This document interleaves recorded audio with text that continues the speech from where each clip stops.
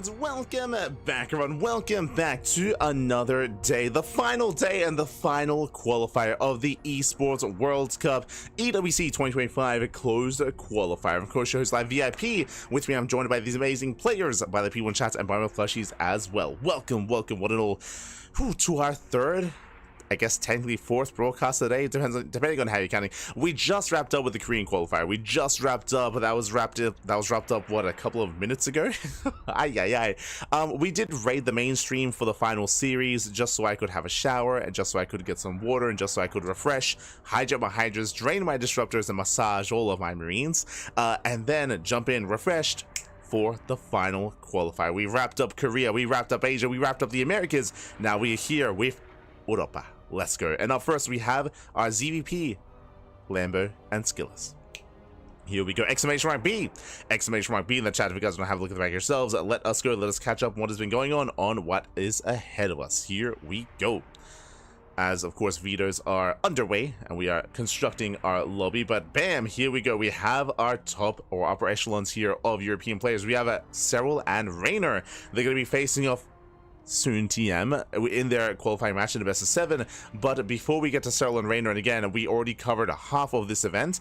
Day 1 was yesterday, and we did cover half of the brackets. We were live as well alongside the mainstream, so VODs are available over on YouTube, VODs are available on Twitch. Check out the VODs as we did cast a lot of amazing matches, a lot of amazing games. Scrolling down though, we are focusing our attention here. Lower bracket, we have Lambo versus Skillus and Gabe versus a Laser. The mainstream have Gabe and a Laser, we have Lambo and Skillus, and these are best of 5s, purely best of 5s, and you can hear the beeps. We're jumping into game number 1. Let's go. Game 1 is going to be on Persephone. Whew, oh boy, we made it to the final qualifier. Let's go, God, let's go. We made it. Crazy, insane.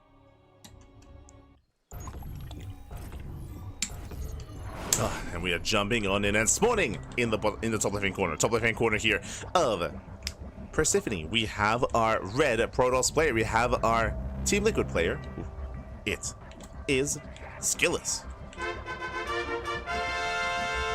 And spawning in the bottom left-hand corner, we have the blue Zerg player from the land of Germany, representing Shopify Rebellion. It is Lambo. And if you're in the chat, you know what time it is. It is Gamba time. Predictions are open. Place your bets on who you think will claim the series. Best of luck in the chat as we jump into our best of 5, as we jump into our ZVP. Here we go. Sorry, just setting things up, make sure that everything is as it should be. Initially, we do have our initial hatch gas pool. Looks like a standard opener initially here from Lambo. We'll keep an eye on the gases. We'll keep an eye on our Zerg. Likewise, standard opener out of our Protoss player as well. Nothing too crazy, nothing too fancy, not yet. And welcome to Persephone. Persephone, of course, being one. Oh, hello. Never mind. My apologies. My apologies here as we do see Lambo moving out with his initial drone. Does come in with a hatch block. Now, this is not a cheese. This is not aggressive. This is designed to delay the economy. This is designed to disrupt the build of Skillus. This is not meant to finish either. We should be canceling this beforehand, but the goal here is to disrupt, is almost the equivalent of the Protoss player pylon blocking the natural as well. So this is going to be hatch into gas into spawning pool. And again, Lambo just trying to make a life for the game just as uncomfortable as possible for Skillus. Let's go. Dear Bina, please don't block our community casters on this qualifier. Thank you, Praise. True. I did. Like, I mean, we were handling ourselves well for the Korean qualifier, but towards the end, for the Byun versus Ryung match, we were disconnecting from Korea, which was unfortunate. It was very sad. Just couldn't quite stay connected to the Korean server. I feel smudged. But outside of that, you know, the cast was solid. The games were good. There was a lot of hype. Like, I'm really happy with our broadcast overall. But outside of that, Stargate opener here in the main base. Zeld is forced to be chronoed out as we speak. We have 2 Zelds and a Zept on the way, and Skillus, he will force a cancel. As we mentioned, again, there was never a time where this base would finish. This is only designed to delay. Lambo is droning, Lambo is saturating, Lambo does get a 3rd expansion. The one downside of this start here is that Lambo's link speed is going to be delayed. Link speed is going to be later than usual. And as a result, it tells me that there's going to be a timing where Skillets can pop off. Here we go. Now, again, this is the downside. The hatchery forces out Zealots, which means right now we have more Zealots than we otherwise would in a standard game, so now we have to make use of them. 2 Zealots, 1 Adept, and another Adept are on the way. They're going to be rallying across the map to get some damage done, to force out Zerglings and to potentially get some drone kills. As Skillsy does scout the 3rd base, he is aware.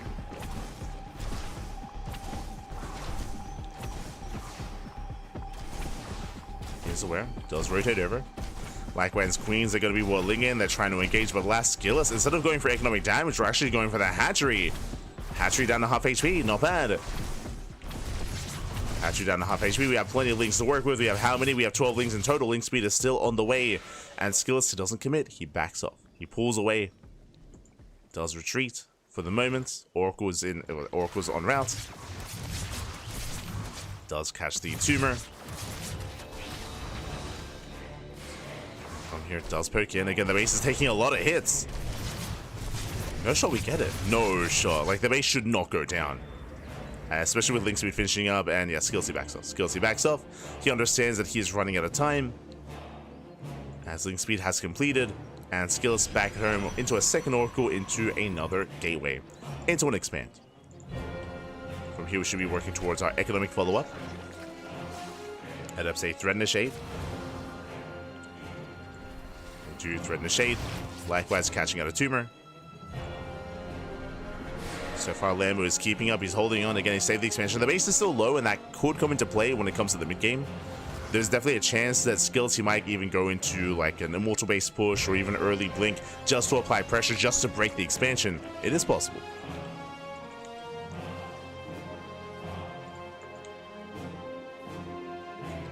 You know, Lambo being active. Does fan out.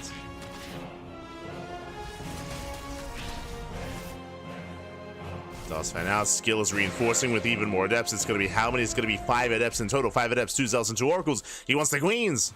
Yeah, it does cancel. He wants his Queens. Lings, they should be engaging. Oracles are here to support to zone away the Lings. Yeah, there's the activation of the Pulsar Beam. Nice control. Does pull away the weakened Oracle. Yeah, it does pull away. And with that, can we get the Queen? In the end, looks like the Queen will fall. Another Oracle coming in, and Skillus is overwhelming. He's overwhelming the army. Oh, the Oracles barely back up. They barely pull away. And can he get another Queen? Oh, no! Bit of miscontrol. Yeah, bit of miscontrol here. And 2 Oracles go down. That should not have happened. Skillus, 2 Oracles. They should have lived. There should be 3 here, but now we're down to 1. Skillus getting a little bit too greedy and misjudging the situation. And with that, Skillus will lose 2 Oracles, and Lambo takes a lead. Lambo does take a lead. It does get a surround. It does get a surround. Adepts are going to be locked down. Losing 1, losing 2. And everything's just going south. Everything's just going south here for Skillus. Everything falling apart. All these little wins, they add up. But behind this, Lambo going for the lair at the 3rd just to make sure that it's fortified to increase its HP. I mean, again, it's weakened. Soon to be no longer. Behind this, Lambo's been droning, saturating. We have the safety roach one, Eva chambers on the way as well. The timings are a little bit off just because of the opener, just because of the hatchery block. But we're getting there. Stasis is denied. Catching out 1 drone. And Skillus, he has to fall back, he has to recoup, he has to lick his wounds. And again, I would say the Skillus is in a rough position. I should re-emphasize as well the importance of the Oracle. Like, the Oracles in ZVP, they provide scouting, they provide map control, they provide safety and defense against Ling Rambais and counterattacks. They provide safety and defense against Ling surrounds with your main army as well. Like, Oracles are so valuable here in this matchup. So to lose 2 already, like, that is huge. I don't want to gloss over that. And you see Lambo taking up. Hygiene is done, Infestation Bit's on the way. So I was thinking that maybe Lambo would just double down and be hyper aggressive and commit, but the answer is no. The answer is he's taking up towards what looks to be Lurker tech. Infestation Bit is going to be for the Hive, and with the Hydrogen we have access to Lurkers. So Lambo, he's just taking up. Like, he's not going for an all-in, he's just playing out a longer and later game. Skillus does break in. Dips in between the bases. Lambo ready for the run by. He's got links towards the left, he's got links towards the right. Skillus rushing into Storm as the follow-up. Not Colossus. But again, for the most part, Lambo, he's already at 85. He's at 85 drones. And normally this would not be happening. But hey, like, he was free to just drone up freely here. And the supply is that, I mean, there's already a disparity. That disparity is going to get larger soon.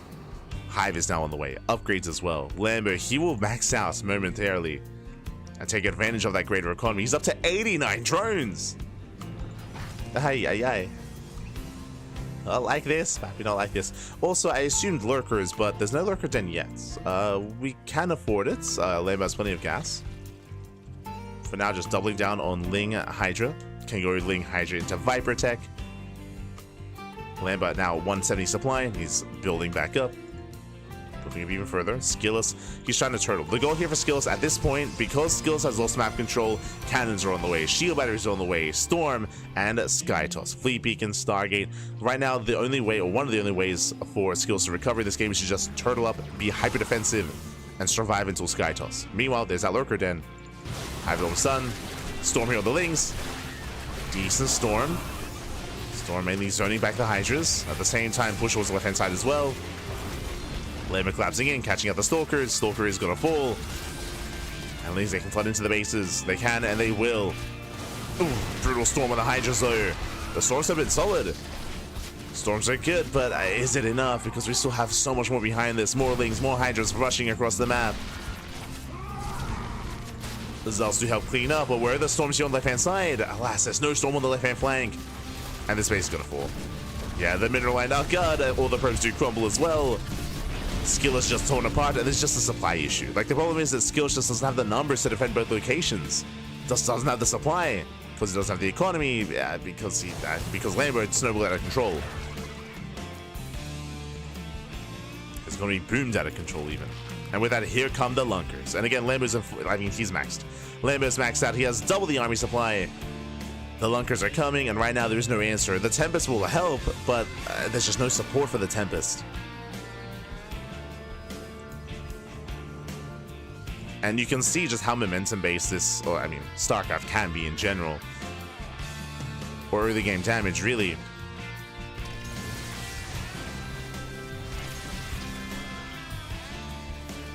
As one thing goes wrong early on, I mean, that can spell end for you. So here we go, the Lunkers are moving in, they're getting inside the base. Third base under fire, at the same time Hydras are pushing in towards the fourth. We do have some Storms on some of these Hydras, and the Tempest, they can hold their own. But GG gets called, the writing is on the wall, and Lambo, he will take game number 1. Whew. GG. Lambo, he does take a lead in the series. Again, just a really rough start for Skillus, losing those Oracles, losing map control, losing the Adepts, losing everything early on, and it allowed for Lambo to drone up as heavily as he did, to drone up hard. From the side of Skillus, he could do one of two things. If you remember, what he decided to do was to be hyper defensive, to turtle up, and to try to get into Sky Toss. The other option would have been to cut his losses early and to commit into an all-in, like a 2-base all-in, or maybe like a 2.5-base all-in. But the problem was he wasn't really set up for it. He wasn't really set up for that kind of play. And with that, GG, well played. With that, Lambo does take lead in the series. Now, as a reminder, this is a best of 5, and I should also emphasize that what the events that occurred in Game 1 were not standard. If you recall, like, it all came down to the opener. What happened was, remember, Lambo, he went for the proxy hatchery, went for the proxy hatch block at the expansion that forced out Zealot Adept, and it kind of caused a chain of events where Skillus, he was hyper aggressive with that Zealot Adept, and there was potential with it. Like, we could see, like, he was so close to killing those queens early on. If he kills the queens, he kills the Lings. If he kills the Lings, he denies mining at the third base, and maybe he does more damage from there. But it all fell on its face. It all fell apart when he overextended and lost all the Oracles. That was a pivotal moment in that game, and it all just kind of, fell apart from there. But now we're getting into our next game. We're now getting into game number 2, loading into Pylon. Gonna be loading into Pylon here. And we'll see if Skillus can recover. We'll see if Lambo can extend his lead. Let's go. Spawning in the top left-hand corner of Pylon, we have the German Zerg player. We have the Blue Zerg representing Shopify Rebellion. Leading the series 1-0, it is Lambo. And spawning in the bottom right-hand corner, we have his opponents. We have the Red Protoss player representing Team Liquid. down in the series. We'll see if he can bounce back and make a series out of this. It is Skillous. Here we go. As Skillous does move out, does hit the natural. This time it's going to be Skillous denying the expansion of Lambo. Lambo, the drone, ooh, hello, moves out across the map. It's like, you know what? You can take my base. You can take. I didn't even want it. You know what? I'll take yours instead. So the drone moves out for another hatch block across the map. Back at home at Lambo, droning up to 17, droning up to 18 even. Oh, he does hide the drone. Yeah, he hides the drone, moves down, and he will expand. Okay, basically what was going to happen here, if the probe stayed on the low ground, then Lambo would not have been able to expand, and he would have committed across the map into the hatch block. Now, because the probe moved out of position, now Lambo expands, and now the drone is only here to be annoying. Only here to be annoying, not here to block. So we had an interesting turn of events. So Lambo again being quite flexible with his play. And with that, both players are able to expand at their actual natural locations. And now we can take a moment to embrace the map. Welcome one and all to Pylon. Pylon, of course, being one of the smaller maps in the map pool, known for aggression. The rush distance by ground is short. The attack path as well is also very, very direct. So we often see a lot more aggressive builds. I would not be surprised if Lambo goes for something like a German taxi, a Lin Queen Nidus all in, again, Lin Queen walk across the map. There are a lot of aggressive builds that have been quite trendy on this map. We'll see if Lambo goes for one of them, or if he plays safe and standard, right? Like, does Lambo need to mix things up and be hyper aggressive now that he's up 1-0? Doesn't need to, but the map does favor that kind of play. So Lambo's got a choice to make. He has to kind of make a decision, and we'll see where he takes us. Runs out of Skillous, we expect standard play.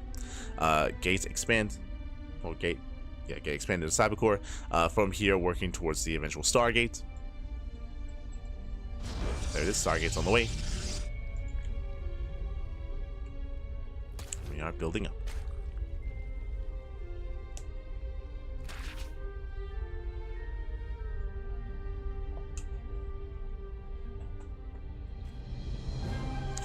With this Stargate, it should be Oracle. We should be going into a single Oracle, then into a second Oracle, into a third base expansion, and potentially into a third Oracle as well. The third Oracle is optional, depending on how tech-heavy Skillous wants to be. Adept does shade into the main. Not bad. Denies mining. And can we kill a drone? Oh, it does not. Whew. Nice save there from Lambo. Very clutch moves. Does save all of his workers. Does save all of his drones. Skillous, meanwhile, does pull away.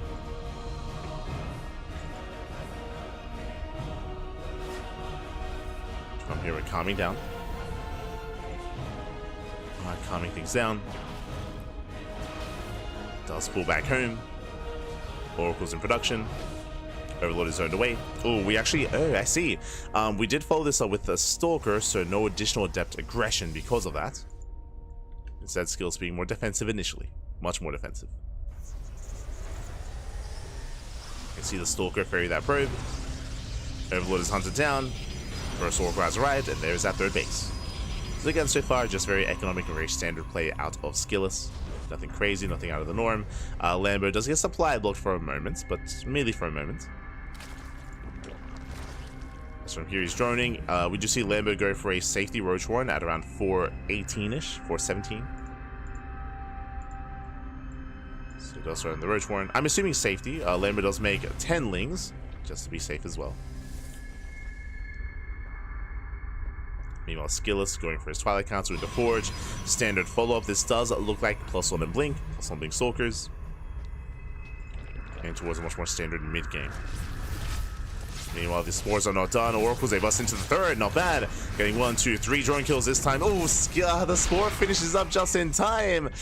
And does snipe the Oracle. Aye. Again, that should not have happened. The first Oracle goes down. 3 drone kills is good, but this is a better trade for Lambo, as that is not worth an Oracle. I should say the Oracle is not worth 3 drones, or so much more than that. Now down to 2 Oracles. At least it's 2, not 1. Skillous, he will delay the 4th. Does a shade.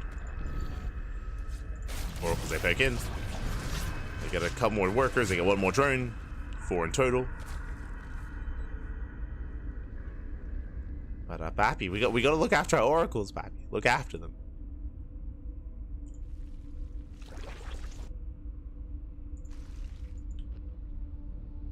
Skillet pulls away.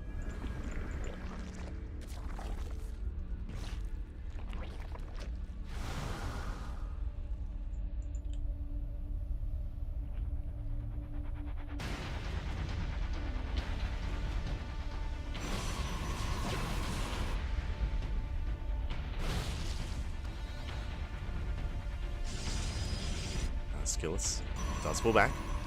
Now, as we settle into skills, he now has a much stronger economy than last game. He's already on 3 base saturation. From here, he can take a 4th, and now he can be active. Blink is on the way. Now, here comes the main push. Again, we didn't see any of this last game because of how disrupted and how chaotic the early game was and how poorly it went for Skillet. Here, he still has more control, and he moves out. He's looking to deny the 4th. As he moves out, Lings are moving in. Back at home. Ooh, shield batteries or pylons are getting called out. As that recall back home does deny the expansion. Was that a kill? Yeah, cancel. Was a cancel. Skills racing on back. Does defend. So he attacks, he defends. So far, so good. Meanwhile, we are rushing into a hive. Lambo. But this is a much faster hive here. Rushing into Infestation Bits, Lurker Den, and hive as well at the 7-minute mark. Very greedy. Skillet sees scouts, and he confirms the Hydras and the the hive timing as well. And there is a window. There's a window in time that Skills can strike, and now he knows that there is one. Now with that scout, with that revelation, yep, he pushes. He knows that now it's time to push, to strike before lurkers come online. Now the reason why Lambo is vulnerable here and now is because he just spent money on Infestation Bit, on a Lurker Den, and on a Hive. All things not Ling Bane, or not Ling Hydra, I should say. So right now the army from Lambo is lacking. At least, again, for a couple of seconds, as he is now building up.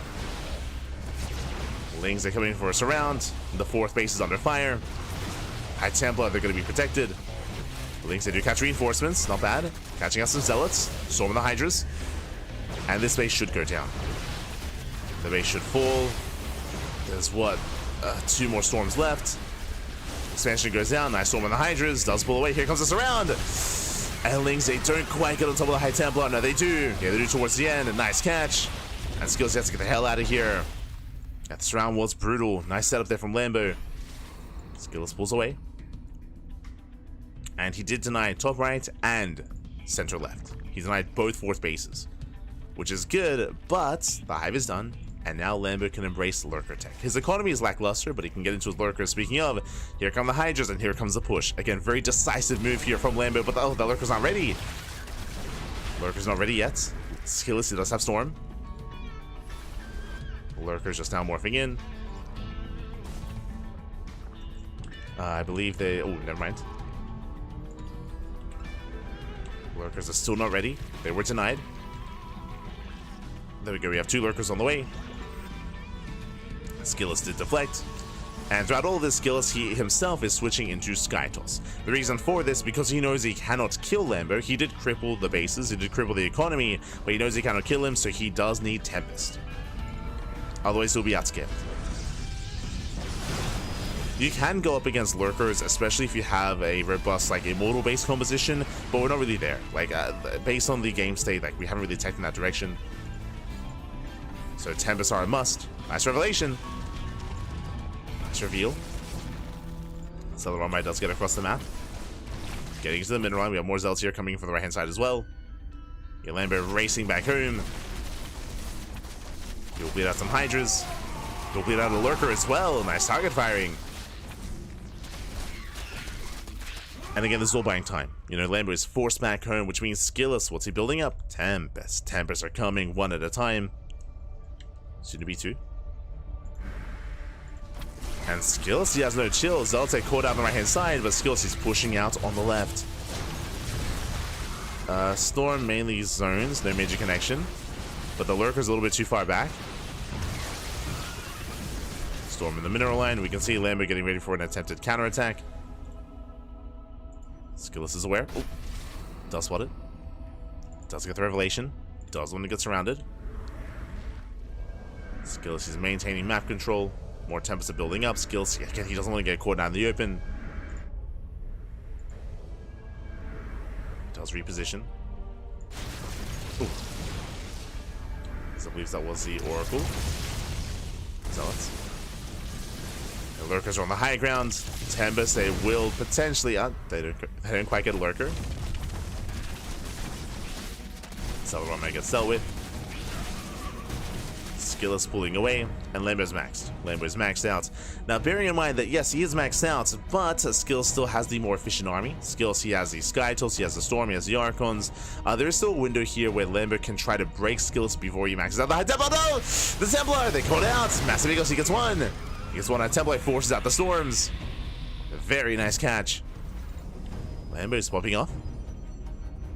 Going for a split push. We have Lurkers on one side. On one side, we have a handful of Lurkers on the right. On the other. Very nice Storm. Very nice to one of those Hydras. Storm does connect. Skill is rotating over towards left-hand side. Going into triple robo. Now, if you recall, we did mention how another alternate way to deal with something like Lurker tech is to go into Massive Immortal, and we weren't quite set up to really get there early on. But now that the Tempest count is high enough, we're going in that direction to go into Immortals, potentially even some Colossus Sword Disruptors, but mainly Immortals should be on the way. Immortals, they do a great job tanking. They can tank spine shots, and they can focus and target down the Lurkers. So you can see Skillus just perfecting his army. He's getting there.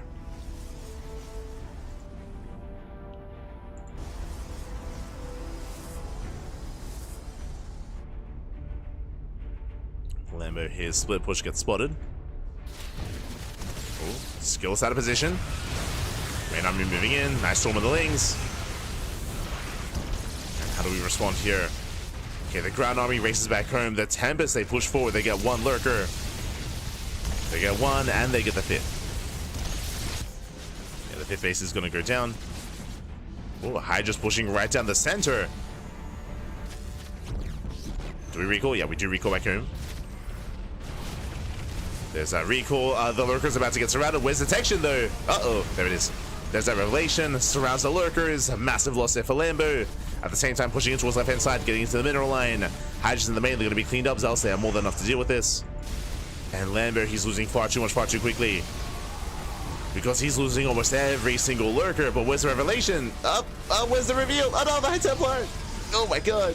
Where is it? Where? There we go. Jesus. High Templar to survive, that's still going to be 19 probes. Yeah, this should not have gotten this much damage. 19 workers going down. Ay, that is insane. At the same time, Skillus doesn't care, he's pushing. He's just moving up, he's running into more Lurkers. And again, we need those Revelations. Reveals one Lurker. Reveals the rest. Observers have arrived. Now we have Corruptor. Who, as I'll say, do hit the right hand side. Onto the Oracles! Oh, brutal pickoffs. We spoke about these Oracles. I mean, they're invaluable here when it comes to Revelations. Oracles go down. They were not with the main army. They're not in the same control group.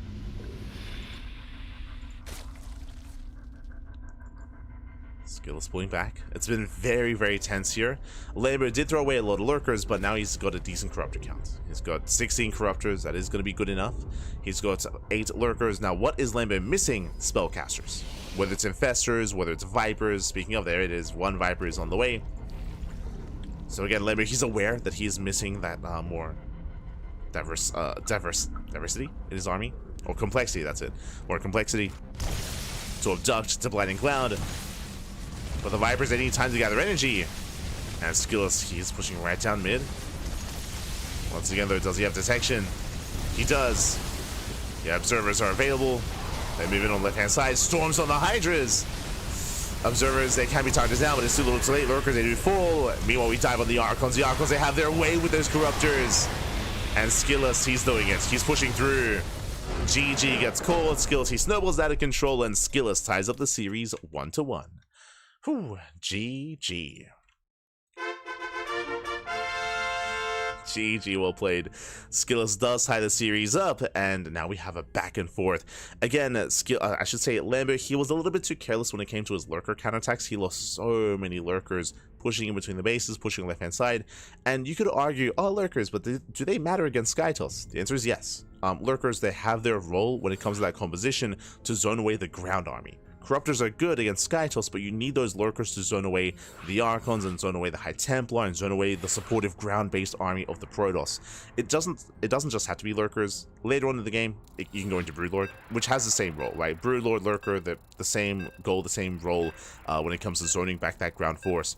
But losing so many lurkers so quickly does mean that Lambo was vulnerable. That's why Skillus was so aggressive, because he knew that the lurker count was low. On top of that, remember, the spellcasters were late as well.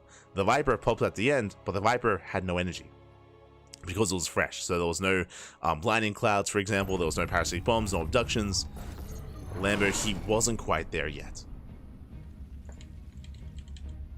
And the Protoss knew it. Skills did know. And here we go, spawning in the bottom hand corner of ley lines. We have the German Zerg player. We have the blue Zerg representing Shopify Rebellion being forced into a tied series. We'll see if we can bring it back. It is Lambo. And spawning in the top right-hand corner, we have his opponent. We have the red Protoss player, the red Protoss himself, representing Team Liquid, tying up the series 1-1 and making a series out of this. It is Skillus.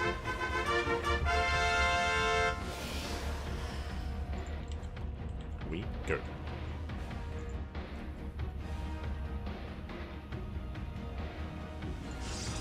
Here we go. And again, Lambo just bleeding out a little bit too much too quickly. Skillus capitalizing on those missteps as well. If Lambo was given more time, then he could have recovered and could have held and then gotten, more out of it. Here we go. As Lambo force take the unnatural natural, force to expand at the third location. So a hatch gas pull, a bit of a more uncomfortable setup for Lambo. Meanwhile, Skillus going gate expand.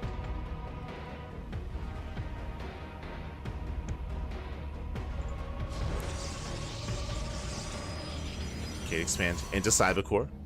So far, so good. Everything looking normal. Outside of course, the base location.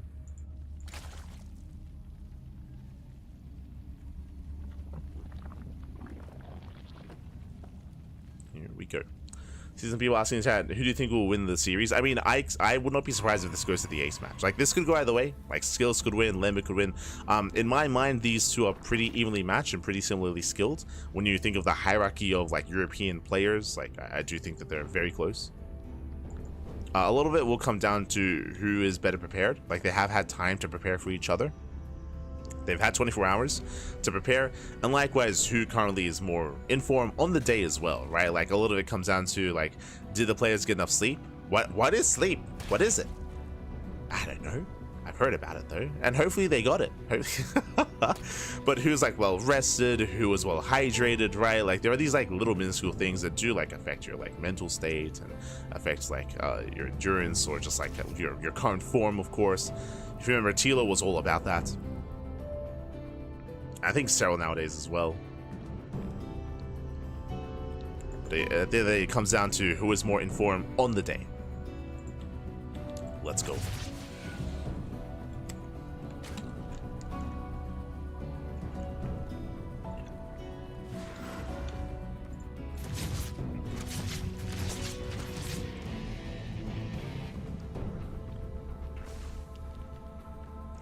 So now we do have our initial Stargate open into Oracle. Once again, standard open out skills. We don't really expect too much deviation from our Protoss player. Just Stargate opener into a third base into +1 Blink Stalker is what we expect.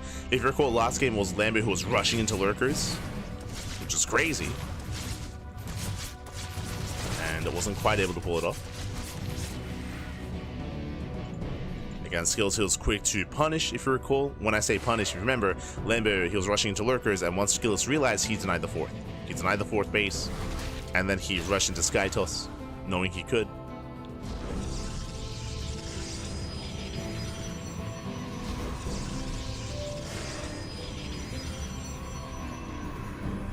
So we go.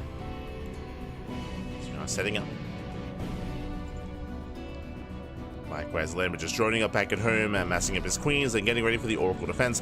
What I will say quickly is that Skillous, his Oracle control has been a little bit lackluster this series. Game 1 and Game 2, we have seen Skillous overextend with his Oracles and bleed them out. So I'm hoping that we can get a handle on them and tighten up that Oracle control here coming into Game 3.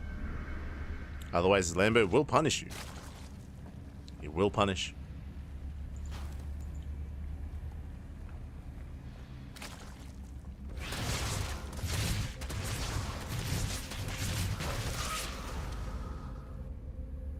We do get 3 drone kills. 3 drones go down.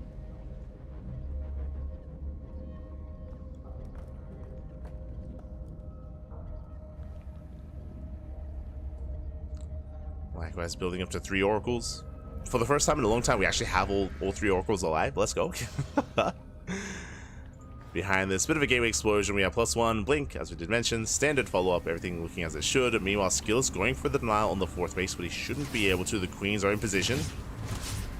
It will zone away.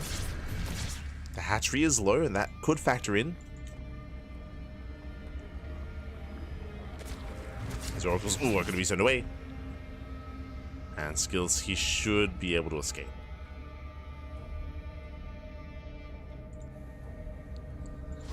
Meanwhile, we do see a Lambo going into +1 range. No lurker, sorry, no Roachhorn. No Roachhorn +1 range. This could be a Hydra based all-in, as all 6 gases are being taken. Yep, there it is. Hydra's on the way. We're skipping Roaches, going straight Ling Hydra into a very heavy Hydra count. Now, this could be one of 2 things. Solar is very fond of going for a 3-base Hydra all-in, where you cut workers at 66, and you just commit with mass Hydra. Or this could be something different. Fast +1 into a +2 timing with what? With lurkers. Once again, rushing into infestation pit. 6-minute infestation pit out of Lambo before the Hydrogen is even done, by the way. So we are rushing into lurkers, and we are going to be rushing into those lurker upgrades as well. Into +1 and then into +2. Okay. So once again, we see a form of greed. This isn't the same build as last game. Last game, it took a little bit longer. It took an extra minute to get into Hive Tech. Here, we're just cutting corners. We're cutting so many corners here. And if Skillous realized what was happening, it would be on him to punish, to push out, and to break the 4th base. But Skillous doesn't know. Right now, he's still waiting for his upgrades. Blink, Storm, it's all still on the way. But Skillous, he needs to scout and realize what's happening.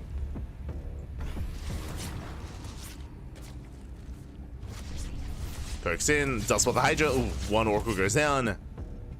I spoke about it. We're so far, at least 1 Oracle has gone down in the other game. And there's the Hive. The Hive has begun. There's a Lurker Den as well. Again, 7-minute Lurker Den. Just really fast tech here. And Skillous, just like last game, he has to hit with Storm. Does have to hit the 4th. Oh, misread. Throwing down cannons and shield batteries. I mentioned earlier that there is a Ling Hydra all-in variation that you can go for, and based on this kind of setup, it looks like Skillous is a little bit afraid of that. So Skillous, he's turtling, which means Lambo will get away with this. It means that the Hive will finish, the Lurker Den will finish, and Lurkers will morph in.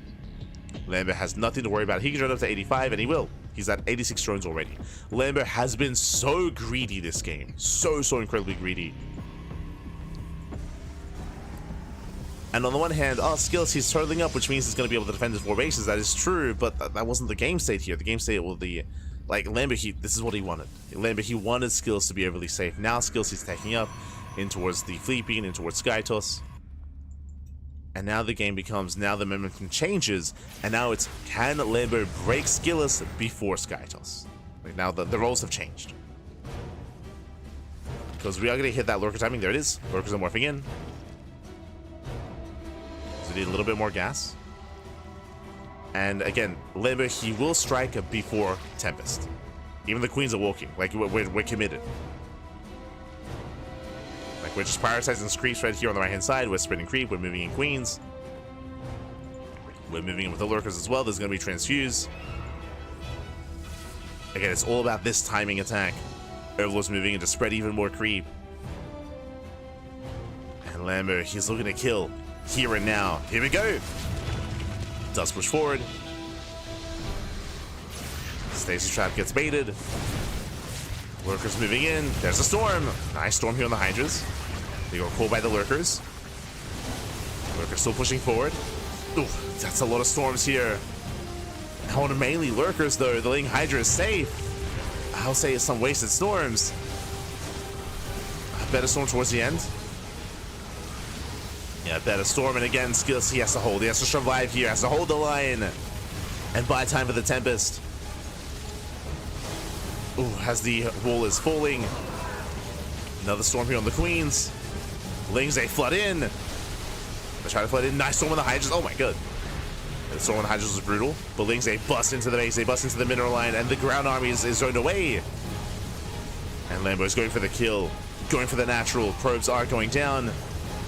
Skills, he will lose everything here. And Lambo behind this taking. Spire's on the way. Spire's on the way. Lambo, he has done it. From here, he can flood into the main. The lurkers, they zone away the ground army. Oof. Force to push in. It does take down a couple of lurkers. Nice storm with the Zerglings. We did have a nice storm. And Skillets he's holding, but I mean, this is where he just split out so much to survive, so much to defend. Lambo, he didn't kill Skillets, but he did well enough. Did well enough. From here, he can just back off. Remember, he has 80 drones, by the way. He has 80 workers. Economically, he's fine. Spire's almost done. He just has to wait for Corruptors. Or just wait for the army to overextend.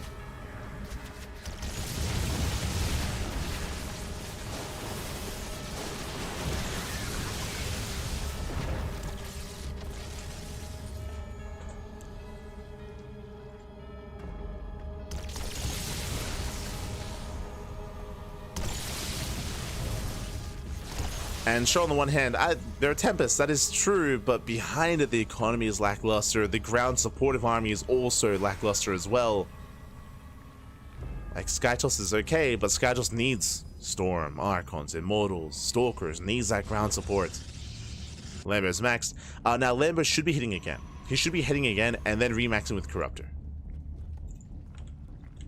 That should be the plan. Otherwise, Skills will stabilize. Like, if he's left alone. If he's left alone, he will stabilize.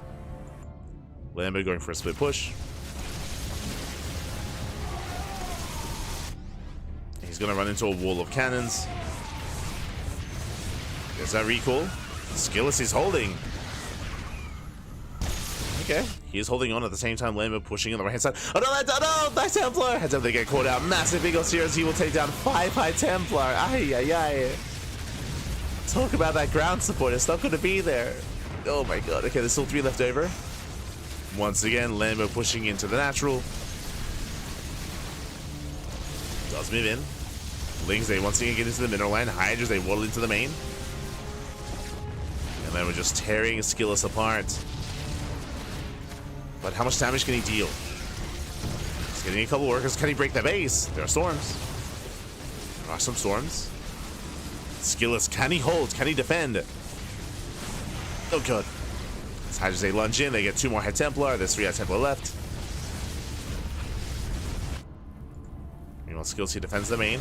We'll lose another 19 probes. Archons, they've built a tank, and it looks like Skills, he will save the 4th. He'll save the 4th base, but he will lose an expansion and 21 workers. As lurkers, they waddle back in. Here comes that Remax and Corruptors. Oh. Pulls away. Force activate Cloak. 29 probe kills, by the way. 29 workers. Now, the main army here of Skills is still terrifying. It's still something to be respected. Basically, Skills he might soon be forced all in. Where Skills he has no economy, he has no bases, and he just sends it across the map. And he can still win the game. 100%. He can still win the game with this. But it's going to be one and done. Yeah, he's all in. He's all in. Like, the bases are falling. Natural goes down once again. It's all or nothing for Skillis. He has to end the game with this army, with this push. It's a lot of Hydras. Not many lurkers though. Only 4 lurkers. Uh-oh. With a low lurker count, like these Hydras, they will melt to the storms. They are not built for this. Skillis, he can pull this off. Lings are coming first round. We don't want to waste their storms. We don't want to waste them. 2 lurkers on the way. And looks like, oh, they will not finish. Lurkers going down. Lambo trying to stop the surround coming in from behind. High Templar exposed. But here come the storms. The storms on the Hydras. What about on the right-hand side, though? Where are the storms? Yeah, the storms are lacking. But it still might be enough from Skillous. Yeah, he still has enough here. The Immortals are pushing through. The Tempest is still so low, though. The Hydras are lunging in. There's 6 Hydras left. They're going down. Oh my god. And Skillous, has he done it? No, 22. Look at the production tab. 22 more Hydras on the way. Again, Skillous, he wins the fight, but reinforcements are coming in. Reinforcements, they are amassing. He needs another storm. And he doesn't, he cannot waste it. Here we go. Hydras coming in from behind. Immortal goes down. Immortal does go down. Where's that storm? He has 1 storm currently. Oof, it does go down. Yeah, no, so storm is denied. Whew, very close. Very close, very clutch. But the reinforcing Hydras aren't going to be enough here to take down the Skytos, take down the High Templar, and clean up the Zealots. Whew. Like, imagine Skillous if he had an economy. Like, imagine that push if he could reinforce consistently. That could have been game. That could have been game then and there. If he could actually warp in and could actually sustain himself. That was close. But Lambo holds. Lambo, he holds. He's on 74 workers. Now he can rebuild, remax, make lurkers. Like, Lambo, he's fine. Lambo, he's looking very comfortable. The only chance here that Skillous would have is if Lambo makes some mistakes. If he attacks like a portion of the army at a time.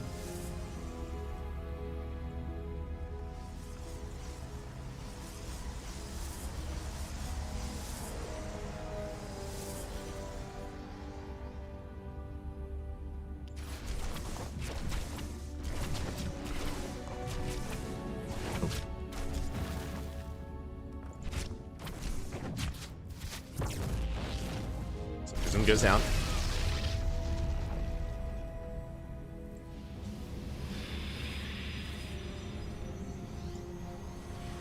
Prism goes down. We have Lambo pushing in towards the left-hand side. And yeah, it's going to be a tough road to recovery here for Skillous. He just doesn't have the army to work with. He's trying to move forward.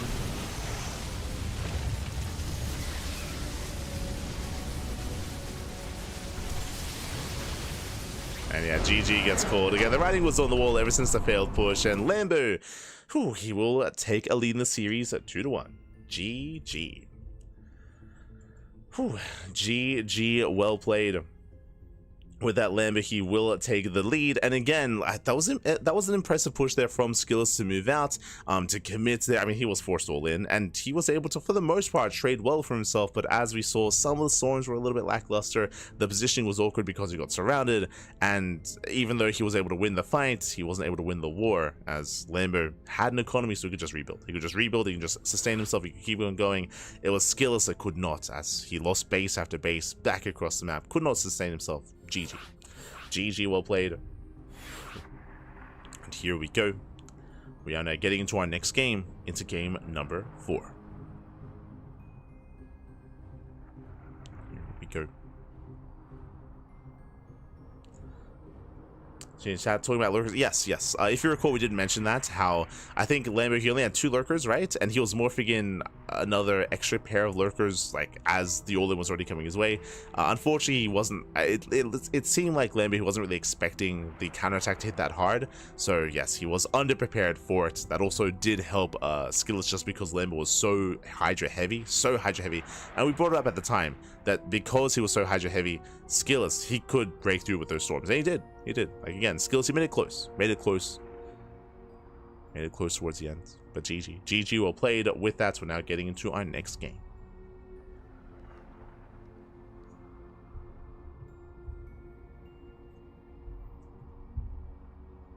Here we go. Alright, I did say someone earlier mentioning that it was like a build order win. I kind of, like, in the sense that that unfortunately Skillous, he failed to scout. He failed to get into the main and confirm the hive and confirm the lurker.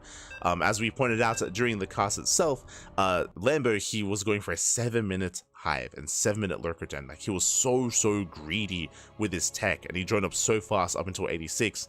And if you remember, Lambo did something similar in game 2, and Skillous did punish it. Remember, Skillous, he was able to punish it and deny the 4th bases, and he was very much so in the face of Lambo.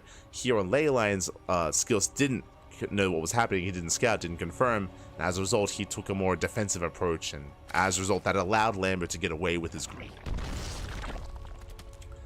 But here we go, we're now getting into our next game, and spawning in the bottom left-hand corner of Ultra Love, we have the German Zerg player. We have the Blue Zerg representing Qualifier Rebellion, leading the series 2-1. It is Lambo. And spawning in the top right-hand corner, we have his opponent. We have the Red Protoss player, the Red Protoss himself, representing Team Liquid. Down in the series, we'll see if he can bounce back, we'll see if he can recover, and force the ace match. Personally, that's what I want. Regardless of how this goes, I'm greedy. I want the ace match, but the pressure is on. It is Skillous. Here we go. As we are setting up, so far, we do have our initial opener. There's no unnatural natural. We do have our hatch gas pool standard opener out of Lambo. Likewise, Skillous across the map going for his own gate expand.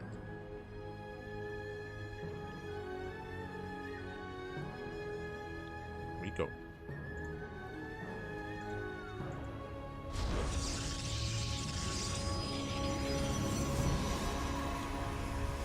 So we are setting up. Yo, so we're being let known in the chats. Your last fantasy between Gabe and a laser? Let's go. We were robbed of last fantasy between Bjorn and Ryung earlier, but it's good to hear that it was used in that series. Good to hear.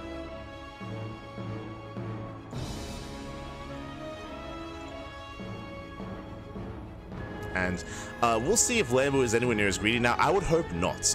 Winding it back here, welcome to Ultra Love. Welcome on all to Ultra Love. Ultra Love is one of the smaller maps in the map pool. We have seen a lot of aggression here on this map as a result, just because the rush to spike ground is shorter. So I would say that if Lambo were to once again try to rush into an early hive and rush into an early lurker den, that Skillous would be able to punish. I am not too fond of the idea of Lambo doing the same build 3 games in a row. I'm not too fond of that idea, but we'll see. We'll see. It's going to be up to Lambo to see if he does once again try to cut corners and be greedy. Yeah, but it does feel difficult to pull off on a smaller map like this.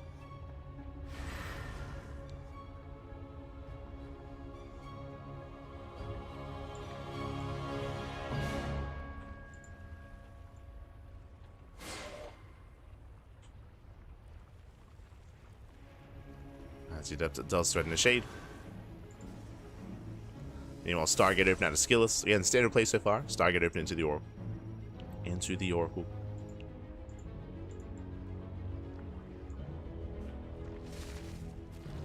Skillous does move in. He will threaten the shade. Bearing in mind, 2 adepts, they can one-shot drones. Cancels the shade. He gets 1. He gets 2. Oh, never mind. It's way too soon. Gets 1. Gets 1 so far. Does shade away. And with that, we get a nice surround here. What Adept does fall.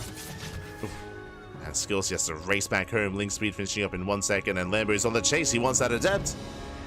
He wants him. Can he get him? And no shot. Will actually bring him down. Not bad. Adept does fall. Oh, my apologies. So barely shaded away.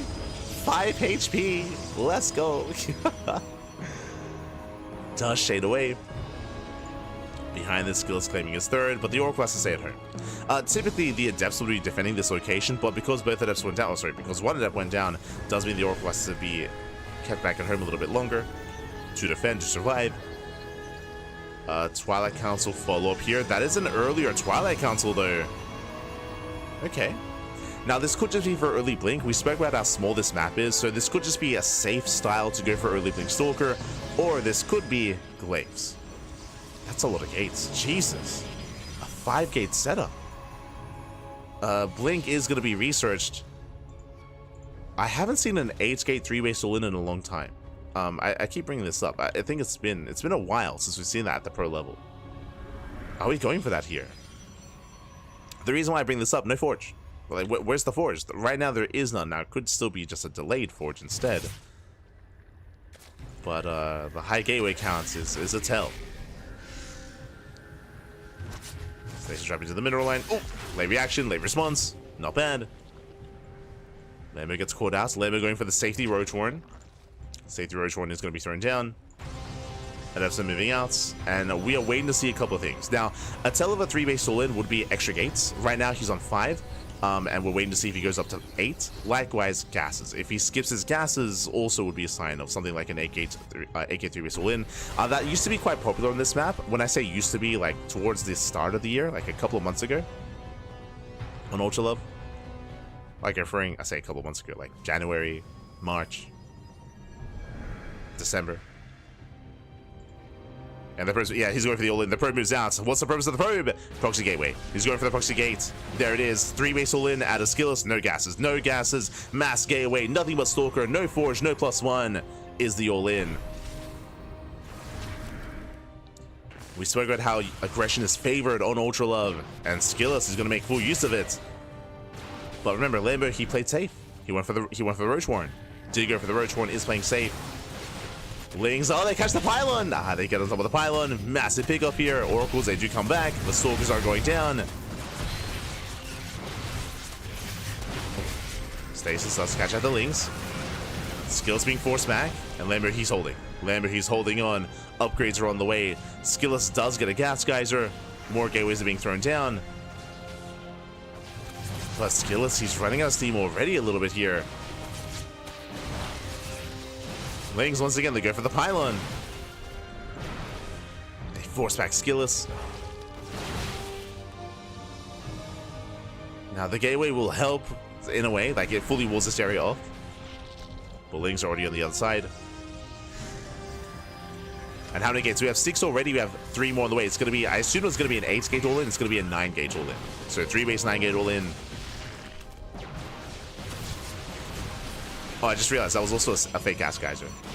As in, that was the gas geyser that was meant to be at the natural base as well. Let's go.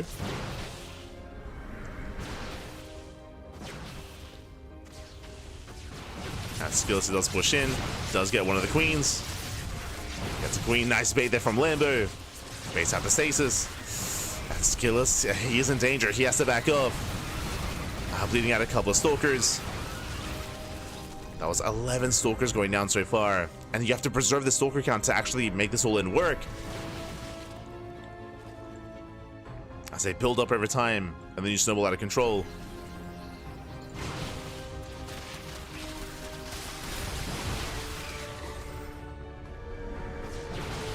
Skill is still coming in. Reinforcing with Zealots. Roaches are coming from behind. Skills has to respond. Zealots are going to shut this down. Sorry, I should say Roach is going to be shutting down the Zealots. Ay, ay, ay.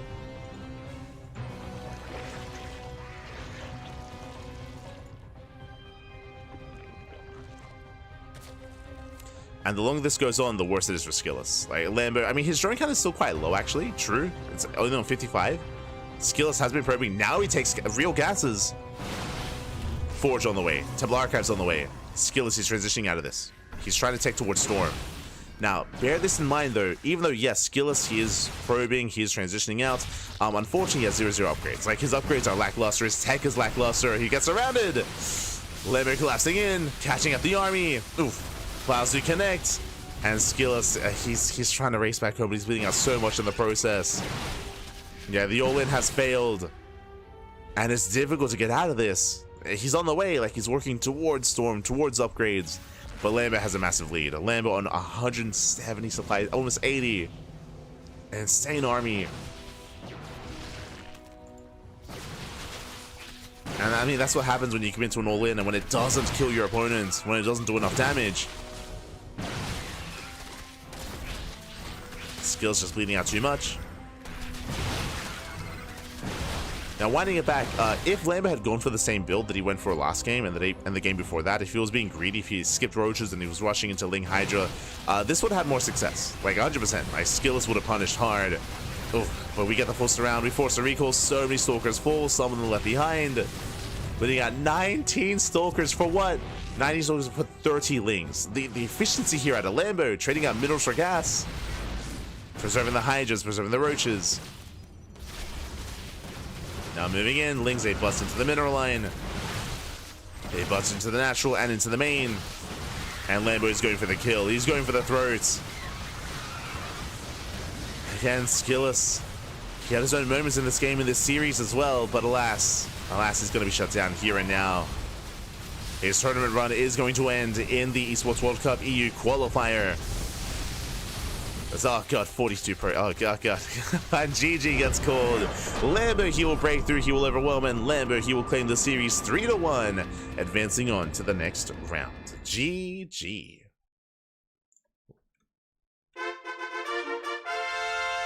GG, well played. With that, Lambo, he will claim the series. Again, Skillous, he did commit into the 3-base, I said 8, 3-base 9-gate all-in, but unfortunately, he wasn't able to gain the momentum he was hoping for. Time and time again, Lambo, he was able to disrupt the reinforcements, able to get on top of the pylon, able to delay the overall build, and catch out key Stalkers. We saw just Skillous was bleeding out so many Stalkers throughout the course of that all-in. We saw that towards the end, he was trying to get out of it. He was trying to get into +1 and get into Storm and trying to saturate as well, but again, when you're committed, when you're all in like that, again, you need more damage, otherwise you fall behind. As you saw, you just get outscaled by the army of your opponent. And Lambo did snowball out of control. GG. GG, well played. With that, Lambo, he will claim the series, and let's catch up with the bracket. Let's figure out what's been going on, where we are, and what is happening next. Let's go. Exclamation mark be in the chat if you guys want to have a look at the back yourselves. Here we go. We have Gabe. Oh my god, big Gabe. He took down the laser 3-1. Did take him down, did advance on into face off against Showtime in the next round. And it looks like that is being covered. It looks like it is being covered by the mainstream. Meanwhile, of course, we did cover Lambo versus Skillous, and we're going to be following that into Goblin. So Lambo, he works through one Protoss, now he's up against another. Up next, Lambo versus Goblin and another ZVP. That is going to be the plan. It's going to be our plan here on the CranKy Ducklings. Let's go.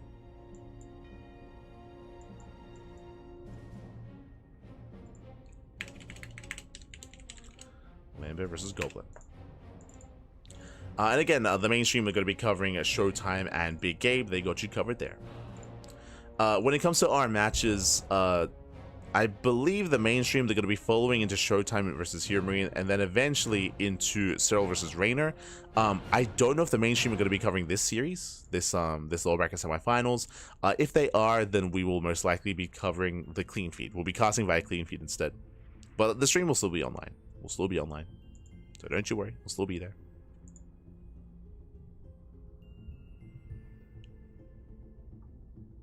Here we go.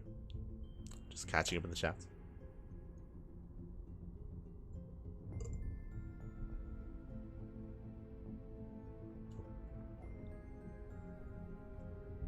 The professor brings it home. Ah, let's go.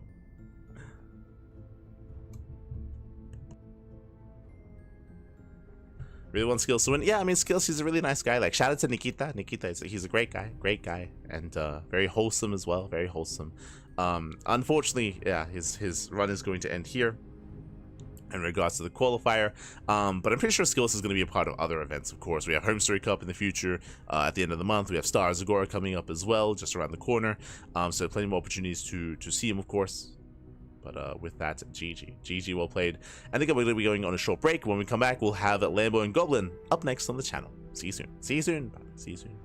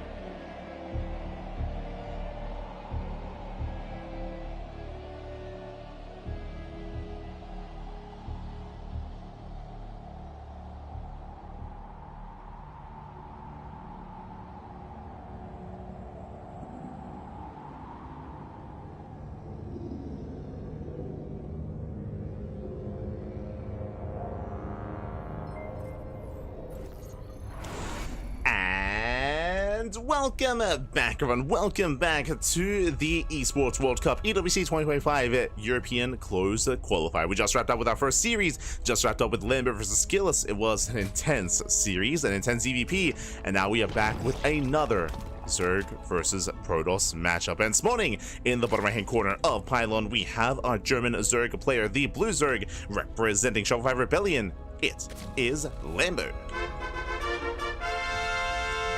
And spawning in the top left hand corner, we have the Croatian Protoss player, the Red Zerg. It is Goblin. And as we settle in, you know what time it is? It is Gamma time. It's Gamma time. Predictions are open. Place your bets on who you think will claim the series. Best of luck in the chat as we settle into this best of 5. Again, we're quite deep into the qualifier already, and I want to emphasize just how insane it is that Goblin has made it this far. Goblin, he exceeded all expectations. He popped off in day one. We covered most, if not all, of his matches, and I do recommend the VODs if you miss out on them, specifically Goblin's PvT. He was on fire against Spirit and against Gabe as well. It was insane to see Goblin mow through those Terrans. But how does it compare to Zerg? I personally missed out on this series against Serral. We were casting other matches at the time, so I wasn't able to watch them. But now we're here to get a glimpse ourselves. Let's go. Also, a big shout out to Vindicta, Gab, Amiga, Miguelito. Thank you so much for the raid. Hope you had a great stream, hope you had a great ladder session, hope you had a great time. And again, welcome to the Esports World Cup qualifiers. Again, the final regional qualifiers. We are done with all the other regions, with Asia, with the Americas, with Korea as well. Only Europa remains. Let's go.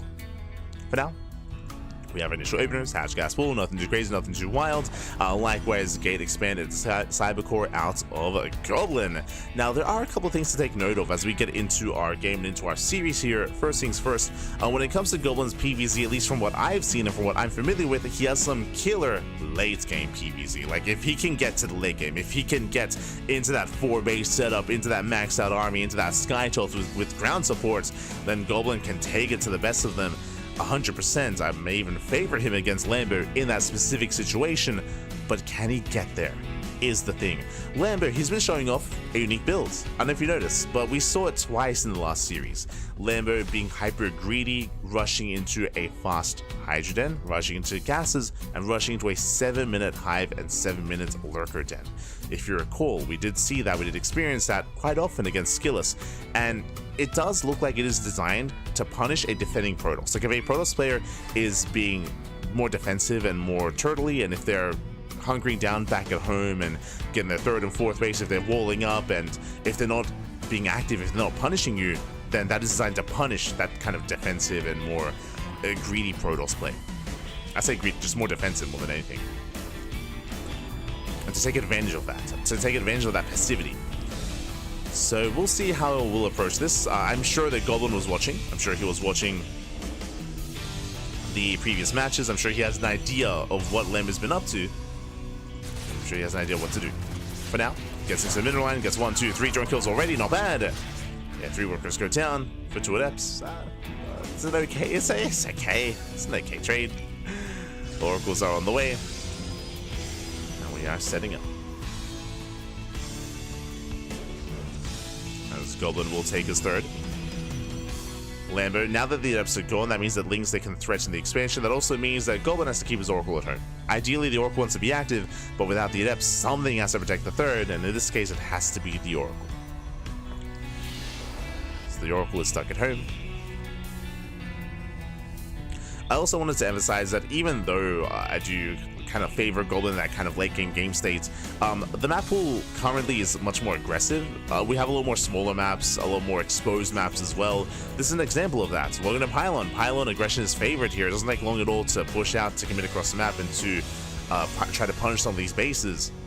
The rush distance by ground is very short on Pylon, so aggression is favored. We even saw Skillus take advantage of that. If you recall, with Lambo being greedy, Skillus did punish him quite hard on Pylon by being active, by being in the face of Lambo.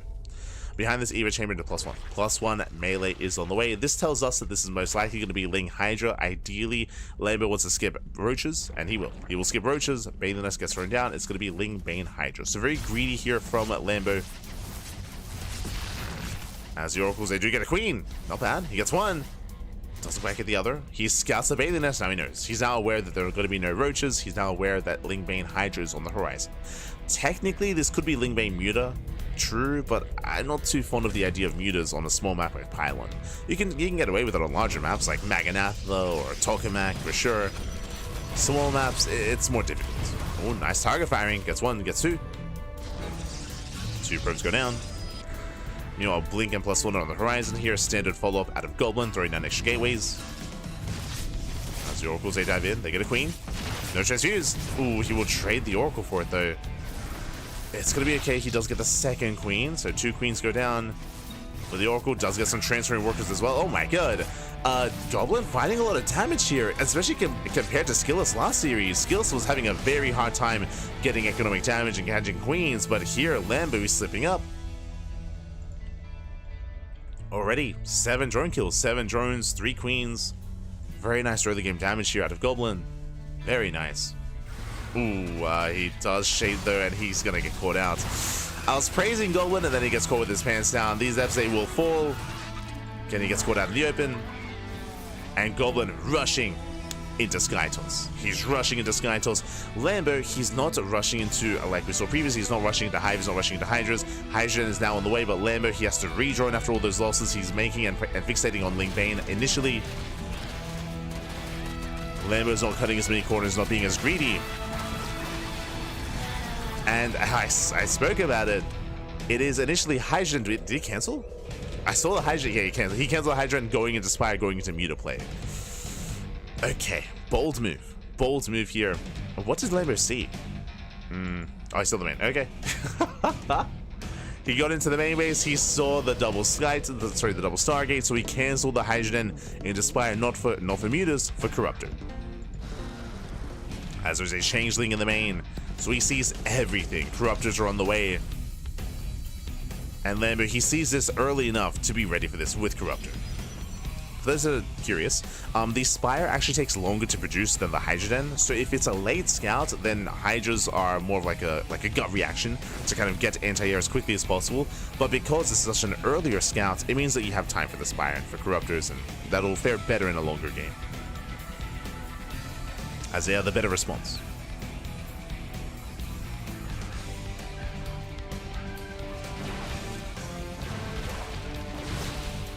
As things they come in for the surround, they don't quite get it, but at least they're keeping Goblin busy. Does actually catch out some of the Stalkers, and gets one Stalker. Takes down one, going for the other. Alas, won't quite get it. Better trade for Goblin, much more efficient. Ooh, Lambo setting up the Baneling run by. Lings, they're looking to distract on the left hand side. Carriers are amassing. Storm is on the way. And Lings, they collapse on the expansion. Can he force a cancel? So here come the Banelings. And it looks like he will. Oof. Yeah, brutal cancellation. And again, Goblin, he's distracted. Bailey's there rolling in. Goblin doesn't react. Oh no! No reaction! Oh! Yeah, no reaction. Massive connections. Ooh, taking out even the High Templar. 2 High Templar, 22 probe kills. And gets the fourth. The fourth base, 22 probes and 2 High Templar. And he's not done. He gets 24 probes. Lambo just pulling Goblin apart. Doesn't help the Goblin, he was also going for Oracle Harass at the same time. So his attention was elsewhere. And with that Lambo, how much workers does he have? 90. 90 drones. That is insane. 90 drones for Lambo. Now he can embrace the Corruptors. Corruptors are amassing. Lings are building up as well. We have a safety Roach one going into Roach speed. Lambo is looking solid. He's looking in control here. He's looking very comfortable, and Goblin is stuck at home. He's stuck at home, and he's struggling to expand.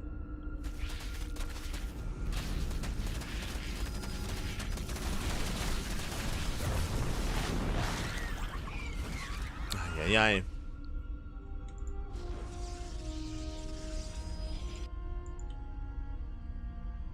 how many Corruptors do we have? 14. 17. Jeez, 17. It's soon to be 18 Corruptors. Bailey's they roll in once again. This time, Goblin does pull away in time, so good reaction here by Goblin. But Lambo's maxed. Lambo's maxed out, and now it's time to trade. Denies the fourth base once again. And he wants those carriers. He's going to get one at least. Gets one. Dives in for 2. He gets 3. He's gonna need a 4. He's just gonna need every single carrier. Ay, ay, ay. He will just stand in the storms. It's worth it. Once again, Bailey's into the mineral line. Roach is gonna keep the Archons busy. Bailey's gonna chase him down. He's gonna chase up. Oh my god. 2 Bailey's left. He splits. Nice control there by Goblin with causing spray here on the main. GG gets called as Goblin is torn apart, and Lambo will take game number 1. Whew. GG. GG, well played. With that, Lambo does take a lead in the series. Again, Goblin had a cheeky build when it came to going into fast carrier, into Fleepy and into the Stargates. Unfortunately for Goblin, Lambo saw everything. Lambo, he saw everything. He reacted so fast with his Spire. He cancelled the Hydrogen, went into the Spire, went into Corruptors. But not just that, he was also able to pull apart the attention of his opponent with that Ling Bane aggression. Banelings on one end, Lings on the other. And Goblin, unfortunately, was just not able to keep up with the multi-prong aggression. GG. GG, well played. Goblin was torn apart. Oh. And now we're getting to our next game. Game 2 is going to be on Ley Lines. Ley Lines is one of the more standard maps in the map pool. It's a little bit more down the middle of the road. Not too big, not too small. And we'll see how our players will approach this. Let's go.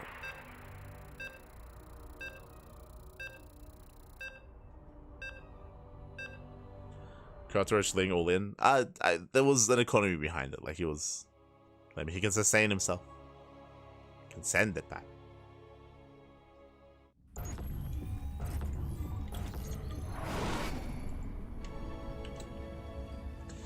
Here we go, spawning in the top right-hand corner of Ley Lines. We have the German Zerg player. We have the blue Zerg representing Shopify Rebellion, leading the series 1-0. We'll see if he can extend that lead. It is Lambo. And spawning in the bottom left-hand corner, we have the Croatian Protoss player, the red Protoss. Down in the series, we'll see if he can bounce back, and we'll see if he can make a series out of this. It is Goblin.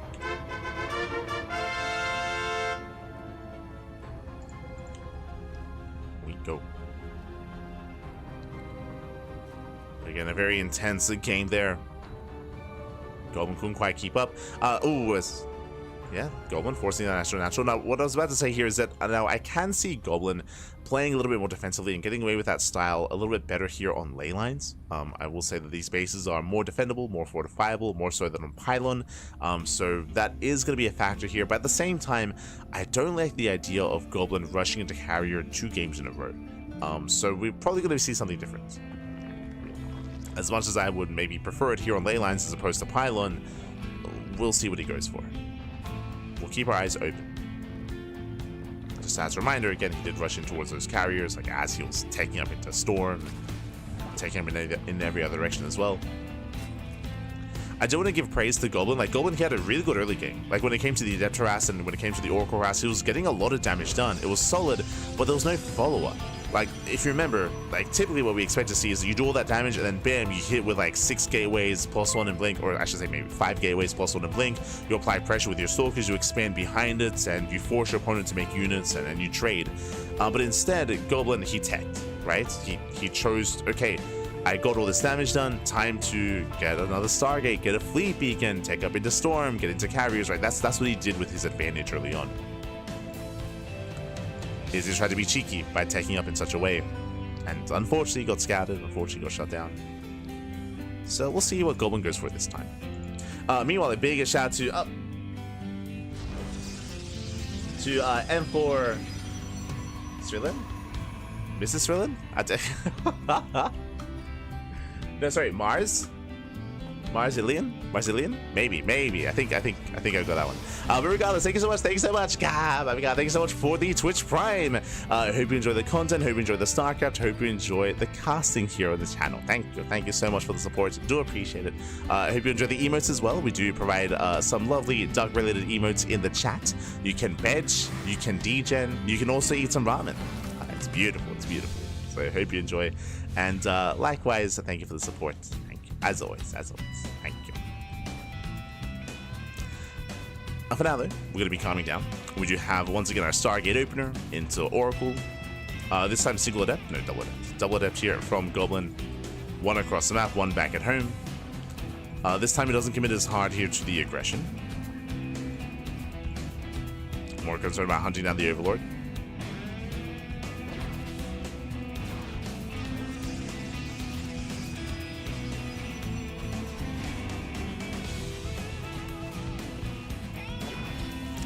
As the Overlord is hunted down, Oracle moves out.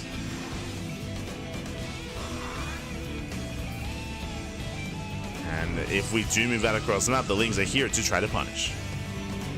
As Lambo, who's poised to dive on that third, does pull the trigger, Oracle's in position, and Goblin defense. Again, there was a bit of a gamble. Basically, there was a chance that the Oracle moves out. If the Oracle moves out, then Lambo can get some damage done, but not the case. Is not the case. Behind this, Twilight Council into Forge, Blossom and Blink on the horizon.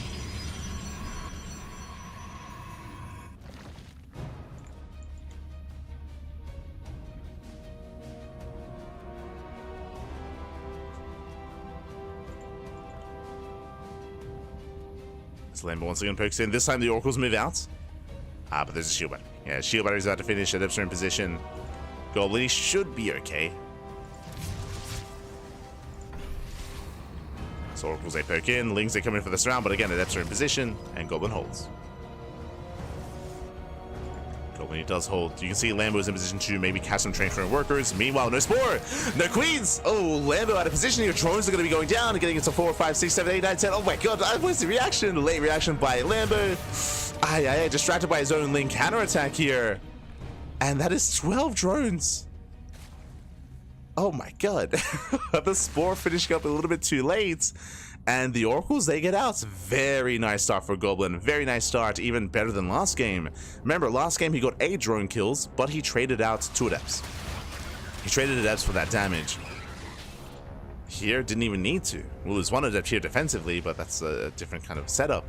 Behind this, we have 4 more gates away, getting to a 5 gate +1 and Blink setup. And this time, yeah, more gates are on the way. This time, Goblin, instead of taking this lead like last game and teching, he's taking the lead and he's doubling down. Let's go. 7 gates on the way. How many in total? 8. 3 bases, 8 gate setup. Let's go. The Oracles, they bust in. They get 3 more drones. 3 more workers going down. And I'm all for this more aggressive follow-up here by Goblin. Let's go.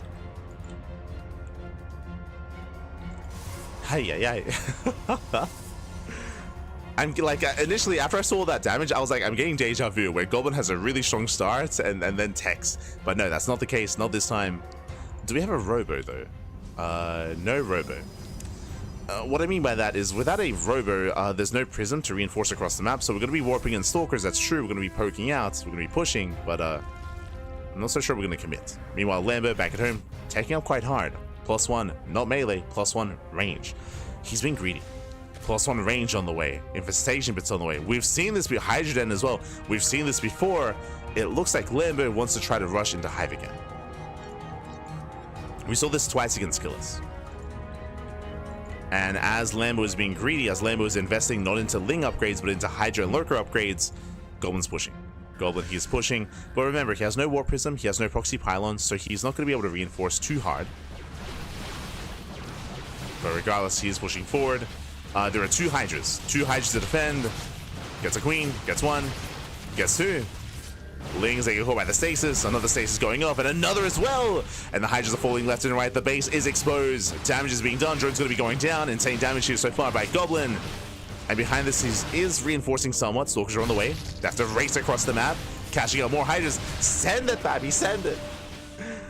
Again, unfortunately, there's no Prism with this. Unfortunately, there's no Proxy Gateway, but he's getting so much done. The boys are being pulled. Once again, does target down as many Hydras as he can. Always getting surrounded, though. Here come the reinforcements. He has to get out of here. Goblin, he has to pull out. It is good damage, but can he get away? Nice stutter stepping. It does stutter step, does pull away. Behind this, Storm. Behind this, he's taking up into Storm, into Charge. Still reinforcing from all the way back home.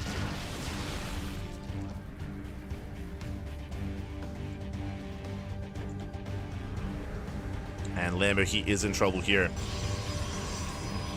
Does counterattack though, does hit the 4th. And it looks like he will force a cancel. At the same time, Hydras are exposed. Hydras going down. Expensive losses here for Lambo. Goblin does poke in. Meanwhile, there's a cancel. There's a cancellation. Blinks on the Hydras. Oh god, and that's so many, yeah, that's too many Hydras going down. GG gets called. Goblin, he punches Lambo for his greed. And Goblin ties up the series 1-1. Whew, GG. GG, well played. Again, I'm all for this response here. Goblin takes the lead, cripples the economy. He killed 15 drones in total. Remember, it was 12 and then another 3 behind that as well. So 15 drone kills in total. What does he do? Bam, throws down all the gateways, commits into Blast on Blink, does punish. Didn't commit too hard. Again, there was no prism, there was no proxy gateway behind it. He didn't go for an all-in. He was taking transitioning behind it. But fortunately for Goblin, Lambo was being greedy. Remember, Lambo, he had an infestation pit on the way. He had +1 range on the way. He was getting ready for the next step. He was cutting some corners, most likely because it took so much damage. Typically, as a Zerg player, or as a player in general, if you take a lot of early game damage, you have to either be very greedy or hyper aggressive and all in, right? You go down one of those roads to recover. And Lambo, it seems like his goal there was to be hyper greedy. Which would have worked if, for example, if Goblin was going into Skytoss again, for example. So it was a bit of a gamble. In the end, GG well played. With that, we're getting into our next game. Spawning in the right-hand corner here of Ultra Love, we have the German Zerg player. We have the Blue Zerg representing Shopify Rebellion. It is Lambo. And spawning into the bottom left-hand corner, we have his opponent. We have the Red Protoss player from Croatia. Tying up the series 1-1. It is Goblin.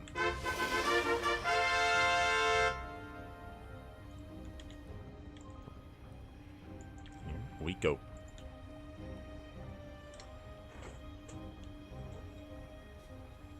Here we go. As Lambo, he's going to be forced to expand elsewhere. Forced to expand at that third location.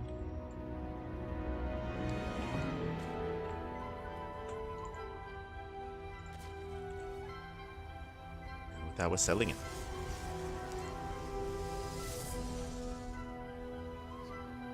This is one saying earlier, what was Lambo doing? 80 drone hive against 8k blink pressure. As we mentioned, I guess the stream will catch up with that, but once again, just to reiterate, because Lambo lost 15 drones to the Orcal Harass, like he had to make a choice there. Either probably go all in or just be really greedy and drone up. I would also say that the rationale to be greedy and drone up like that was also probably predicated on the fact that, if you remember, in game 1, when Goblin took a lead, he wasn't aggressive. He was taking himself. So Lambo, he was kind of like gambling in the sense that he was hoping that Goblin would do the same thing he did in game 1. Like, I would imagine that was the rationale there. Like, it makes sense. It does make sense.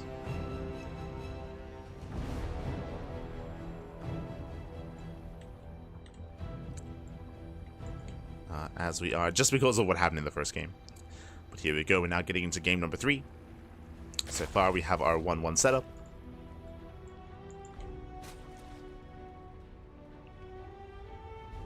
We're tied 1-1. Getting into game 3. We do have our Stargate on the way. So once again, Stargate opener out of Goblin. And something that we have to, again, bring up is that every game so far, game 1 and game 2, and he's been getting better so far progressively, is Goblin's early game aggression. His Oracle Harass, his Oracle Control, his Adept Harass as well. He's been doing quite a lot with it. Can he do it again? Can he do it again coming into game 3?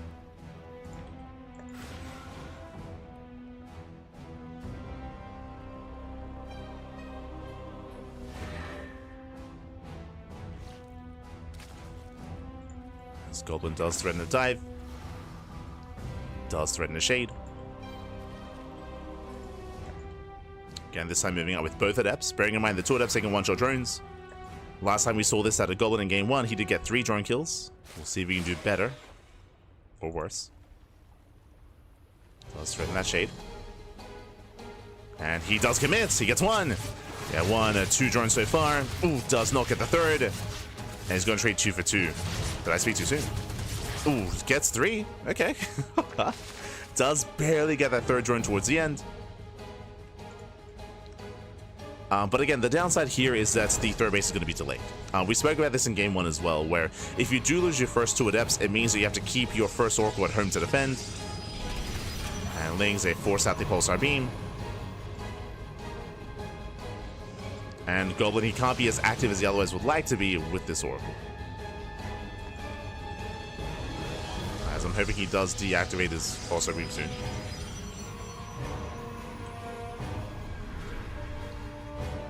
There we go. Link's making once. Oh my god, he's crazy! As my apologies, I was a little bit distracted here by the defense of the third, but Goblin opening up Oracle into a Fleet Beacon. This is a bold move here. Okay, so a couple of things are going on. Did we kill the Overlord? Ooh, okay. I was gonna say that that's still happening. As the Oracles, they poke in across the map, we still have Links here to try to punish. Typically, when we go for hidden tech like this, going double Stargate into a Tempest or Carrier Rush, it is typically off of the back of a Void Ray opener to hunt down the Overlord. But remember, this game, he did hunt down the Overlord with the Stalker. The Stalker killed the Overlord, not a Void Ray, so now it's gonna be even more harder to read here, as there's no Void Ray whatsoever, which is typically an indication of something wrong. And there we go, it is going to be a Tempest Rush. Tempest Rush here by Goblin. And so far, Lambo, he is in the dark. We're even rushing into Tectonic Destabilizers, okay. That is going to be bonus support towards structures, for those that are curious. To be able to focus down the spores and focus down hatcheries even faster.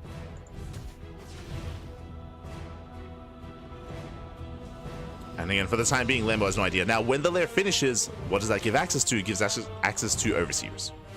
Right, Overseers can then push in.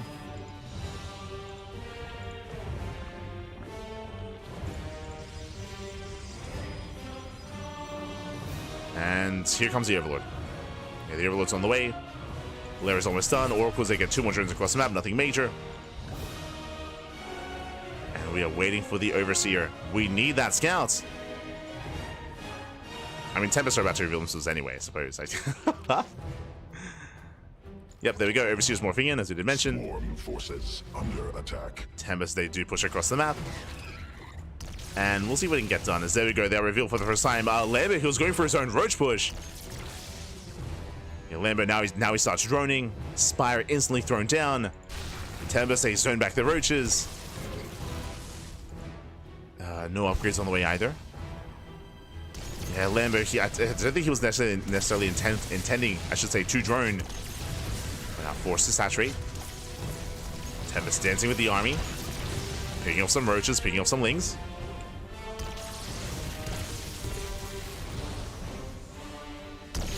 Now he's going for the Queens. There's the transfuse. Ooh, despite that, Queen goes down.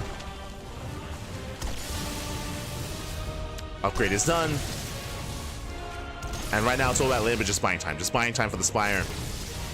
Behind this, it is going to be a ground switch, so we're done with Tempest going into a 7-gate setup. Oh my god, that's a lot of gateways. 7 gates on the way. Can he get the expansion?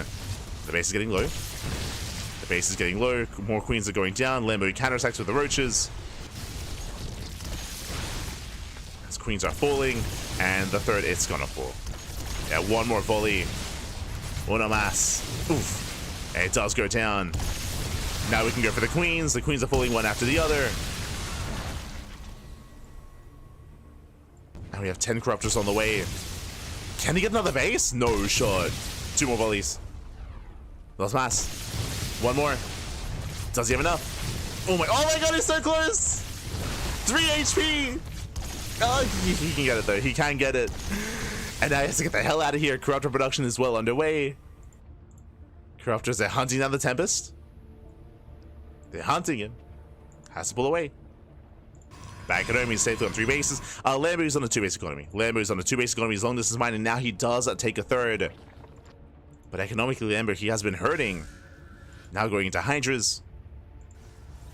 Meanwhile, Goblin switching into Mass Blink Stalker Storm. Storm is on the way. And he preserves the Tempest. That's what's important here. The Tempest have been preserved. They have paid for themselves.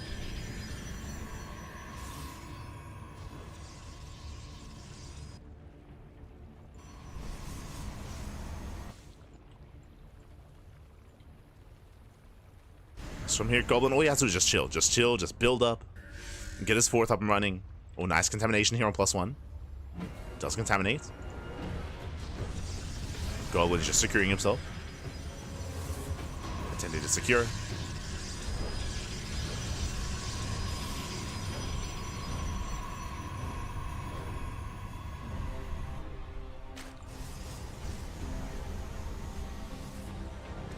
And we do see that Lambo, he did make a wave of Corruptors initially, but now switching into Hydras, taking up into Lurkers. He's joining up to 82, which is a decent worker count, but Goblin, he's on 74. Like, Goblin, he has a comparable economy once he gets a 4th base up and running.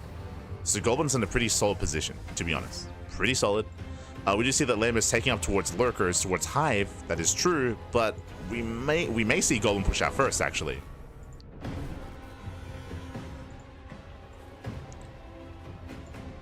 Maybe the first to push out. We'll see. For now, both players are just back off from each other. 4th is now getting saturated. High Templar moving in. There's going to be how many? There's going to be 6 High Templar.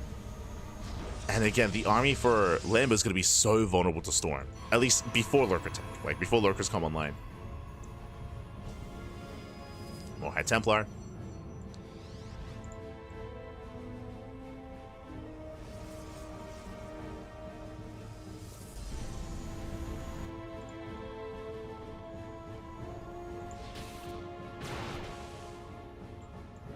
And we'll see if Lambo does decide to, if Goblin does decide to push with charge. Meanwhile, Lurkers are morphing in. We have our Lair Tech Lurkers. We have the Hive upgrades on the way. Lambo, he's had a time to lick his wounds, to build back up. It hasn't been the most ideal setup here for Lambo, but he's getting there, slowly. I say slowly, how many Lurkers? 6. 6 Lurkers, that's not a lot. As he moves out, Lambo getting ready for a counterattack. Lambo moving in. Goblin does retreat. Here comes a surround. Attempted surround. Lurkers, they cannot get through those bridges. Lurkers, they can't move past. Goblin rotating over. Goblin is maxed out. Yeah, cashing out the roaches. Cashing out the flank. Pushing forward. Zell run by the right hand side, running into Lurkers. How many Lurkers so far? Still 6. Still only 6 Lurkers, and this base is exposed. There's no creep. There's no creep at the expansion. Zealots, they run into side defense. Lurkers trying to keep up. Oh! Storms a zone. Storms do zone away. Tempest, they want the expansion. And they're gonna get it. One more volley. At the same time, Zealots are wreaking havoc in the mineral lines. More drones gonna be going down. And Storms, they pop up. Lambo having a hard time engaging. Now he's going for it. Oh, he's getting desperate. Going for the dive. Oh, the army gets stormed. And this is a brutal fight for Lambo. Yeah, it's being forced back. That is still a lot of Lurkers, though. It's a lot of Lunkers. Oh my god. Detection? Where's detection? There's none. No Oracle, no Observer. 0 detection. Lambo holds. Whew. Lambo, he does hold on. 0 detection. Ay, ay, ay. Goblin, he pushed on top of the Lurkers. It was crazy. Oracles are now on the way. He needs those revelations. Where's the detection, Pappy? Ay, ay, ay. Otherwise, potentially, Goblin could have taken that fight. Still has 4 Tempest. Now Lambo is remaxed. Goblin's still being active. Taking another base.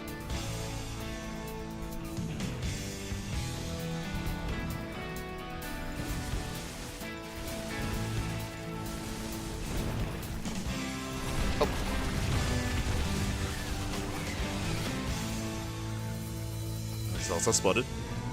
We're up to how many Lurkers? 15. Gee, 15 Lurkers, by the way. That's a lot of Lunkers. Lambo trying to set up a flank. The flank gets spotted. Flank is spotted. We'll keep an eye on the Oracles. There is 1 Observer and 2 Oracles. So you have to keep an eye on the detection.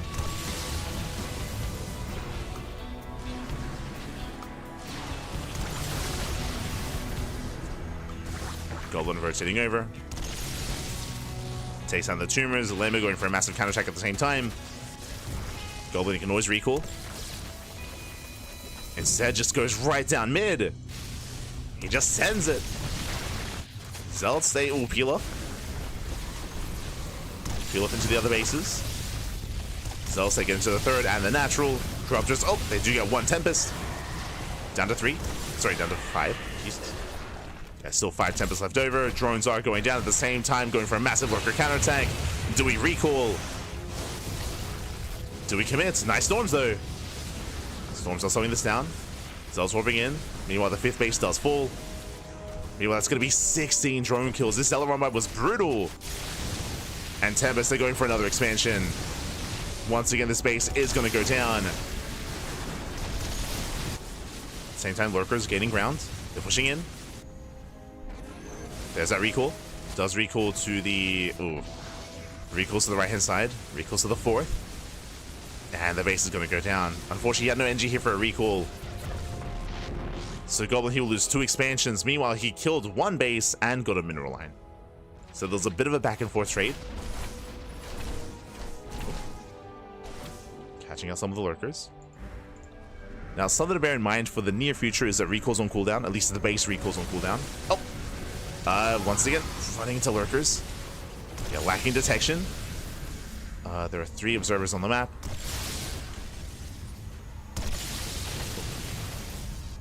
Sniping overseers. Lambo takes top left. I believe unscouted. Okay, Goblin's not aware. He's double expanding. Getting his 4th, getting his 5th base.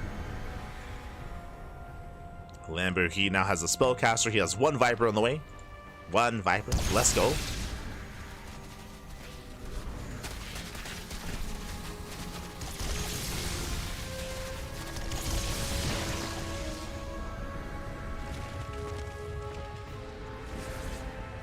Goblin rotating over. Heading towards top left. He wants the expansion.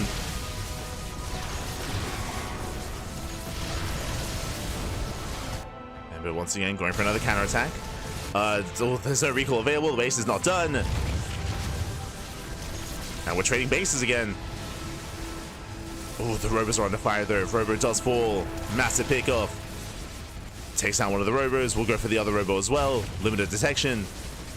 Pass to rely on those Oracles. Gets Revelation. Base goes down. The game is getting messy. What's the plan? But now we'll keep pushing. Oh, that base is so low. The base... base is so low. He wants it. He wants the hatchery. He gets it. One more volley. Oh. Volley goes off. Pulls away. Goblin, he will save the expansion at the same time. We have a Grand Army pushing out. And no Lurkers in position, but they are coming. So far, 22 Lurkers. Oh, Jesus. 22 Lurkers. That's a lot of Lurkers. Takes down 3. Down to 19. Ooh, and he's going for the base. Going for the expansion. Another Storm. Gets another 2 Lurkers. 3 Lurkers even. Goblin. Popping off. Who needs Skytoss? We'll be forced to recall, though. And he will lose some key units here. Oof. But does take down the expansion. He wants more. Just back and forth. Goblin committing in.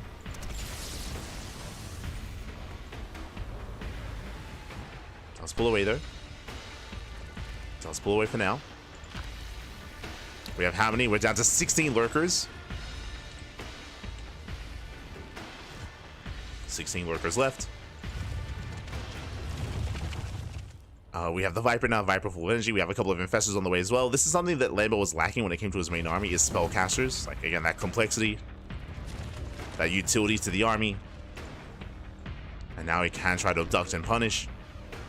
But the creep is not, the creep is almost non-existent. Like, there's no map presence here for Lambo.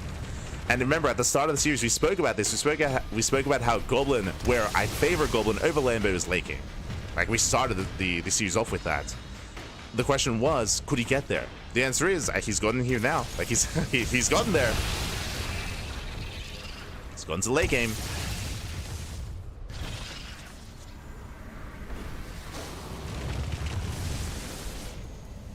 Fungal's coming in. Oh, nice feedback. Very nice feedback.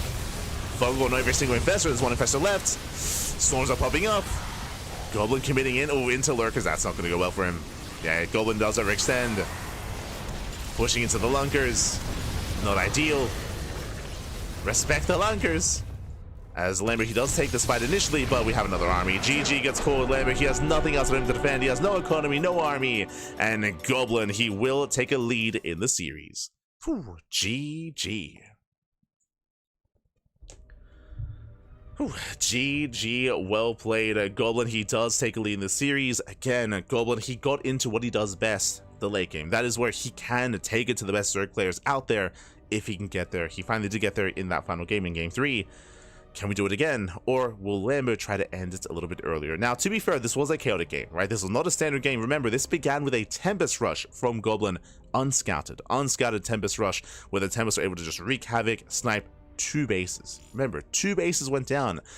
In the end, 2 bases did go down. In the end, Lambo, he was stuck on a 2-base economy for a time. It was brutal there for Lambo. He just had a really rough start to the game, falling behind economically, and because of that, Goblin was able to get a 4th base and max out. He was able to max out, get into his ideal, and he had some very nice army control, very nice movement as well. Lambo just had a hard time keeping up. We did see a lot of counterattacks out of Lambo. He was able to strike across the map and take down some bases, take down some tech, but at the same time, he was also losing bases, also losing expansions as well, and mineral lines. With that, GG. With that, GG, well played. We are now getting into our next game. We're now getting into game number 4. And spawning in the top left-hand corner of Incorporeal, we have the German Zerg player. We have the Blue Zerg representing Shopify Rebellion down in the series. Can he bounce back and make a series out of this? It is Lambo. And spawning into the bottom right-hand corner, we have as opponent, we have the Croatian Protoss player, the Red Protoss, leading the series 2-1 and 1 game away from advancing on into the next round. It is a Goblin. Let's go, baby, let's go. Whew. As welcome on to Incorporeal. Now, Incorporeal is another one of these interesting maps. It's quite large. It's a large map, long rush distance by ground.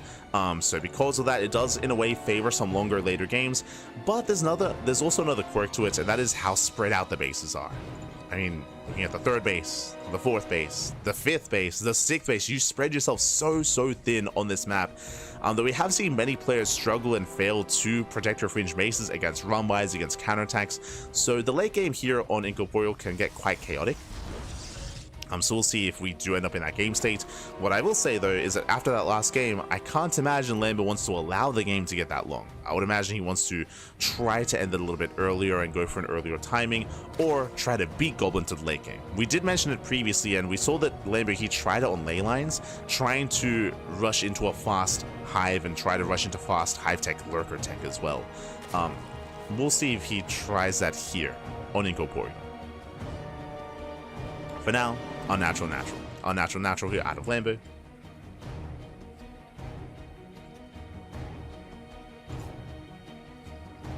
Behind this, Goblin settling in.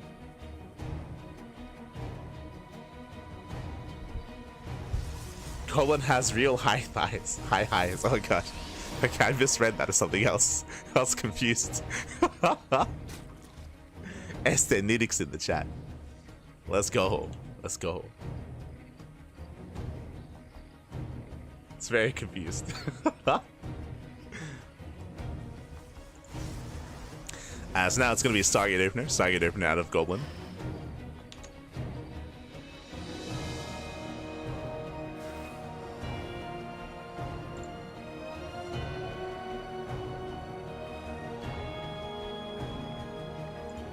If Goblin qualifies for EWC, I'm pretty sure that would be the best result of his career. I mean, I would say that arguably this right now is his best result of his career. Like, we mentioned it previously in day 1, that Goblin's performance up against Gabe and against Spirits, like his PvT looking incredible, and him propelling him forward in the bracket, like that's already a crazy result. Like regardless of what happens here, like Goblin, he can like walk away with his head held high. Like he has done so well. No one expected Goblin of all players to make it this far in the tournament. Like he has done so well for himself already amongst players like Gabe, like Showtime, like Lambo, like Skillus, right? Like at least on the bracket, I should say. And depending on who's waiting for him in the next round, like again, like Goblin was looking very, very strong against Gabe earlier. We'll get to that eventually, of course. But we'll see, we'll see. Regardless, he has played very well for himself. And now, claiming a third. Does get a third base. Adepts, they do race back home. No crazy damage here, but the Overlord did go down. Oh, Fleet Peak. But Overlord did go down, which is a little bit concerning considering what happened last game. So there is no Overlord Scouts. Twilight Council is on the way. Let's go.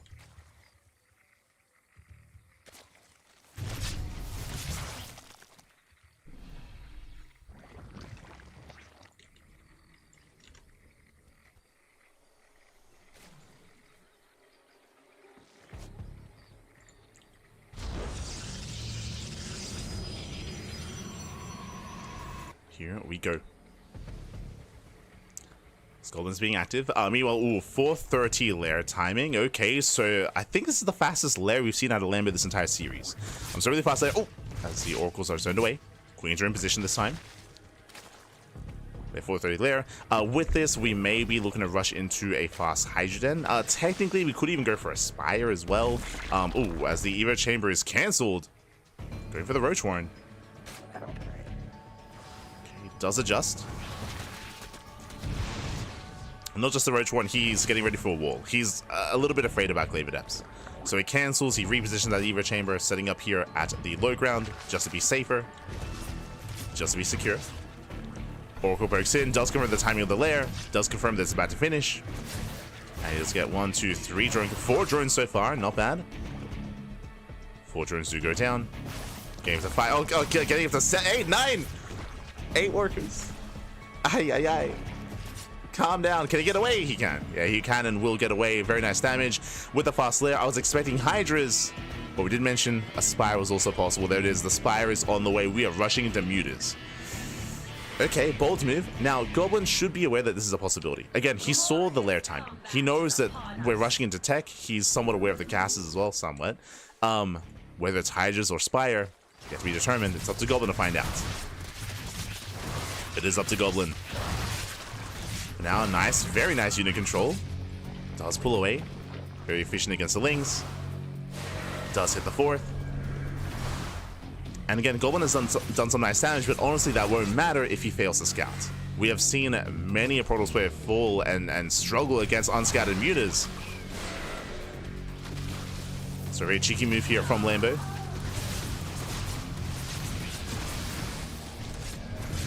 There are Blink Stalkers on the way at least. That will help somewhat. There's going to be some anti-air. Oracle's going to be zoned away. 0 scouting in the main. The Spire will finish and Mutas are on the horizon. Let's go. Going into Mass Muta. Meanwhile, ooh, we have the Fleet Beacon. That was not the time. Going into charge into a Fleet Beacon. I mean, I guess we can use this to get into Phoenix range and into Phoenix production. We can try to adapt. Depending on when everything's scouted though. It does depend.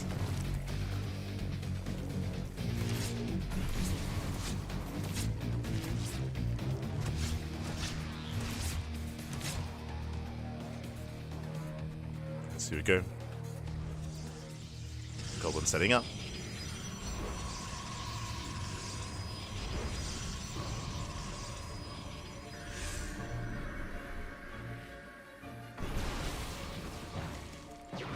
It does set up Mutas. They're moving out. Here we go. And again, completely unscouted. Unscouted Mutas. They're making their way across the map. Queen's being targeted. The lack of Hydras here must be a tell for Goblin, I mean. Back at home, nothing. Nothing here to defend the natural, nothing in the main. Mutas, they have arrived, and they can one-shot probes, and they will. And Goblin, he can't gain any ground here. Mutas are revealed, does recall back home. And how many probe kills will we get? Phoenix production has begun, there we go, going into Annual False Crystals. So making use of that Fleet Beacon. Getting up to 10, 11, 12, 13 probes. Ay, ay, ay. 13 workers go down at the same time, the Roach army pushing forward. Goblin in position. Do we bait the army in? We do! Nice stasis. Very nice stasis. At the same time, Mutas getting up to 16 probes. 16 probe kills, and Goblin, he does take the win here when it comes to the main army engagement, but the economy is struggling. 16 workers. The Mutas, they want the Oracle. Ooh, they get punished. They do get punished. Phoenixes are building up. Mothership's on the way. Goblin kiting back. Does kite back. Now, what I appreciate is that Goblin, he doesn't overreact. There's no second Stargate. No second Stargate. Still fixated on his Phoenix, on his Blink Stalkers. Getting into +2. And Lambo, he is hard switching out of Muta into Corruptor. The Mutas, they did well for themselves, and now switching into Corruptors help deal with those Phoenixes. He has how many? He has 6 Mutas. Here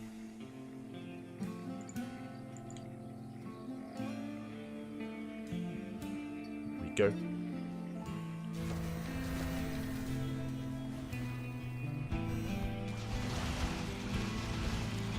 So we have the Temple Archives, that's going to be for Storm. Again, it's going to be that much more delayed. Typically, we'd have it by now if it wasn't for the Fleet Beacon. I mean, I guess we have the Mothership. True. More Phoenixes building up. Lambo, he's maxed out. Oof. He is maxed out. Does have Lings ready for a surround. Does force his way in. Lings, they do collapse on the army. And detection is available. Yeah, Cloak doesn't do much here. Mothership goes down to the Corruptors. Nice stasis, very nice stasis though. Okay, stasis does pop off. And he still can't make a stand though. He's still being broken. Lings are getting into the mineral line. Files do connect. The Stalkers are trapped. They're trapped behind the base. And Lambo just rallies in. I mean, the stasis traps, they did help though. Still though, 16 probes. 16 probes go down, gets the entire mineral line. And with that, Goblin, he's on his last legs, his last army. Trying to reinforce. Lambo's still just rallying whatever he can. And we're looking to force the ace match. We're looking to send it all the way to game 5. Again, unfortunately, Goblin, he just didn't have the wherewithal to check up for the base. He saw the layer timing, but I think he just assumed it was going to be for Hydras. The lack of Hydras should have been somewhat of a tell. But Last didn't re-scout, didn't recheck. He lost so many probes early on. And with that, he's trapped on 3 bases. He's being denied, he's stuck on 3 bases. Can't quite build up.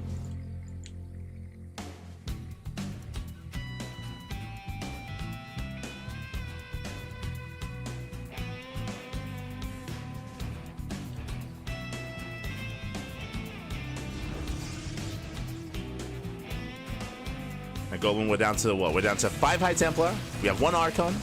We got 10 Stalkers. Let's go. Yeah, okay, if we blink perfectly and if we can land some storms, we can maybe kill all the Lings. And we do. Okay, let's go. Lings are killed. First Challenger moving in, filing away the army, zoning it back. And now it's all about this third and making his final stand. Goblin trying to hold on, but GG gets called. There's no holding against this. And Lambo will tap the series 2-2. We are going to the ace match. Whew. GG. GG, well played. We are getting into the ace match here. Again, we saw Lambo being quite cheeky when it comes to his build, able to get away with the fast lair into the hidden spire, unscouted completely, and Goblin was caught with his pants down. Pappy, the pants, they were down. And with that, we're going to game 5. We are going to game 5. Let's go. We are going the distance here. And game 5 is going to be on Persephone. Oh boy.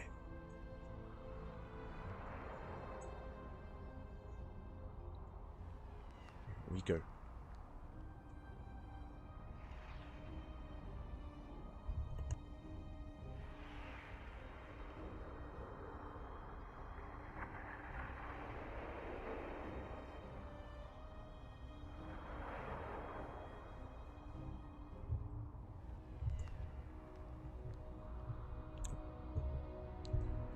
As we are setting up. Oh, looks like it plays in any moment. Any moment. Sorry, just catching him in the chat.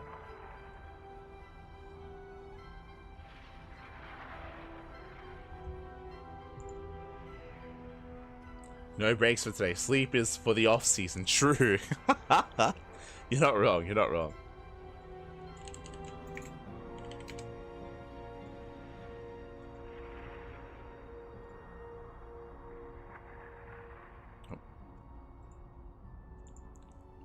I just realized I should fix the title on YouTube. My apologies. My apologies. I'll fix it.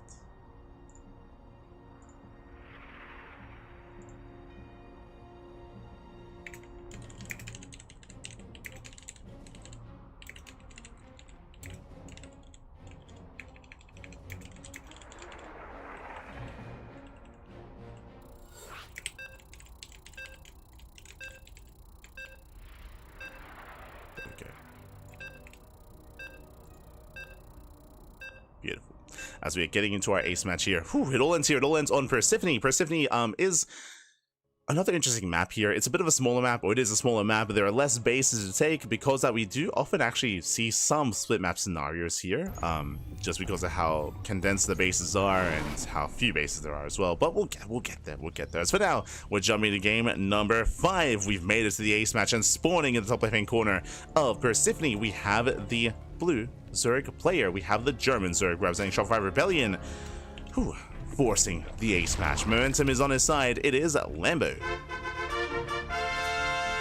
And spawning in the bottom left-hand corner, we have his opponent. We have the Croatian Protoss player, the red Protoss, being forced into the ace match. He is so close to taking the series and advancing on to the next round. Again, he has been popping off in this tournament, in this EWC qualifier. Can he keep going even further than that? It is Goblin.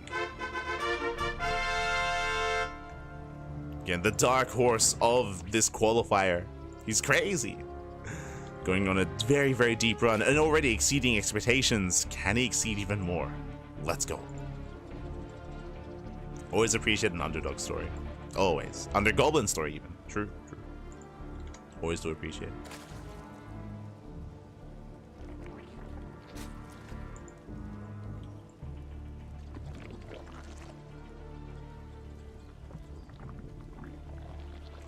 As you see, Lambo claiming his third. Does take his third base.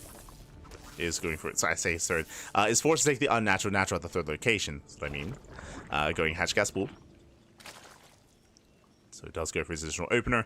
Based on the hatchery location, you can use this to spread creep across the map that much faster and use this as a bit of a launch pad to potentially go for an all-in. Is Lambo one to go for an all-in when we're in the ace match? I don't think so.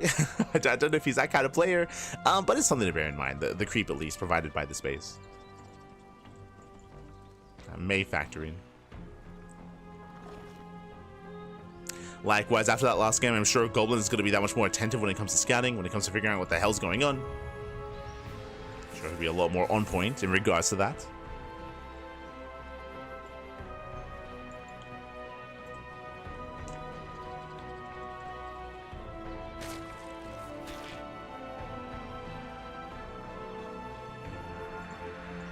So here we go.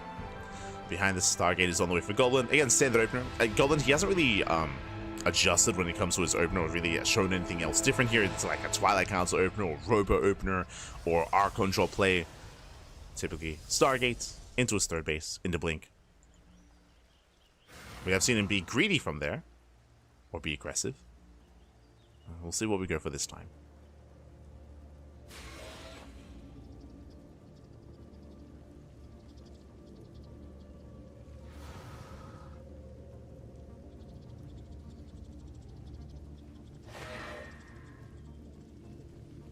Does poke in. Oh, gets a drone. Very nice control there. That was very cute.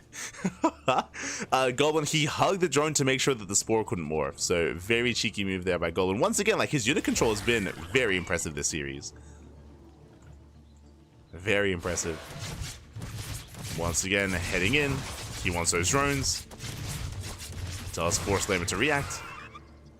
Does shade away. Does shade away. So here we're selling in. Also, didn't even get to talk about it. Last game, how many workers did the first Oracle kill for Goblin on Incorporeal? It was like 12. It was maybe like around 9. It was crazy.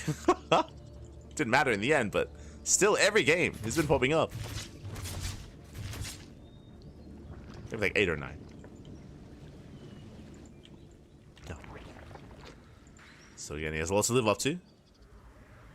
So he has been quite successful with that harass, whether it's Adept or Oracle or both. Behind this, going for the Forge, going for the Twilight Council. Standard follow-up here at Goblin, going to +1 and Blink. Oracles, they go for the dive. And no Spore here at the third base. They do get a couple of drones. 4 workers going down. A couple of Zerglings. Getting to the third. Oh my god. Getting a 5th drone. The Oracles, they take quite a bit of hull damage, but they do survive. They survive, they back off. They make it out. Decent damage so far. Decent.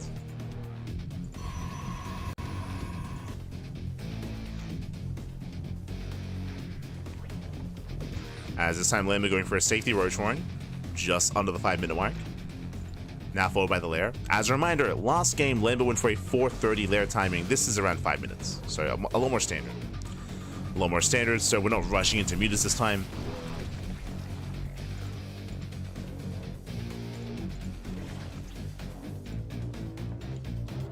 Eva Chambers on the way. Link's poking in. Don't get much done. So far, Goblin is keeping up. Ooh, going for a bit of a gateway explosion. We have 4 more gates on the way. That's going to be a 6 gate setup. Getting up to 6 gateways. Getting up to 7. Okay, we're doubling down. We're committing. We are going to be committing here. Again, we saw this on ley lines. Getting up to 8 gates already. 8 gateways on the way. So he's going to commit quite hard. And we might move out with another probe for a 9th gateway. So this is looking like a 3-base 9 gate all in. Assuming he does push with a probe. Ooh, Goblin supply blocked. Yeah, 4 pylons on the way. Supply block is brutal. Going down another. As he moves out, Lings, they threaten the counterattack. They threaten. Poking in. This Goblin, he is pushing. I mean, look at the rush distance by ground here. Like, from base to base, it's quite short. May as well just reinforce from back at home. True. Who needs a proxy? Meanwhile, Lambo is taking up, going into Hydras, going into an infestation pit. Lings, they do catch reinforcements. They force offensive warpins. And so far, Goblin is trading well. Nice stasis traps. Stasis traps, they do catch out some Lings. Oh, but he gets surrounded. Yeah, brutal surround here. Stalkers are going down. Nice setup here from Lambo. Does punish Goblin. That's just so much damage already.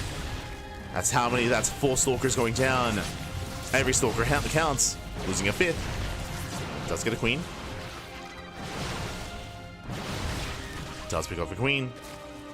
Still committing in. Lambo setting up for the surround. Once again, Lings, they do spread out. Catching reinforcements. Another stasis on the way. Goblin kiting back. Stasis lackluster. Connects with only 1 Zergling.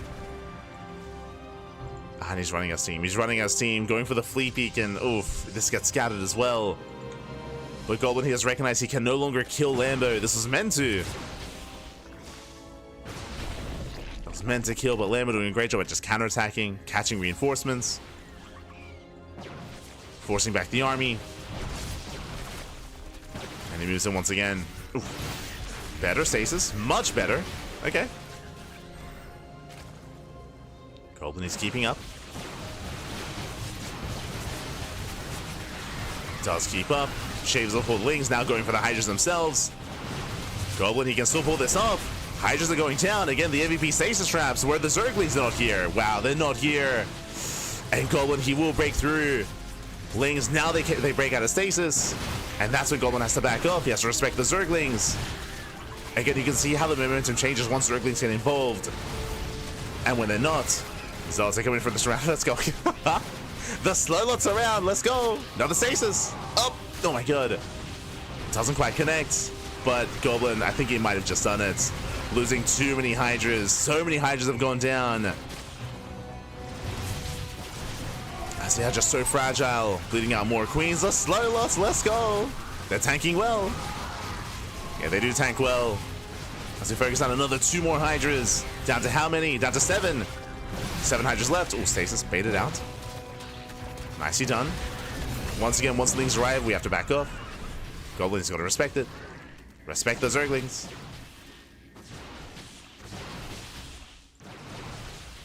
Let's get into the base, get into the expansion. Lambo once again trying to catch reinforcements coming in from behind. Stasis does go up. Better stasis. Uh-oh, running out of Lings. Running out of Zerglings. Goblin, he can keep going. He can keep pushing. He's like, why did I get that fleet beacon? I don't need it. True. Queen goes down. Base goes down as well. Catching up the Zerglings. Does get us around. Just with the sheer Blink Stalker. I mean, what did he get for the Mothership? The Mothership has arrived. Let's go.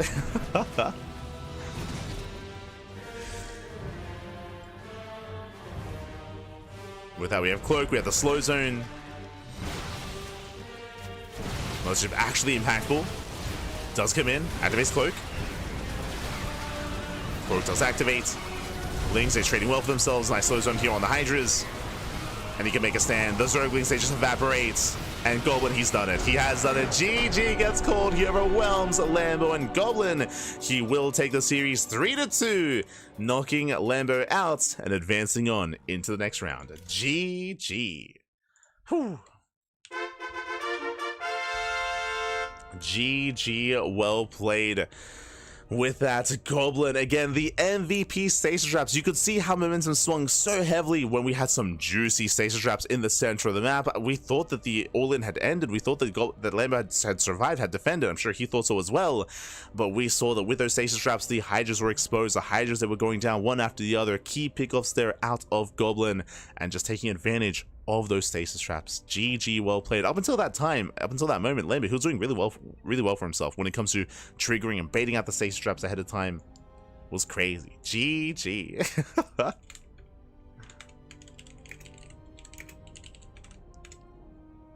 GG, well played. Congratulations, Goblin. He does it. He does it.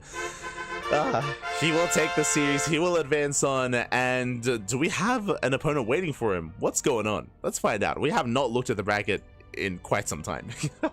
Let's go. GG, well played. Shout out to Lambo, of course. Lambo, he fought well, he fought hard, he took down Skillus, of course, to make it this far. Took down some big names, and let us catch up on the bracket. Ooh, a result I was not expecting. Okay. Exclamation mark B in the chat to have a look at the back yourselves.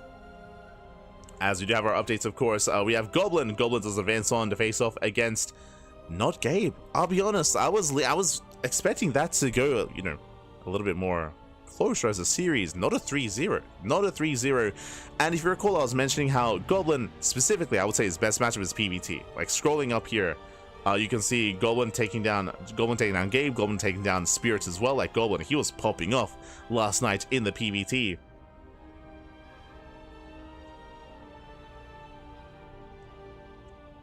Does pop off. But instead it's going to be a PvP. Goblin versus Showtime in that Protoss versus Protoss matchup. Let's go. Let us go. And that's going to be our next series. That is going to be our next series. That's going to be our next matchup. A PvP here between Goblin and Showtime. Meanwhile, I believe the mainstream are still mid-series. I believe they're still covering Serral and Reynor. Scrolling up a little bit here. Yeah, you can see it on the edge. God, the bracket is so big. There you go. You can see it in the edge there. Serral versus Reynor. Serral is up 2-0. He's currently up 2-0. I believe game 3 just ended, and they're getting into game 4.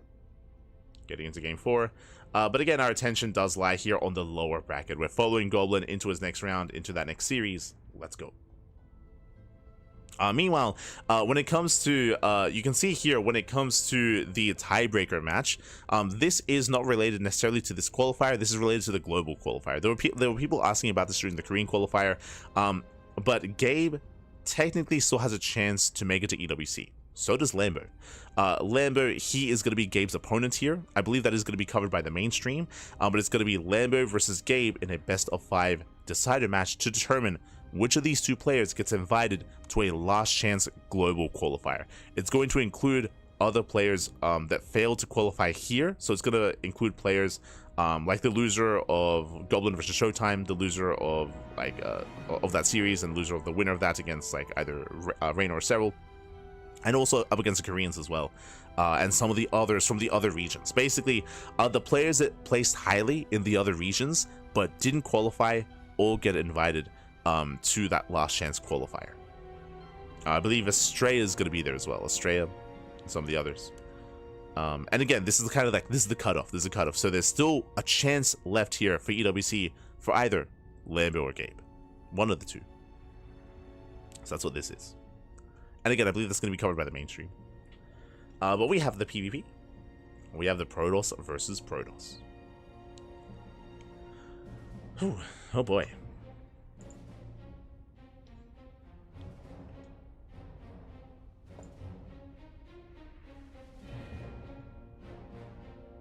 Just catching up.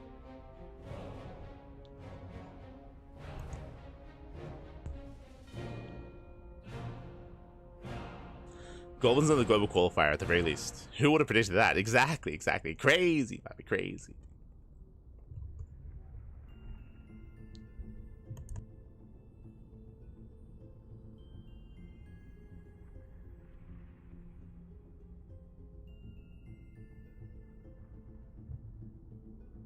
Without the stage traps, I think Gablon was dead in the water. I would agree with that for sure, for sure. Like the MVP stasis traps. Ah.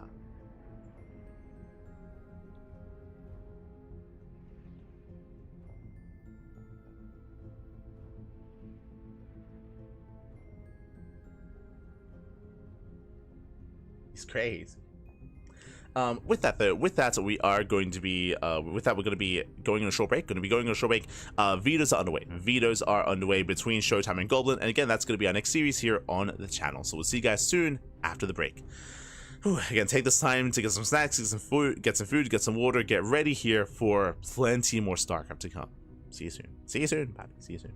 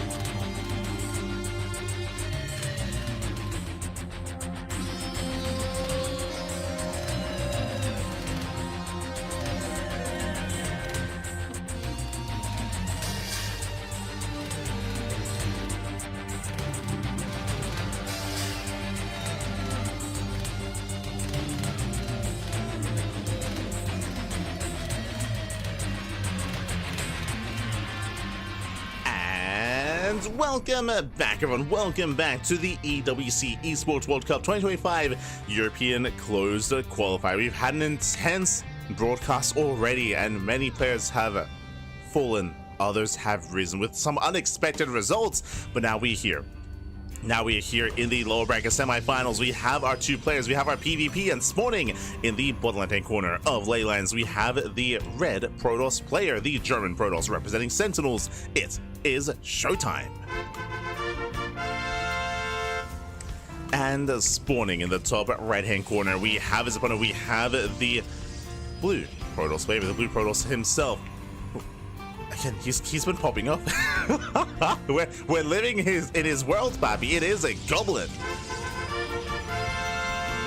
It's all goblin now. Let's go, Bobby. Let's go. If you're in the chat, you know what time it is. It's Gamba time. Predictions are open. Place your bets on who you think will claim the series. Best of luck in the chat as you can get your Gamba going as we jump into our PvP. Oh boy, and we'll see how these two approach each other here. So far, two gate opener out of a showtime. Meanwhile, Goblin, do you see what I see? A single gate into Cybercore, more of an economic opener. Goblin doing his best max packs impression. There it is, gate into Cybercore, into, I would imagine, Stargate, followed by the expansion.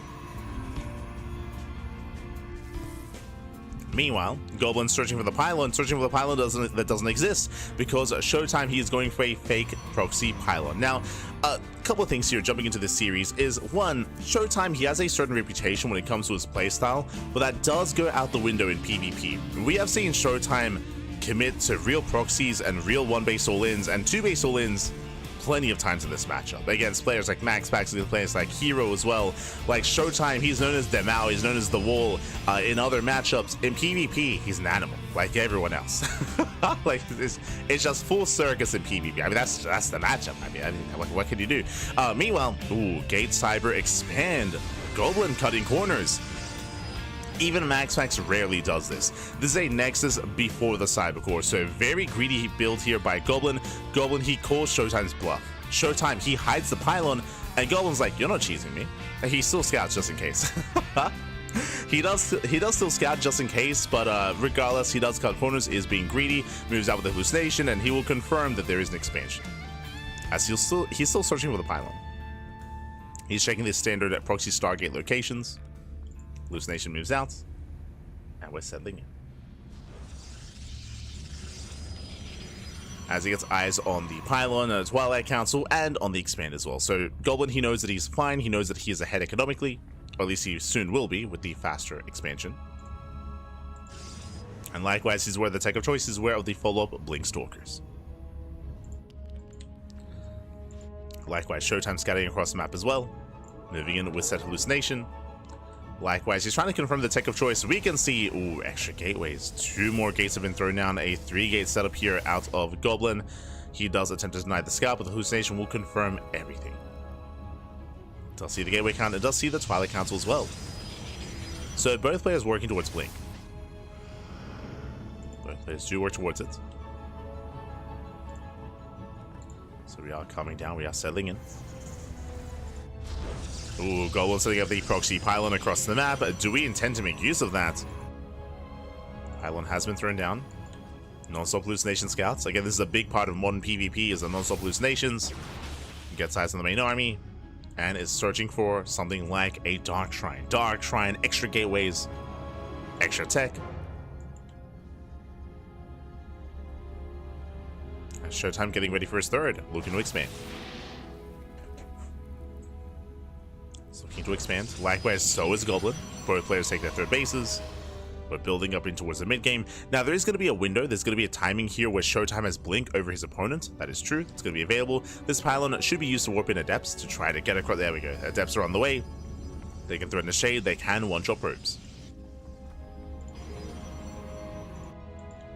So we've all been trying to sneak past the army. There we go. Adepts are moving in. Showtime moves out. Looking to threaten that third. Goblin somewhat in position. Perhaps they do look to move in. Not pulling the trigger yet. Here we go. Showtime, he does get spotted. He's spotted. Here come the Adepts into the mineral line. Goblin pulls away. Like, speaking of adepts, they also get into the main base here of a Goblin into the natural.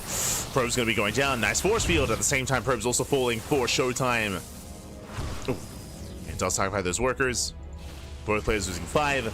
Showtime losing 6, losing 7, losing... Oh, almost up to 8. 8 Probe kills, not bad. Goblin does get the better of it.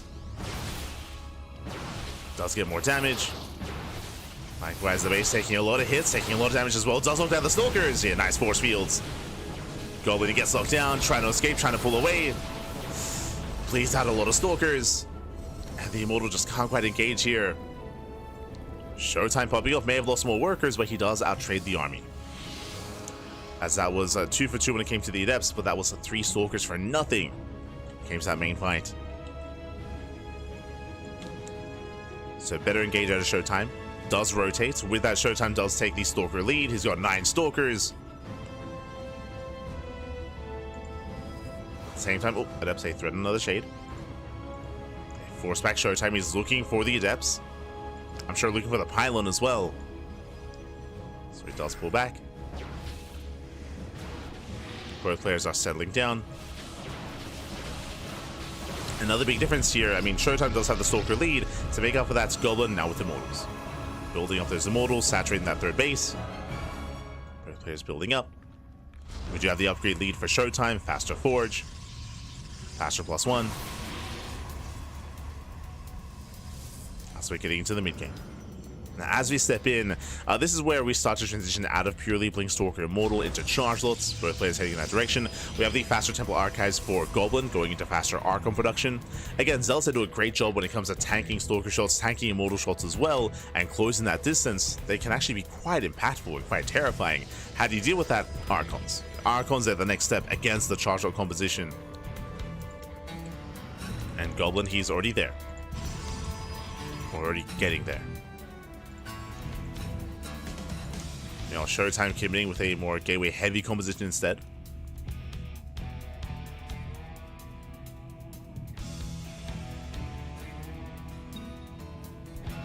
Showtime does move out, expanding behind this.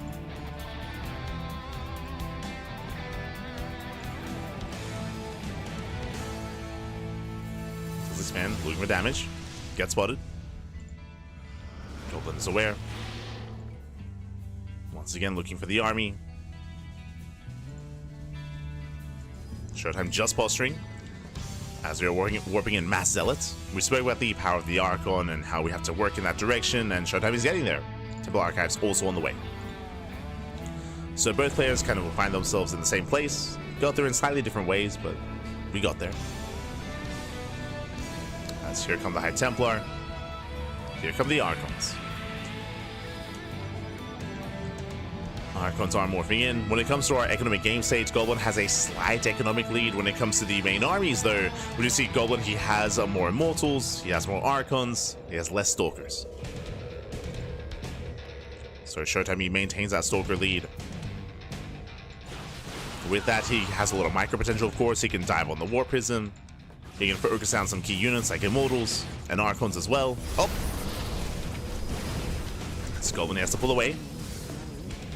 Moving forward with those Archons. And it comes down to the engage, comes down to the spread.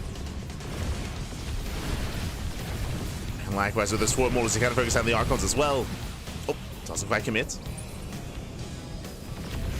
Doesn't quite go for it. Base is getting low. Showtime, he thought about surround. The Archons, they are a bit exposed. Zealots, they charge in. And with that better concave here for Goblin. One of the Archons does get picked up. Likewise, Goblin pulls away. Down to 1 Archon. Yeah, 1 Archon remaining. We need more of those Zealot Warpins. Showtime does take the better fight against Stalkers. They just add so much more damage to the back line. Yeah, the Stalkers, they do overwhelm. They take down all the Zealots. Now going for the Immortals. And Goblin just doesn't have enough. Yeah, there's just not enough here. Ooh, speaking of, he snipes 1. The Prism. Oh my god, Prism does barely get away. I spoke too soon. Prism goes down, and Showtime, he will take the fight. He will shut down the army. And, I mean, Goblin, that's what he built up towards. Sure, he maintains the Immortals at least. But so does Showtime. So does Showtime.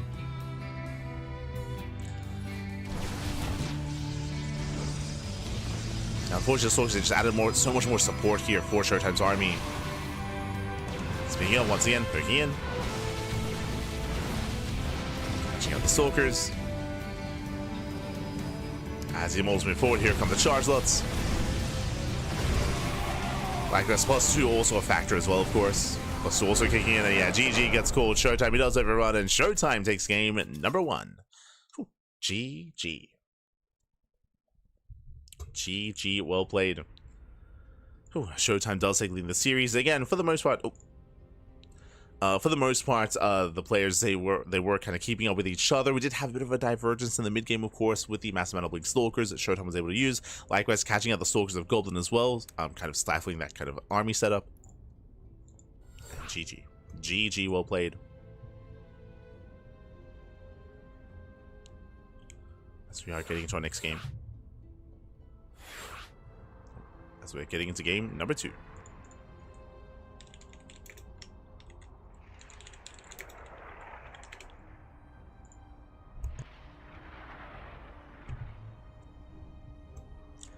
A goblin can sneak past the giants. A goblin can steal a Lamborghini, but can he climb the wall?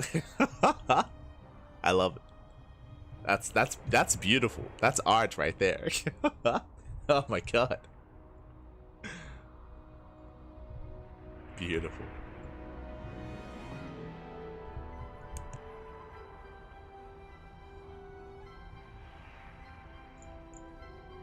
Let's see, we go as we are jumping into the next game.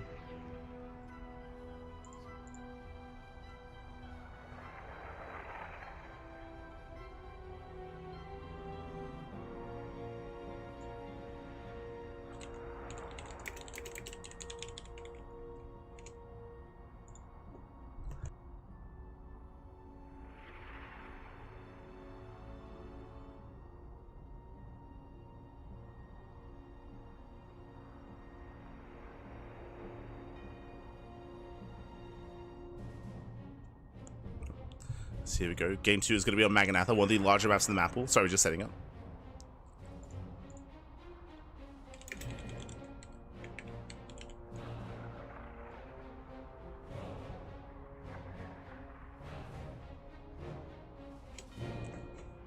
Setting.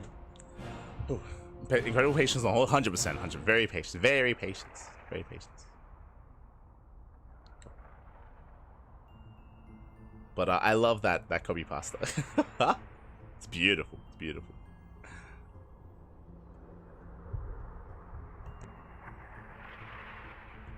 Golden's pretty good at 2v2. He is. I mean, he's pretty good in other matchups as well. In 1v1. That's the reason why he's here.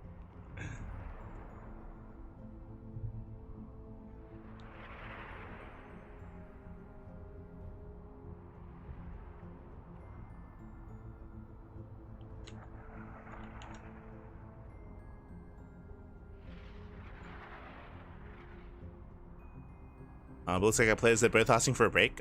Understandable. it's totally fine. Also, I should update the chat as well. From my understanding, I'm being notified that this is going to be the last game that we cast in-game. Everything else is going to be covered by the mainstream. We'll be covering it as well via a clean feed, but that, I believe, is the current plan. Current plan is all the other matches, including the tiebreaker match, is going to be covered on the mainstream.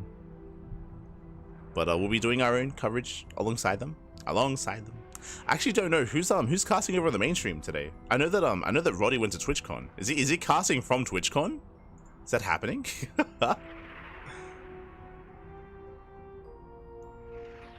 No shot.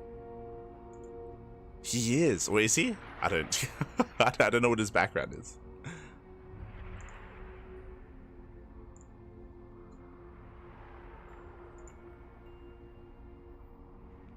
Who's the giant though? Big Gabe, obviously. Clearly, Big Gabe. It's the giant.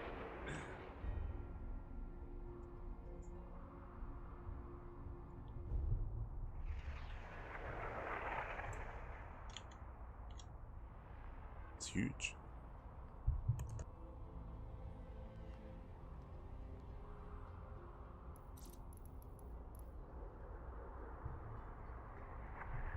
Oh, speaking of huge, by the way.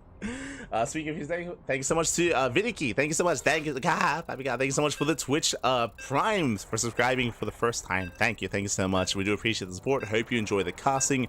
Hope you enjoy the StarCraft, and hope you enjoy the content here on the CranKy Ducklings. Thank you, thank you. Do appreciate it.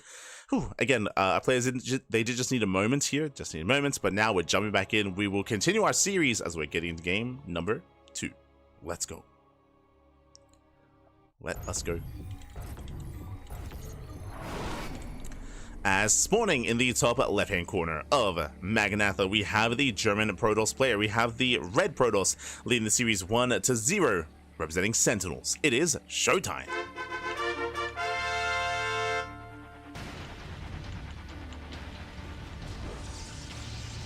And spawning in the bottom right-hand corner, we have the blue Protoss player, the Croatian Protoss. Ooh, down in the series, we'll see if he can bounce back. And make a series out of this. It is Goblin. Here we go.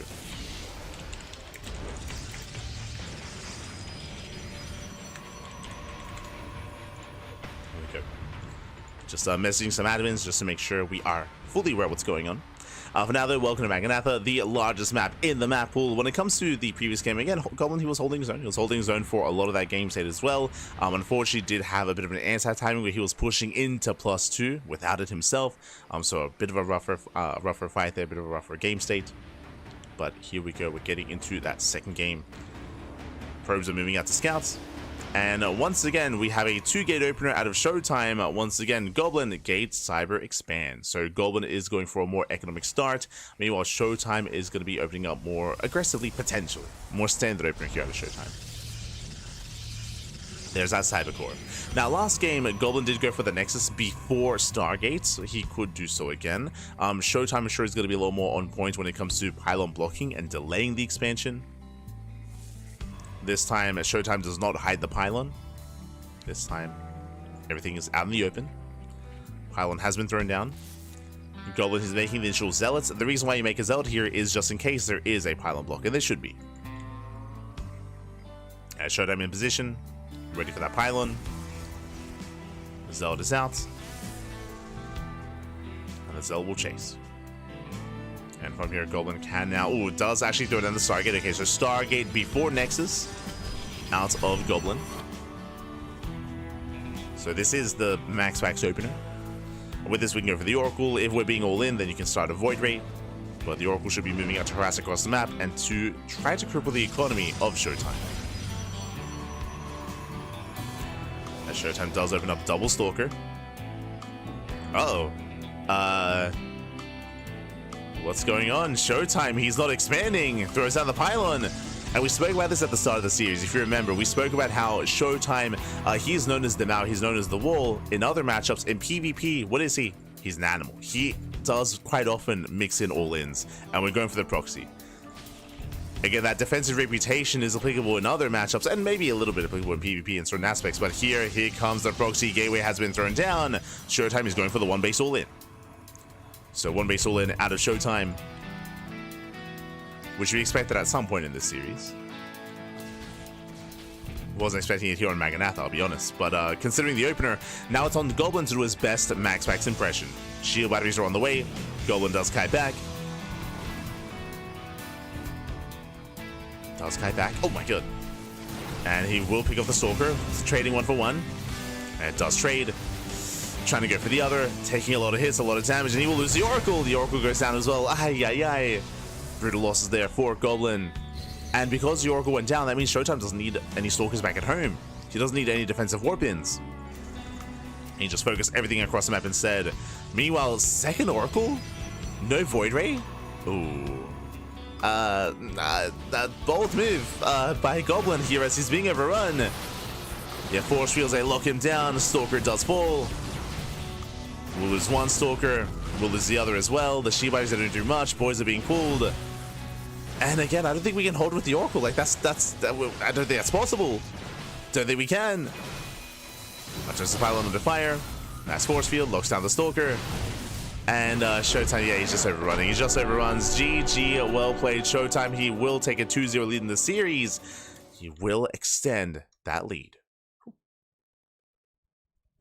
Here we go. GG, well played. And again, I'm a little bit shocked there by Goblin's response. It almost looked like he didn't believe he was being all-in, as otherwise there should not have been a second Oracle. There should not have been a second Oracle. Likewise, the first Oracle as well. It was a little bit brutal to make the decision to attack those Stalkers. As we mentioned, one of the strengths of that first Oracle is that it typically does force supply back at home. It does force defensive warp-ins, and does force the Stalkers to, or does force the opponent to actually commit some Stalkers to defend the main and defend back at home. Alas, the first Oracle was thrown away, and he had a second Oracle as well. And with that, Showtime, he overwhelms. Showtime, he does overwhelm. And with that, GG well played. Showtime, he has a 2-0 lead. And can he claim the series here and now? Will Goblin be able to recover and bounce back and make a series out of this? Again, I'm hoping for a Game 4. I'm hoping for a Game 5. But the pressure is on. The pressure is on. And here we go. We're loading into Tokamak. Another one of these larger maps. Larger map in the map pool. Oh, there you go.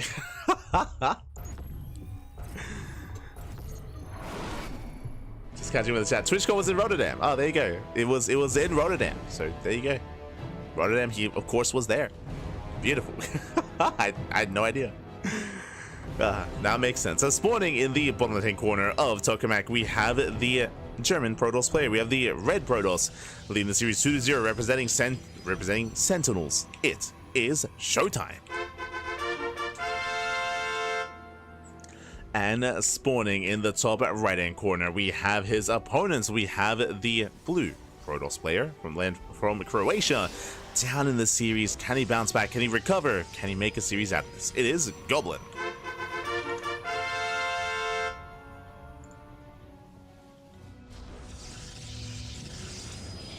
HeRoMaRinE Lambo on mainstream? Yes, yes. So as I said before, this is going to be, everything else is also going to be on the mainstream from here on forward. We'll be all over it as well, just as a heads up. As I don't think there are many matches left, to be honest.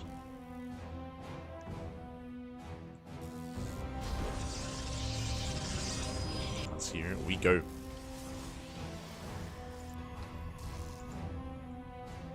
So we have our initial, once again, 2-gate opener out of Showtime, and once again, gate cyber expand out of Goblin. Because of the pylon block, we should be seeing a Stargate before expansion.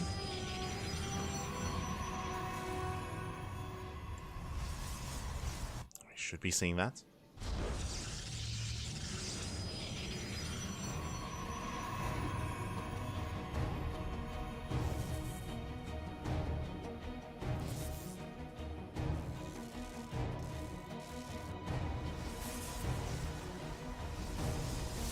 From here, we'll see how much more aggressive Showtime is going to be once again. Setting up here for the pylon block, as Zelda's once again being forced out from Goblin, and we should be seeing that Stargate into Oracle. And again, it's okay to go Oracle to get some damage done across the map. Whether or not Showtime commits into an all-in, yet to be confirmed. My eyes are on this probe. There's the pylon, there's the block. Yep, there it is. Going for the pylon. Going for the proxy. Let's go. Showtime does set up.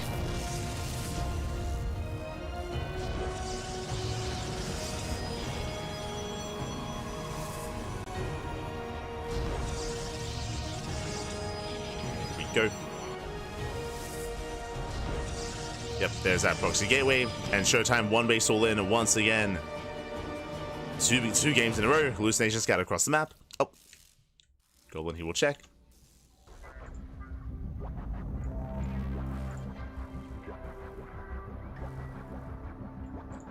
It does dive in, does confirm. No expansion, no setup. Stalkers a poke going forward.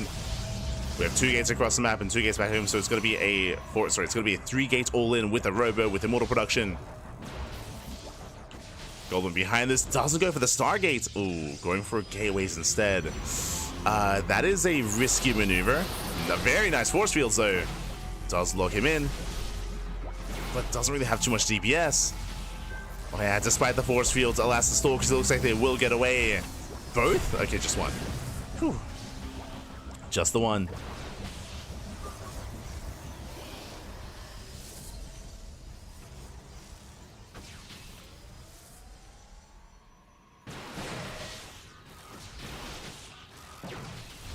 the one.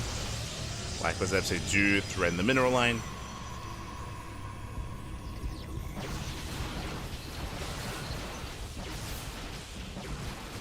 Shield battery goes down to one shield battery. There are going to be plenty of force fields and a little bit of force field potential at least, but the Immortal has arrived. Behind this, going for the bait, going for disruptors. Okay, disruptors are on the horizon.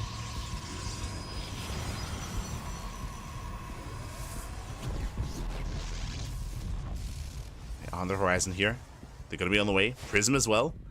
Showtime, he should wait for the Prism. Basically, if he moves in too soon, he's going to be force fielded, and then he's going to just lose an army, right? So he has to wait, has to bide his time. Once the Prism arrives, then he can micro back. Then he can save his units. Now we see the Stargate, but such a late Stargate here by Goblin.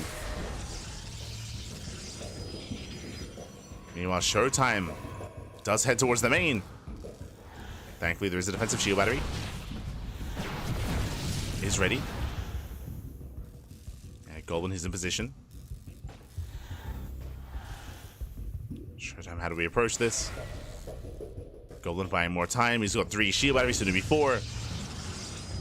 And remember, the longer this goes on, the better it is for Goblin. Goblin, he has the economic advantage. He's on 2 bases. He has more probes. Just needs more time. Just needs more time here. Oh. Showtime trying to distract. Does force the army to split. Showtime just buying time for that disruptor. Goblin with the pre-split. Let's go. With the pre-split. So split. Nova goes up. Oh! Oh, doesn't get anything though. Nice spread. Goblin, he splits well. The Nova does nothing. Force fields, they buy time. They allow for a better engage. Phoenix has arrived. Can lift. And so in a way that's a prism. Can lift the disruptor. The Nova goes up. Oh! Oh, better connection. 3 sentries. Aye, aye, aye. This time catching 3. That was brutal. And Showtime is pushing in. Now we have limited force fields. Prism will save the units. Does juggle back. Phoenix they can't quite punish. And this is a tough hold for Goblin. He's running out of force fields. He has run out of force fields. Takes down the pylon. And there's almost nothing left here. Oof, Nova doesn't connect. The Phoenixes, they dive in, they take the Prism, not bad, but now there's no force fields anyway. It doesn't matter. Doesn't matter. Showtime, he busts on through. Takes down Stalker after Stalker. 1 sentry remaining. The shield battery does come into play. But Showtime, he is overwhelming. He overwhelms the army. GG gets called. Showtime, he will take down Goblin 3-0. And with that, he will advance on to the next round. GG. GG, well played. Congratulations here. Showtime, he will claim the series, he will advance on. Goblin, he had an amazing performance making it this far, taking down Gabe, taking down Lambo as well. But here in the PvP, I was maybe looking a little bit nervous here at times, especially in the last game when it came to the Oracle control. Here as well, not going Stargate, going for additional gateways does mean that he had limited units here to defend. Typically, to defend against these all-ins, what's ideal? Either a Stargate for Void Rays or a Robo for Immortal. So you have those power units that are high impact damage dealers in low numbers. Meanwhile, going for a gateway response doesn't really give you much to work with. We had all those force fields, we had all those sentries, and it felt like the gambit there for Goblin was hoping that Showtime would overextend, was hoping that Showtime would push in before the Warp Prism and then get caught out. But as we saw, once Showtime saw all those sentries, he was respectful. He was like, hey, you know what? I'm gonna just back off. I'm gonna wait for the Warp Prism. So he was very patient play there by Showtime, waiting for the Warp Prism, waiting for the Disruptor before engaging, making sure that he would have a way out of that. And with that, GG. GG, well played. Very clinical performance there by Showtime, and Goblin did fumble here towards the end. But I don't want to take away from Goblin, because even though this series was a little bit more one-sided, I will say that, even though it was a little bit more one-sided, I will say that Goblin still had an amazing run here to make it here. And that's not the last we see of Goblin. Goblin, he is invited to the global qualifier because of how well he performed. He will be a part of that. So Goblin, he will have another chance to qualify for EWC. GG. GG, well played. So shout out to Goblin for making it this far, and congratulations to Showtime for claiming the series. Congratulations. And with that, where are we? What's going on? What's happening in the bracket? Let's find out. Let's find out. Is Serral and Reynor still ongoing, by the way? No shot. As let's catch up on the brackets and figure out and try to read any updates here. Looks like we do have an update. Serral did take down Reynor 4-1, and as a result, Reynor he is waiting. He was waiting for the winner of the series. You can see him there towards the end. It is gonna be actually. Can I? There we go. I can zoom, then I can scroll. We can see him there towards the end. Reynor, he was waiting for the winner of the series. Reynor versus Showtime is going to be coming up next after Gabe versus Lambo. It looks like Gabe versus Lambo, they're currently mid-series. Gabe is up 1-0, and they're jumping into game number 2. Okay, so GG, well played.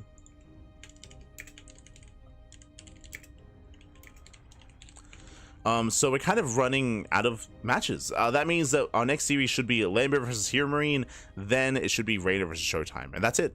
2 series left, 2 series remaining, and remember, this is a tiebreaker match to determine who will also join Goblin and the others in the global qualifier. Likewise, Showtime versus Reynor is going to be for that final slot to qualify for EWC out of this qualifier. Oh boy. Here we go.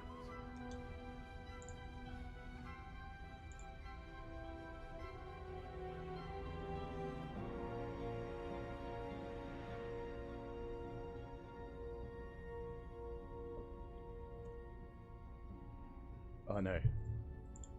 Hold on. I got the wrong person. There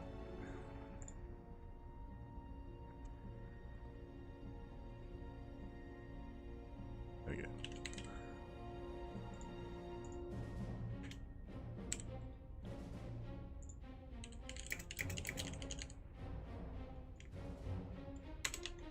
There we go, but GG, well played. With that, we are now going to be stepping into our next series. We're going to be stepping into our next matchup here, and let's figure out what's going on exactly, as I believe they're in game 2. Oh, yes, they are in game 2. Here we go.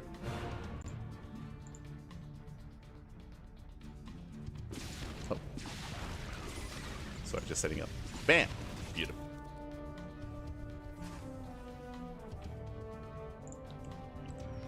GG, well played. And with that, we are jumping into game 2 here of our tiebreaker match. Now, if you're watching the main stream, let us know what happened. Let us know what happened in game 1, because we have Lambo getting into Roach play, going into Overlord speed. This looks like Lambo's going for a 3-base all-in. Okay, so 3-base all-in at Lambo. We have Overlord speed all the way, German taxi. I mean, it's fitting. It's fitting considering our player here, but is going for the German taxi. Is committing. Fire.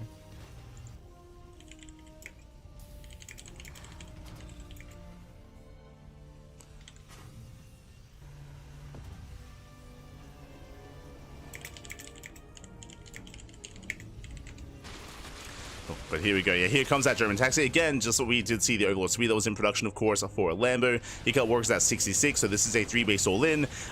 We aren't fully aware what happened in game 1, but let us know. Let us know what did occur. Let us know how that did transpire.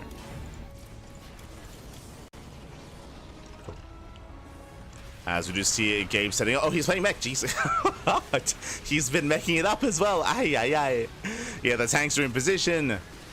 Blue Flame is on the way. Hellbats are secure. Gabe is setting up. But can he defend? Remember, the soup does lie. Lambo does have a much more inefficient army. Very supply inefficient as well. Is going to be pushing in. Is moving forward. Gabe is on the high ground.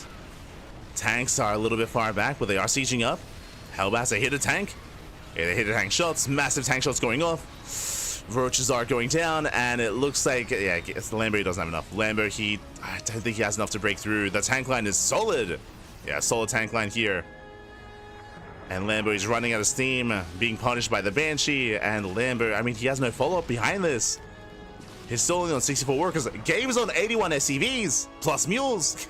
Jesus. Oh, and again, Lambo, how does he recover here? He's going for Swarm Host, going for Nidus from Swarm Host to try to bounce back. I mean, that is a much more efficient composition, but Gabe is counterattacking. Gabe, he should not take this line down. He's just going to counterattack. He's moving out, or potentially, at least being assertive on the map. We'll see if he does push. Otherwise, you can just chill. He's ahead when it comes to workers. He can get a 4th base, get a 5th base. We'll see how Gabe will respond. As so far, he's in a good position.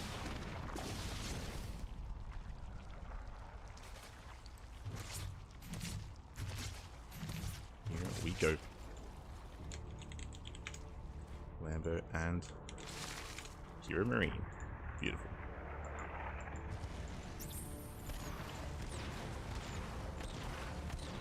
Yeah, so far there's that Nidus into the main. A little bit ambitious there from Lambo. At the same time, Lings, they try to collapse on the main army. Oh, but so far, Gabe does kite back. Tanks are exposed, they're on the road. They need some support. They need that buffer. Yeah, here comes that Locust Wave, and Gabe, he does overextend. Oh, nice hot pickup. It does pull back. Again, Gabe, he does need those Hellbats. Those Cyclones, needs that kind of buffer for that army. Does pull away. More Swarmers on the way. More Swarmers in production. I do still favor Gabe in this position, but Lambo has potential. If Gabe makes mistakes like that, if he does get too excited, if he does overextend, then Lambo can punish.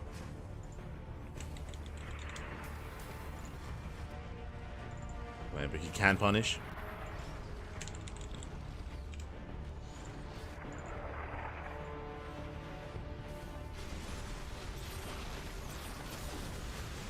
So far, Gabe engaging with the main army, catching out some roaches. As Queens are moving out once again. Fun fact, Lambo, he has not made a drone since the initial all-in. He made one. He's on 67 drones, so he's still very committed and very much so staying on a very low drone count. But here comes our Locust Wave. Hellbats are ready, planetary as well, and you can see Locust Wave just melt. Ooh, doesn't get the tank. Hot pickup, very nice control. Gabe saves the tanks. And he doesn't quite get a Swarm Host, not yet. But again, Gabe, he's now maxing out. Remember, there was a time where he was down 40, 50 supply. Now he's even in army supply, which really means he's ahead. As you mentioned before, the army that Lamb is working with is very supply inefficient.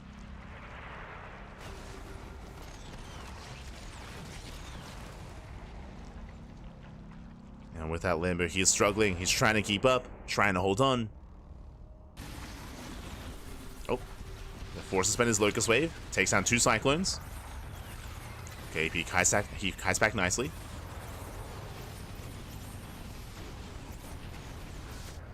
Does kite back. We do have a Lurker switch on the horizon for Lambo. Interesting. Trying to switch into Lurkers. Okay, he's pushing out. Only with a handful of tanks with mainly Battle Mech. Oh, nice Fungal though. Yeah, Fungal does connect. Oh, Biles as well. Does catch out some of the army.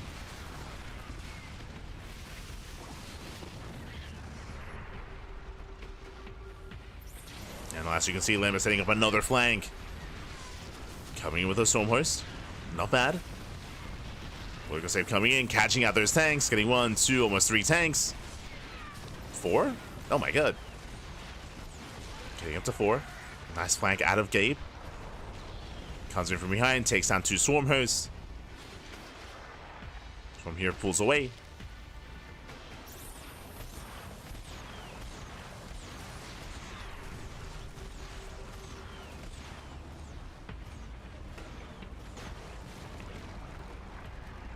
And does pull away.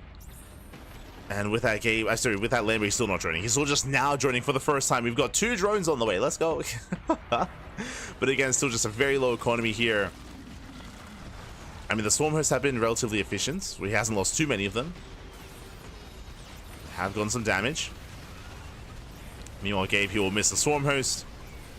Engaging with the main army. Locust Wave towards the left-hand side. Towards the 5th. Oof. And Gabe does take some miles to the face. But Locust Wave does not achieve much. Okay, this was worth it then. Gabe catching out more Roaches, more Ravagers. Lambo does get into the mineral line. And SCVs are going down. At the same time, Gabe pushing into the bases. But again, he doesn't really have much support here. He does overextend. And the Cyclones, they're going down. Oh, actually, no, never mind. He trades. Okay, does trade. Trades with the army. Locust Wave into the bases. Yeah, Lambo, he has no chill. So aggressive with the Swarm Host. Denies the third. As supplies are falling for both players. Again, still just a really low economy for Lambo. He's pretty heavily reliant on these Swarm Hosts.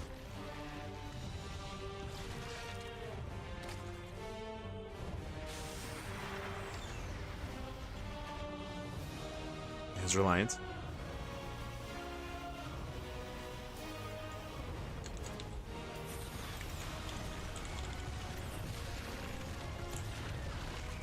It's from here catching out some of the lurkers as well. Again, they're still lacking some of those hive upgrades. Gabe switching into almost mass cyclone. And so far trading well for himself, catching out a lurker. One lurker does borrow. Oh, unscattered. Yeah, massive spine shots. Gabe gets caught out by the lurker, does bring it down. Those are some brutal connections, some brutal hits. Behind this, Gabe still an 87 SCVs. Like, the economy here is terrifying for Gabe. He's had the economic lead almost the entire game, or at least since we started casting. Had that lead, had that edge.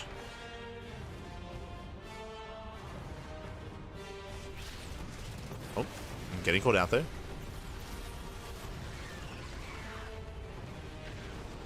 So much getting caught out.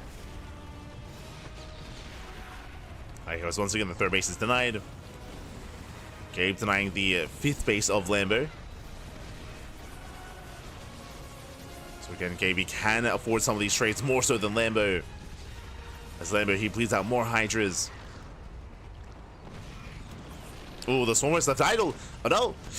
Lambo, he does react a little bit too late. GG gets called as Lambo. He will lose what was keeping him in the game, but also losing so many war workers. And with that, GG Gabe, he will take a 2-0 lead.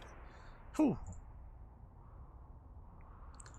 Again, he will take that lead.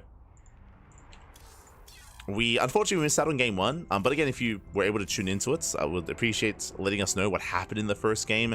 Here in game two, we saw Gabe embracing mech. We saw Lambo attempting to go for a 3-base all-in off of 6-6 workers, and he just crashed into a brick wall. Gabe, he did an amazing job doing a Showtime impression, just defended it well against it. From there, took a lead. Lambo got desperate. His follow-up, Storm Host. I mean, what else could he do from that position? You know, he had to do something drastic. The Storm Hosts, they were doing well for themselves, I will say. Like, for the most part, he was able to escape with them. For the most part, he was able to get SCV damage and get some kind of damage done with them, but not enough. Not as much as he was hoping, especially considering just how low economy he was. Again, he never got past 6-6 workers. Like, he never got past that. GG. GG, well played. With that, Gabe, he is one game away from claiming the series, one game away from making it into the global qualifiers. Up next, we have our next game. Up next, Last Fantasy. Oh, let's go. We've had a couple of games on Last Fantasy here on the qualifiers, but none on this stream. We've just been missing it, unfortunately. We've just been barely missing it every single time. Not this time, though. This time, we're there for it. Let's go. Also, a shout out to Rotterdam and States, again, for covering the mainstream. They're all over it, and here we go. Spawning in the bottom left-hand corner of Last Fantasy, we have the German Zerg player. We have the blue Zerg for Shopify Rebellion. It is Lambo. I was trying to line it up. Alright. He's up against the wall. The pressure is on. He's from Germany. Yo, is India alive? Like, he's not even swooshing. Is India okay? Oh, there we go. As spawning in the top side of Last Fantasy, we have the German Terran player, the red Terran representing Mouse. It is HeRoMaRinE. Big game, one game away from claiming the series. This does not feel like Indy, by the way. Indy does the swooshes. This is not Indy. I know my observers. This is Rotterdam? Who's observing?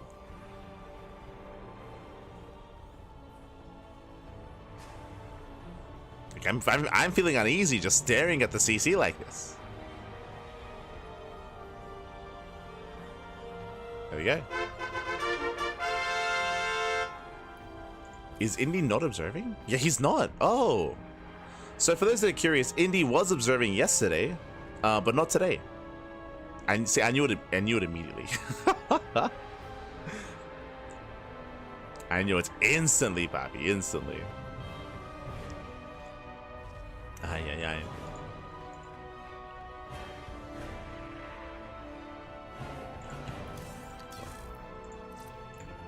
There we go. But I will adjust accordingly as well. I'm pretty sure it's Rotterdam, but I'm hard to say. Hard to say. I just know it's not Indy. That I can say for certain. Maybe it's Mapu? Maybe. Maybe it's Mapu. Observer. Clean feed for now.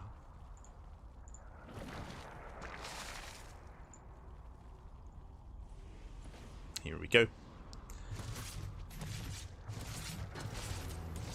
For now, though, we do have our hatch gas full standard over out of Lambo. Meanwhile, HeRoMaRinE, he will immediately scout. He will confirm the location of Lambo. Bearing in mind, of course, this is a 3-player spawn map. For the first time in a long time, 3-player spawn maps are back in the map pool rotation. I say 3-player spawn maps, just the one for now, but hopefully more in the future. And again, it's great to see it here in this series, and again, we've seen it a couple of extra times elsewhere as well, not too prevalently. This is typically the most vetoed map in the map pool, so I'm surprised that we're seeing it here and now.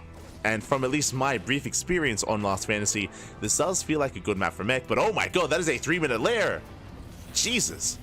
A very fast lair here by Lambo, and I'm sure the observer will notice soon. That was a 3-minute lair timing. With this, we can go for a Link Queen Nidus all in. We can go for Drop Lord play. We'll see if we do go for any additional gases, but this should just be Link Queen Nidus. No, there it is. Overlord speed, Drop Lords. We're going for a Ling Drop Lord all in, Ling Queen Drop Lord all in. We're loading up that taxi. We're sending it. Yeah, it's all or nothing for Lambo. Lambo, he is all in.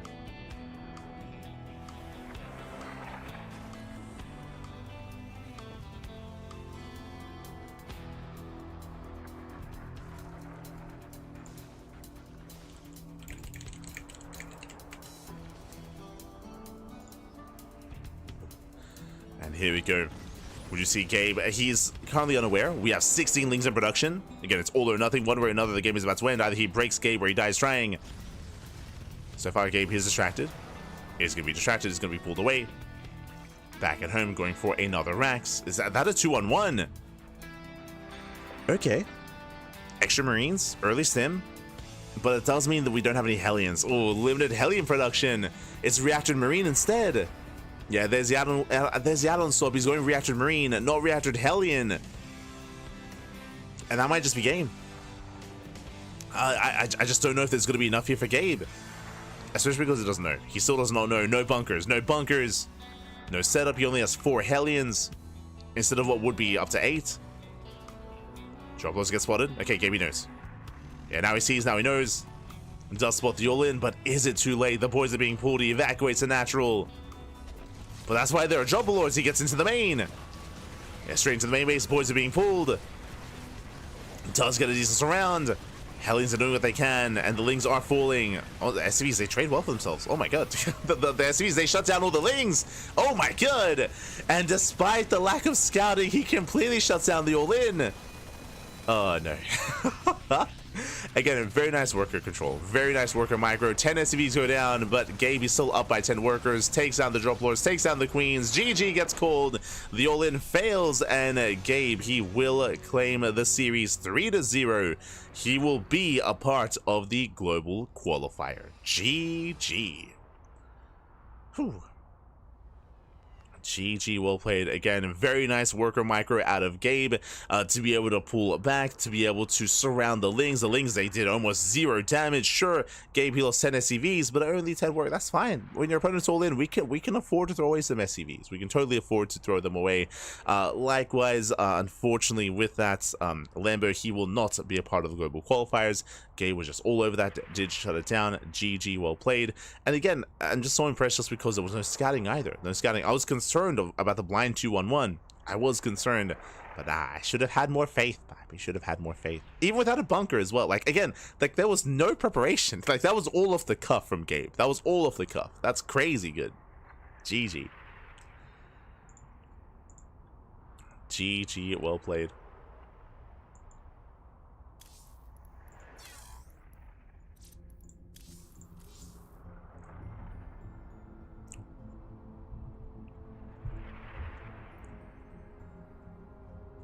as we are going to be setting up here. Assuming, hold on, is this?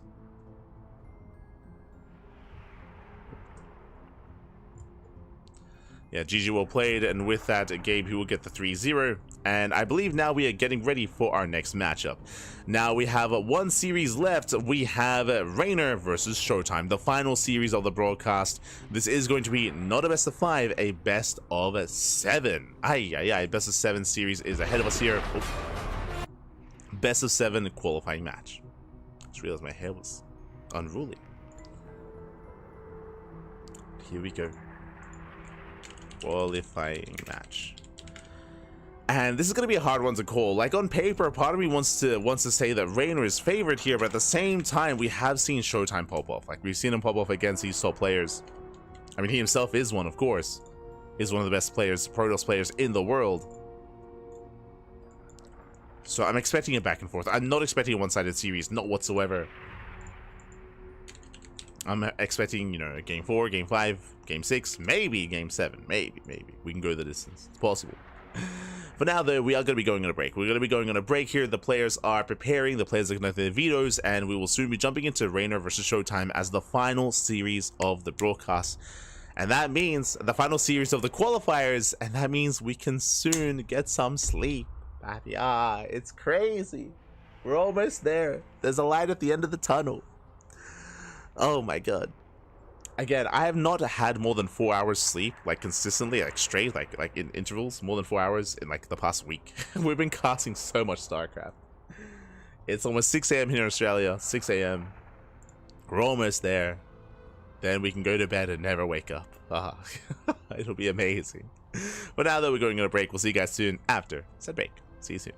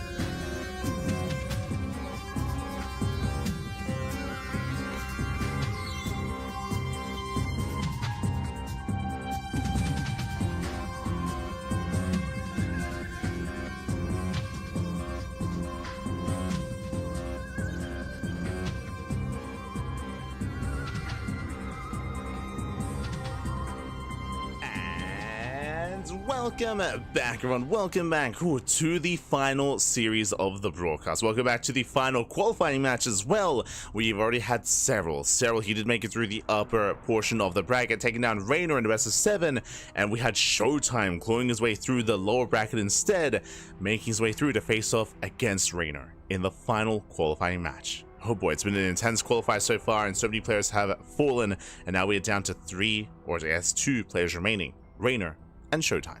Let's go, let's go. Also, of course, congratulations to Gabe, as Gabe, he did make it through to the global qualifier, but now we have our best of 7 ready. Again, best of 7, only 1 veto for each player, and I believe game 1 is going to be a treat. Let's go. As spawning in the bottom right hand corner of Last Fantasy, we have the Italian Zerg player. We have the blue Zerg representing Basilisk. Whew, it is Reynor.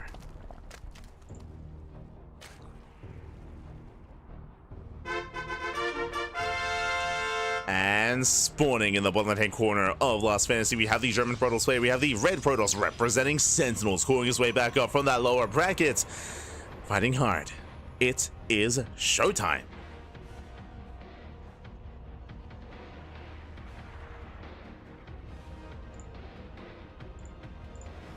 I believe it is Showtime. Can confirm. Demao, if you will.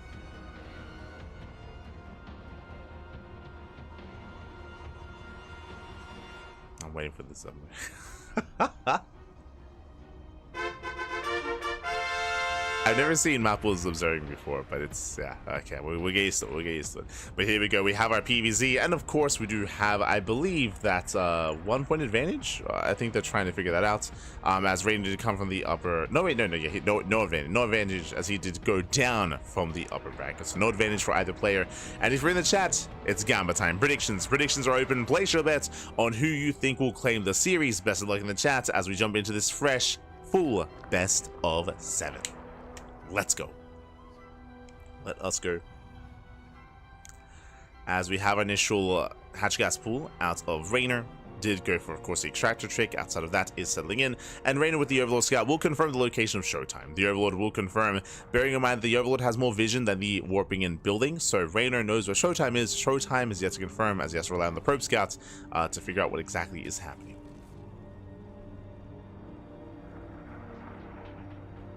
Here we go. Likewise, the map itself is relatively small. It's a little bit more condensed, which I'm sure is part of the reason why we saw Lambo go for an all-in. I'm sure part of the reason.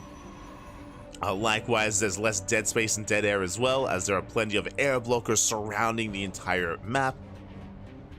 Surrounding everything. When it comes to some of the other features here, we do have these choke points scattered throughout as well.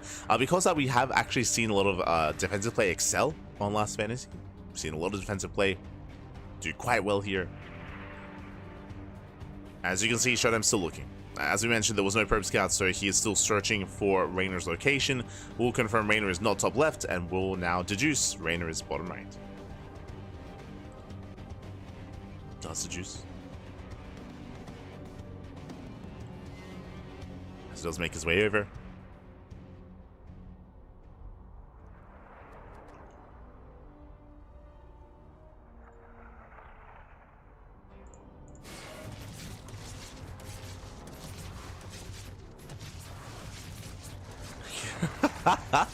It's fine. As we do have our double adept heading into the mid line. 3 drones going down so far. Not bad. Does get 3 workers. Not bad at all.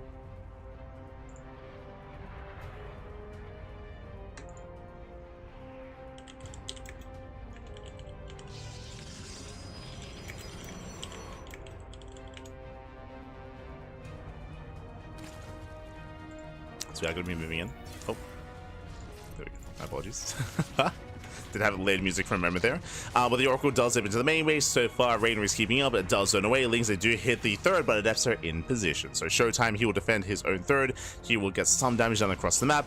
Interesting, going Oracle into Phoenix, hunting down Overlords and denying vision from Reynor. Okay. Not quite what I was expecting. But again, these Phoenix follow-ups are quite rare. They're quite rare here. We see them every now and then, Phoenixes and Void Rays, just to hunt down Overlords. That is their purpose. Likewise, the Phoenix here will also deter Spire play, as long as we keep the Phoenix alive. Will help as a deterrent.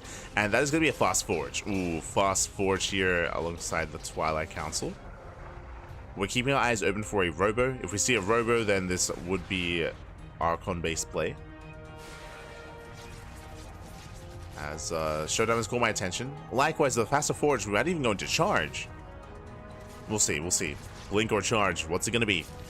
Meanwhile, Reynor going to his Evo Chamber, going into +1 melee, delaying his Roach Warren, if not skipping entirely. At the same time, Adepts are nowhere to be found. The pylon does fall. Nice pick up. Gets the pylon. Does get the pylon. 5-minute lair timing out of Reynor. And it is Glaive Adepts, not charge. Okay, we did notice the Forge and how off it was, but it is going to be hidden Glaive Adepts here from the side of Showtime. And remember, Reynor is skipping Roaches. He's skipping Roaches, he's skipping Banelings, he's going purely Ling Hydra. So this will be ideal for Showtime. As Oracles, they pep back in, they get another... Oh no! Oh my god! They get another 2 drones, the Oracle does barely get away, there's the recall, does get out.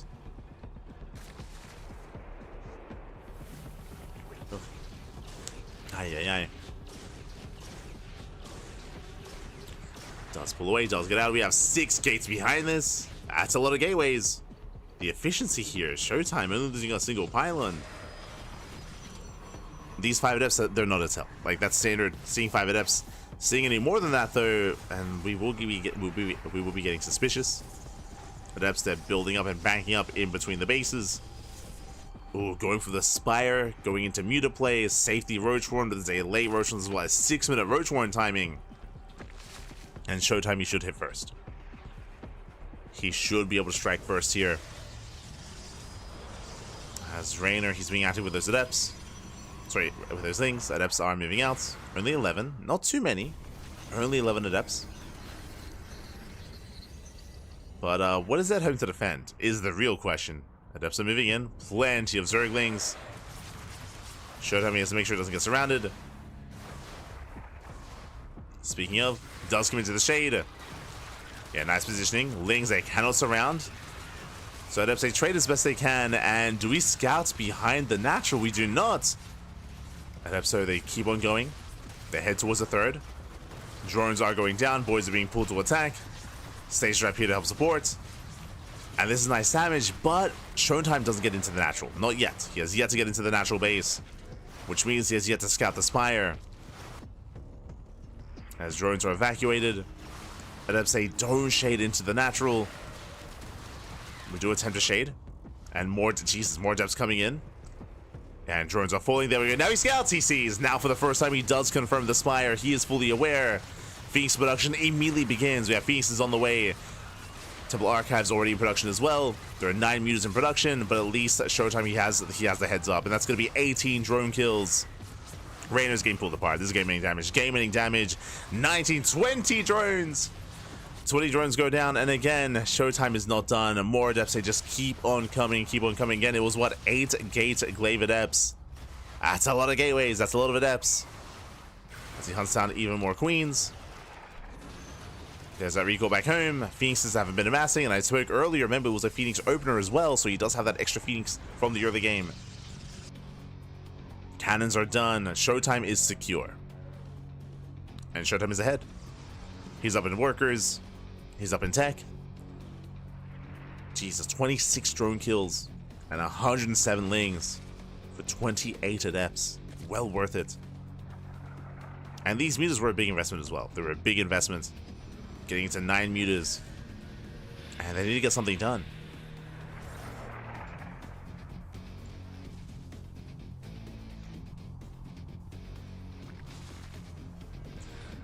They do need to get something done here.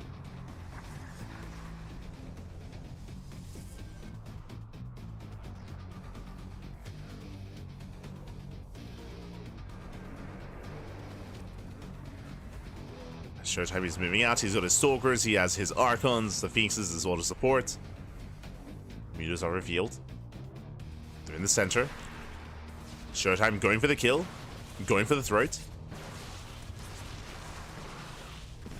And again, Reynor, he just doesn't really have much to work with here. He's trying to pull away. The drones, they get caught.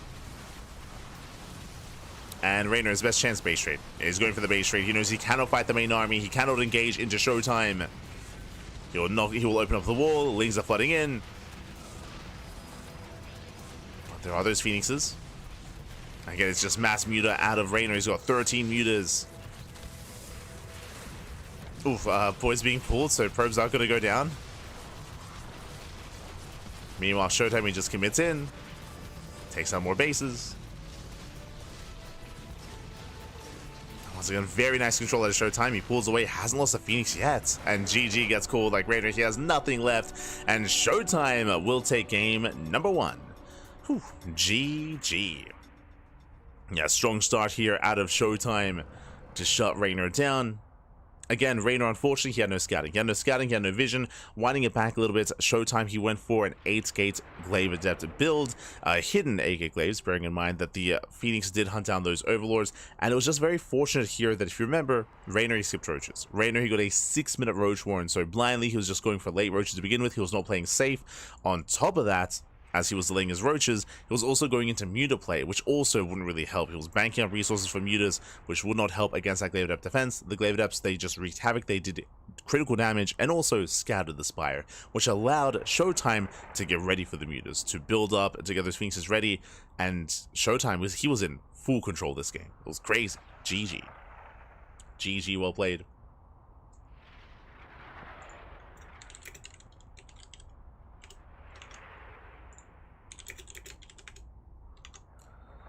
And with that, Showtime, he will take a lead. He will take a lead. Someone's asking, is Reynor in Korea? No. Reynor, he was in Korea a month ago, but no longer. After Dallas, he went back to Italia. As we are now getting into game 2.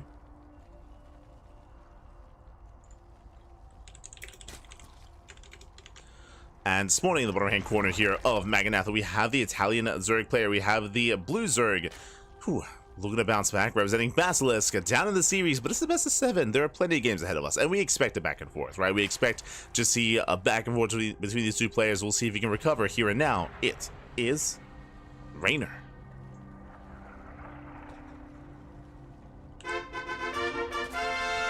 We almost lined it up. And spawning in the top left-hand corner, we have the German Protoss player. We have the red Protoss representing Sentinels. And leading the series 1-0 with a strong win there in game 1. It is Showtime.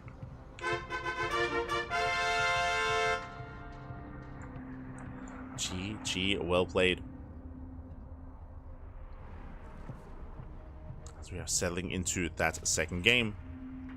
And again, we had a cheeky build there at Showtime, which did punish the greed of Reynor. And that is putting Reynor on notice here. It is going to be on notice.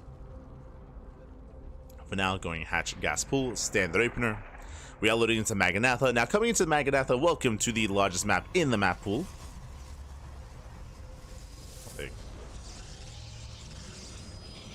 Is the largest map, and as a result, we do expect to see, there are certain expectations. Aggression is less favorable here on Maganatha, especially early on. What I will say, though, is that we have seen a lot of successful Muta play and Spire play on Maganatha. In saying that, after attempted Muta and attempted Spire in game 1, we do not expect to see that again. Even though this map, I want to say, favors Muta play more so than Last Fantasy, even though I want to say that it's true, here, because it was already done in game 1, now Showtime is going to be a lot more adept when it comes to scouting for that sort of thing in game 2. So we should be seeing something different here from Reynor. We could see faster tech into faster lair, into faster Hydras. We could see a commitment into Link Main Roach Ravager. We'll see. We'll see where Reynor takes us.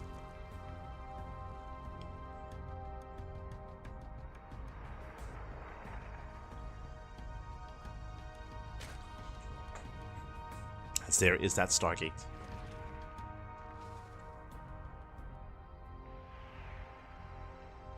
Stargate has been thrown down. Reynor going for his third. Ooh, as we were almost there to delay, actually. Yeah, Showtime, he missed the drone. He's looking for it. Yeah, he could have caused a massive delay there. But last he does miss the third. Now he should be rotating back over. And now he will realize, oh, yeah, I missed it. Now he's aware. Back at home, Showtime in position.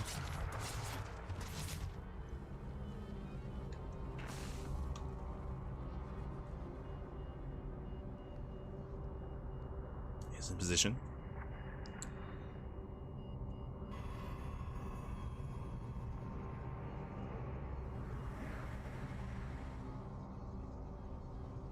As we have once again Oracle into Phoenix. We spoke about this last time, how it's a way to hunt down Overlords, but also it's a way to deter Spire play.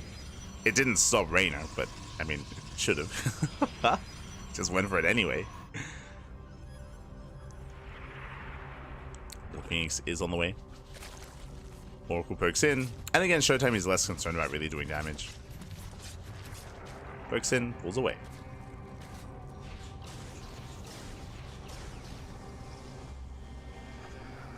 As he does find the initial stray Overlord, with that he will deny any kind of scouting. For all Reynor knows, it could be Glaive Depths on the way once again. There's that Twilight Council. And the Forge. Now earlier this was a faster Forge, so this looks like a more standard build. This does look more standard. Ooh, as Reynor does get supplyable for a moment. So we go Twilight Council, Forge, Robo. Ooh, faster Robo, my apologies. Okay. If it was a Robo before tech, then I would expect this to be Archons. This is a Robo after the tech. So, I mean, this technically still could be a Temple Archives, but we'll see. As 2 drones go down, charge on the way. So we're going for an early charge timing. Showtime, he's got some builds. Like, so far, he's been very quirky with his play. Glaives in game 1, early charge here in game 2, Gateway Explosion behind this. From here, you can go into a Prism. And this can hit quite hard. And Reynor, he does go for the safety Roachborn, thankfully. So Reynor's playing safe. This time he's being a lot more safer here. He's calming down. Here comes that Prism. Here comes the initial push. The initial move out.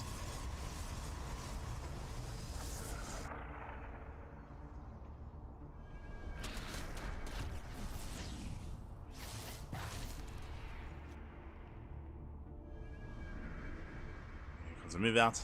Temple Archives on the way for Archon production, but Zealots will hit first. I believe they actually, this might hit with the Archons. I think it's lined, yeah, it's lined up. Okay. It's lined up together. Archons charge lots +1. Prism is moving out. Here come the initial Archons, I would imagine. There they are.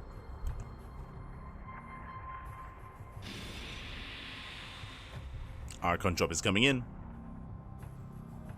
More gateways behind this. Charge now complete. +1 almost done. That's a second Robo. Okay, getting ready for double Immortal production. You know the composition. Charge Archon Immortal Storm. It's coming. Archons, they get a couple of tumors, but not much more than that. Reynor, he's droning up. He's going for Overlord speed.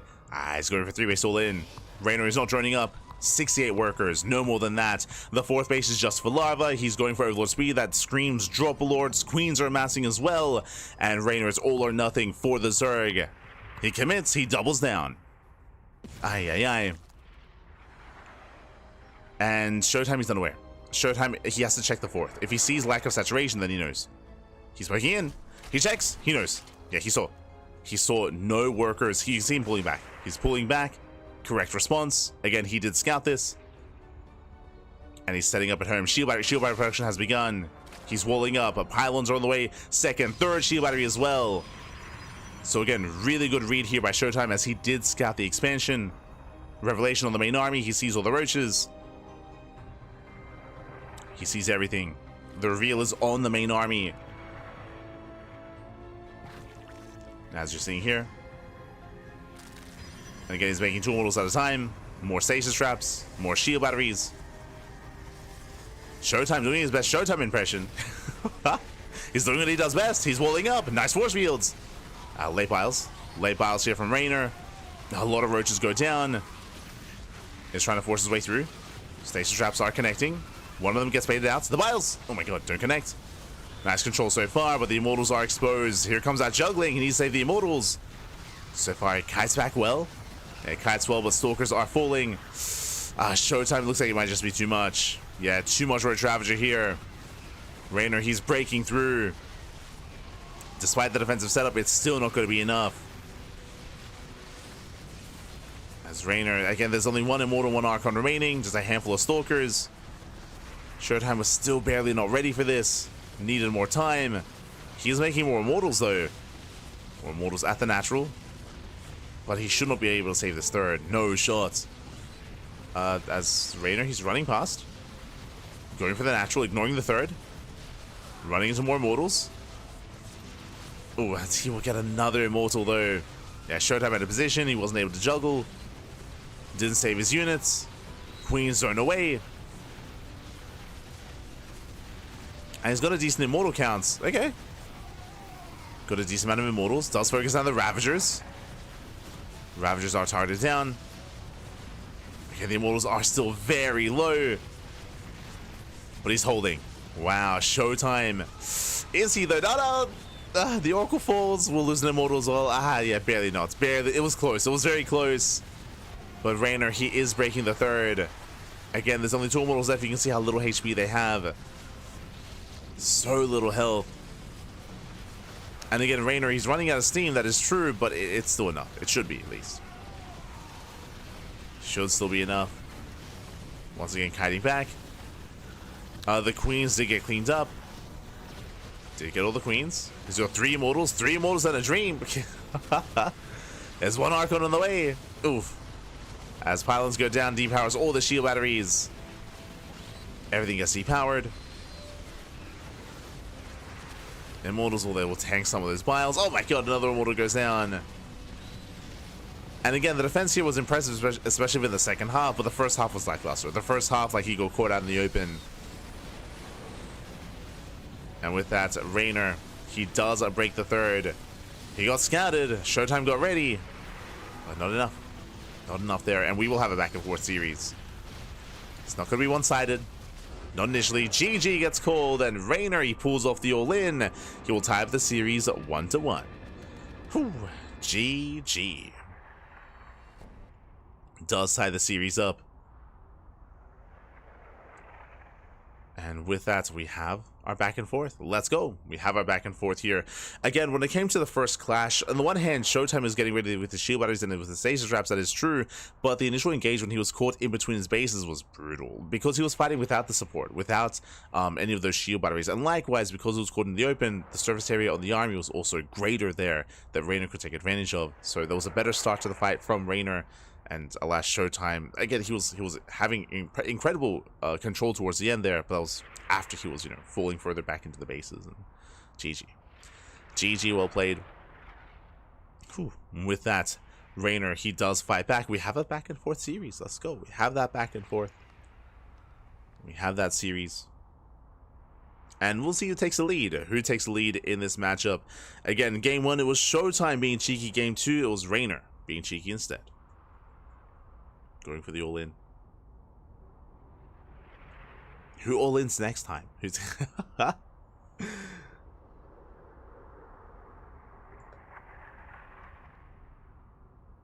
we go.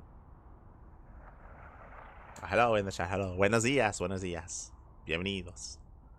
To those that are waking up at 6 a.m. in the morning, or staying up deep late into the night.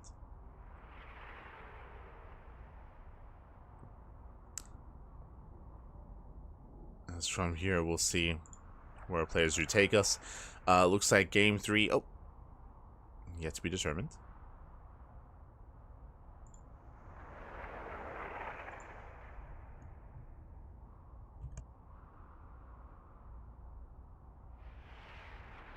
Oh. But yeah, going for the all-in here on Magnatha was a bold move, for sure. Was a bold move. And that also shows us that Reynor, he's willing to all-in regardless of the map. Like, regardless whether on Magnatha, Tokamak, like, all-ins are always going to be on the table here for Reynor. It's going to be a chaotic series. Now, do we ever get a standard back and forth? It's hard to say. I don't know if we will. I don't know if we ever will. But in the bottom right hand corner, we have on Pylon, we have our Italian Zerg player, the Blue Zerg, representing Basilisk. Whew, tying up the series 1-1. We'll see if we can keep this up and keep this going. It is Reynor.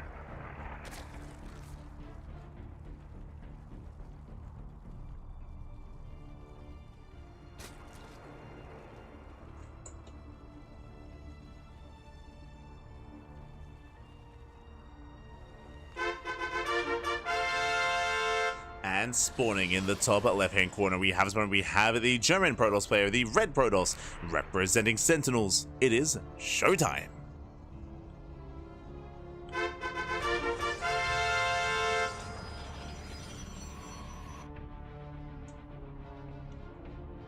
Here we go. As we are going to be setting up here at Pylon, of course, a smaller map known for all-ins, known for aggressive builds and aggressive styles. We did just see an all-in at Reynor, and I would not put it past him to go for another German taxi here on Pylon as well. It is quite popular, quite trendy, so it would make sense. Likewise, that goes both ways. Does also mean that Showtime can also be aggressive himself. Can also.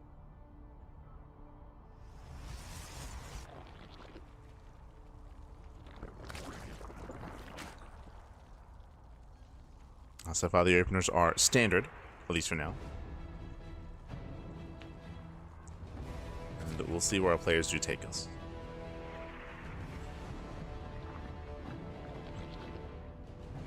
The other scary thing, of course, is that even if Showtime were to scout an all-in on this map, you have even less time to react and even less time to respond.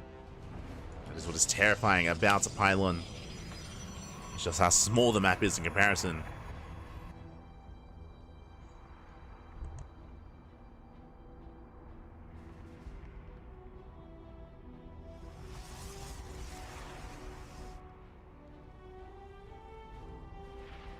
Small. It is small. From here, Reynor getting the link speed, does pull out of gas, so no early gas income. Nothing crazy like a faster lair or a faster Roach Warren. Oh, Twilight Council though. Okay, that I was not expecting. Twilight Council opening out a Showtime. Not a Stargate, not a Robo. Okay. Now with this, we're leaning towards Glaives. This could be a DT opener into an Archon drop. Otherwise, Glaive Adepts. We'll keep an eye on the gases to confirm just how committed this is going to be. And by keeping an eye on the gases, like figuratively, because we're not going to... not checking the gases, but it's fine. That's how the council is done. And there's the Robo follow-up. Okay, interesting. Robo follow-up out of Shot. Are we going for a... No shot, we're going for a Temple Archives. No shot.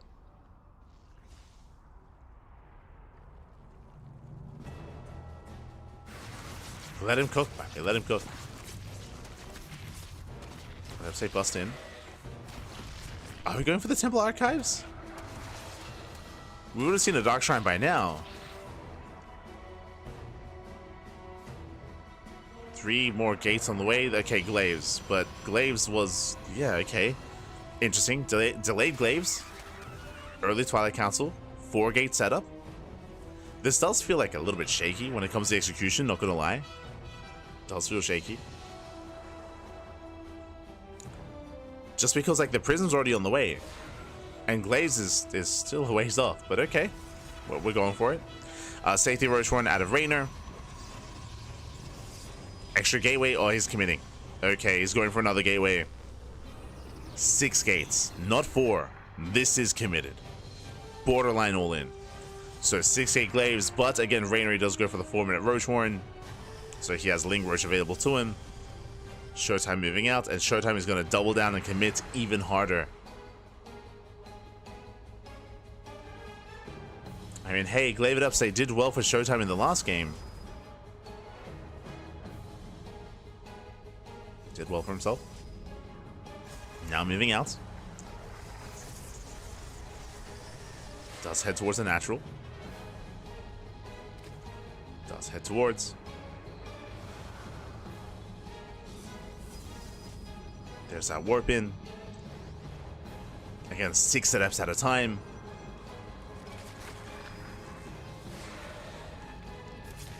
And now Dust from the Shade. Roaches are revealed. Already plenty of Lings, already Roaches. Prism is denied into the main. But does Shade. Does get him between the bases. Going for more warp-ins. And workers are going to be forced back. Showtime, can he get up close? He can. And there we go. 4 drone kills already. Collapsing on top of those roaches. Where's the shade? Does shade away. Does shade towards that natural. Likewise, that's nice positioning here. Yeah, Ling's like, oh, they do get the surround though. They do surround the Adepts. The Adepts so far they're not doing enough damage. They're denying mining time, but they're going down.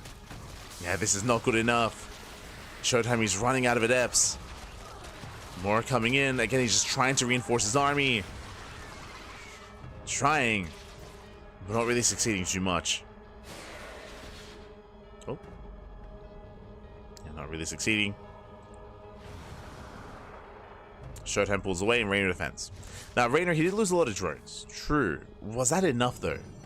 That is my question, as we still have more Adepts. We're not stopping. I mean, hey, again, like Showtime, he's basically all in here. He's got to keep it up. More Adepts. Meanwhile, Reynor, he's not rejoining either, so he's going Ling Ravager. And if he can surround the army, he can buy the Adepts. That will be the plan. Oh. Diving on the roaches. Does not shade. Third base is being taken from Showtime, so he's expanding, transitioning out of this.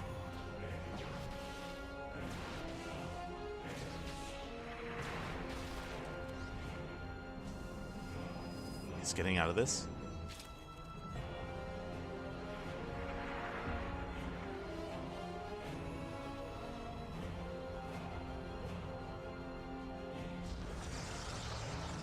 Likewise, Reynor setting in for the run by. Coming from behind, going for the third, and he should force a cancel.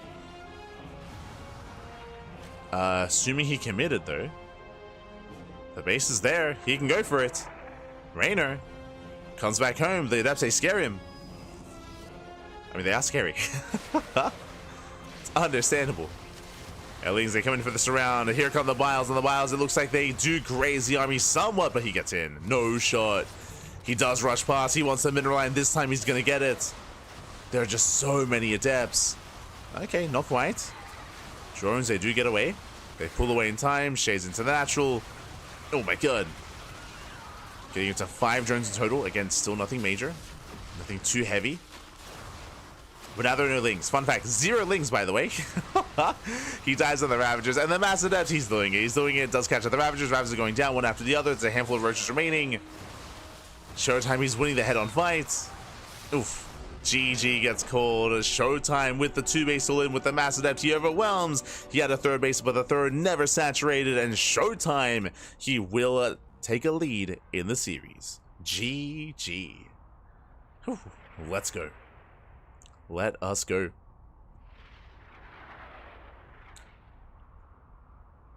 GG, well played. Again, much more committed here by Showtime. As a reminder, this was 6 gate glaive Adepts, not 4 gate, so this was more all in. This was more all in. Sure, he had a 3rd towards the end, but it never got saturated, never really factored in. Unfortunately for Reynor, he was on a really low drone count, and he never really droned up more than that. So even though Reynor was making a bunch of Lings and Ravagers, he himself was forcing himself all in. Because of lack of workers, lack of droning, and of course damage was being done by the Adepts as well. GG. GG, well played. Showtime, he just doubled down. The first wave didn't quite do it, but the second wave did. GG. GG, well played. How do we Robo Adepts drop then blink timing? No, it's 6k glaives. It's basically like 2 base all in. 2 base all in, 6k glaive Adepts. You can hit that much harder. The problem there as well is that Reynor, he never quite scattered the main. Oh no, he did. He was somewhat aware, but was caught with his pants down. Again, he just wasn't able to keep up, wasn't able to maintain his roaches, maintain his army. Lings, they just melted. And it can be hard to keep up with those shades, right? With the non-stop shades back and forth between the bases, it can be hard to keep up. And even if you're not losing workers, if they're off the mineral line, then they're not mining anyway, right? They're not mining anyway. Damage is still being done. It's crazy. GG. GG, well played.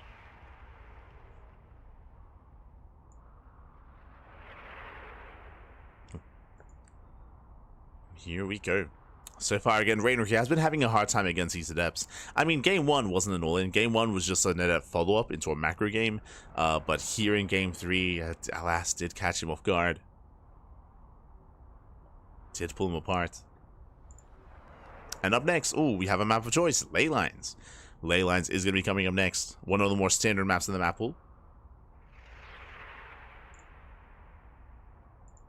One of the more standard maps. And we'll see how Reynor will change his approach here. I mean, at this point, Showtime, we just keep going with the adepts, right? He's been having a lot of success. A lot of success. Of course, there are different variations. There's 4-gate glaive adepts, there's 6-gate glaive adepts, there's 3-gate glaive adepts, into a faster third, a more economic build. We'll see. Loading to, I mean, Ley Lines is one of the more standard maps in the map pool. So we might just see some more standard play out of Showtime. We'll see. We could get there.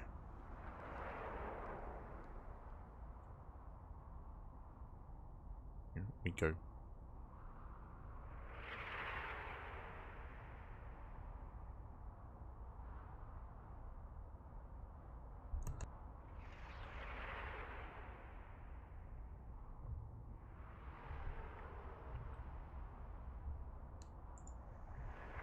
Here we go. Players are getting ready. And likewise, we have, I mean, I said this before, are we ever going to see a standard game between Showtime and Reynor? I don't think we will. I think Tokamak. I think if we load into Tokamak, I think that has the highest chance. But even then, I can see Reynor all-inning on Tokamak. Like, I can see him going for the German taxi, 100%. Just to avoid, like, the ability of Showtime even getting into the mid-game or late game. Like, I don't think that's something that Reynor wants to experience. Not against Showtime. No shot. That's Showtime at his best, at his finest. And here we go. We're jumping in and spawning in the top right-hand corner here of Ley Lines. We have the Italian Zerg player. We have the blue Zerg representing Basilisk. Down in the series, we'll see if he can bounce back. We'll see if he can recover. And once again, tie things up. It is Reynor.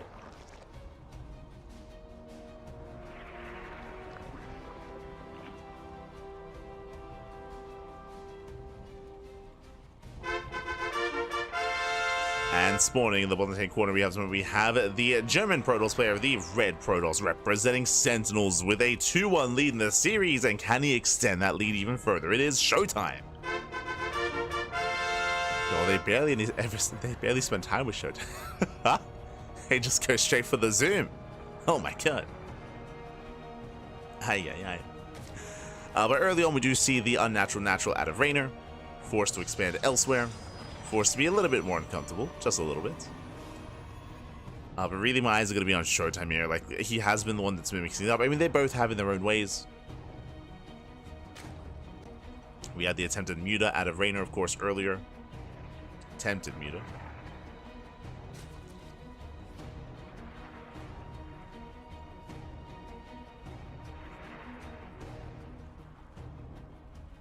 There we go. As I mentioned before, coming into the series, I do expect to see, like, a back and forth. I would not be surprised if we get into a game 6. Not at all. Like, these two are very closely matched.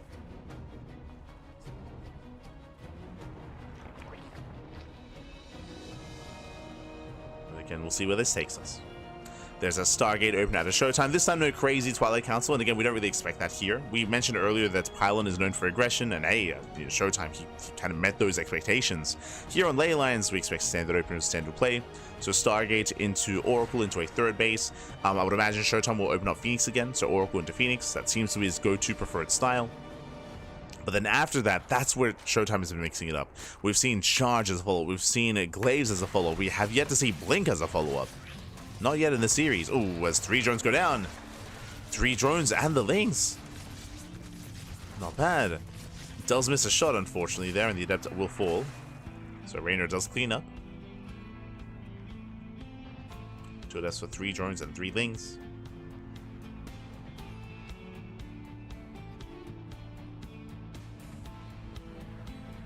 There's that Phoenix, which we did mention. Again, this is Showtime's go-to when it comes to a standard opener, is Oracle into Phoenix.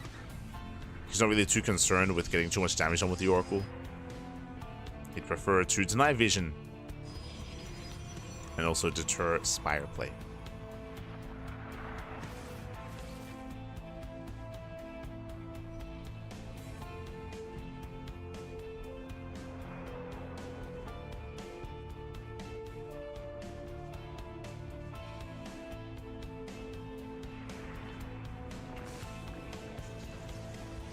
Here we go. Getting to his third. Once again, that is... Ooh, okay, faster Forge. Forge into Twilight Council. Is this Forge as fast as game 1? I don't think so. It is coming to mind. Going into +1 and Glaives. But I believe in game 1, the Forge was faster than this. Ooh, that's a lot of gateways. that's a lot of gateways, Pappy. Is this Glaives? 5. That's 5 extra gateways on the way. That's insane. Getting up to 6. Safety Roach one, thankfully. Is this Glaives? Charge. The other one. Okay. Again, this heavy of a gateway count is unusual, so it was not going to be Blink one way or the other. Not Glaives. Charge. 6 gates on the way. I believe that is an 8-gate setup already. Like, this is very committed. You're 7 gates on the way. Oh my, he's not stopping. He's not stopping. And because of the Phoenix, there's no scout. That's the power of the Phoenix. No scout. So basically, we shouldn't be taking any gases. No gases at the natural, no gases at the third. Just mass charge lot. A very strong timing. Now, thankfully, Reynor is not going Ling Hydra. Otherwise, he would be dead. He did get a safety roach horn, so he should be making safety roaches. And with Ling Roach, he can defend against us. Depending on whether he makes roaches, though. Bearing in mind that in ZVZ, ideally you want to skip them. Ideally, you don't want to make roaches. You want to skip them and go into Hydras and head towards Lurkers. Like, that's what you want to do. That's where you want to be. But that's not what Reynor needs right now. Reynor, he needs roaches. There we go. +1 range. Ooh. +1 range. Did he finish the roach horn? I'm hoping he did. But this looks like he wants to rush into Hydra tech. And again, that's not going to help. Yeah, he's rushing into Hydras. There it is. Hydrogen's on the way. Infestation as well. Again, +1 range streams Hydra into Lurker. There it is. He gets spotted. Roach production now begins. And I believe there's no saving the space. Now, thankfully, this base is buying time. Like, this base, it's just buying time. It's going to go down. It's buying time so Reynor can make roaches. Roaches are amassing. Lings are building up. Showtime, where exactly are we going to head? We're engaging with the Zerglings. Trying to collapse on those roaches. Queen's going to be going down. Again, these are +1 chargeless. He just mows through those Zerglings.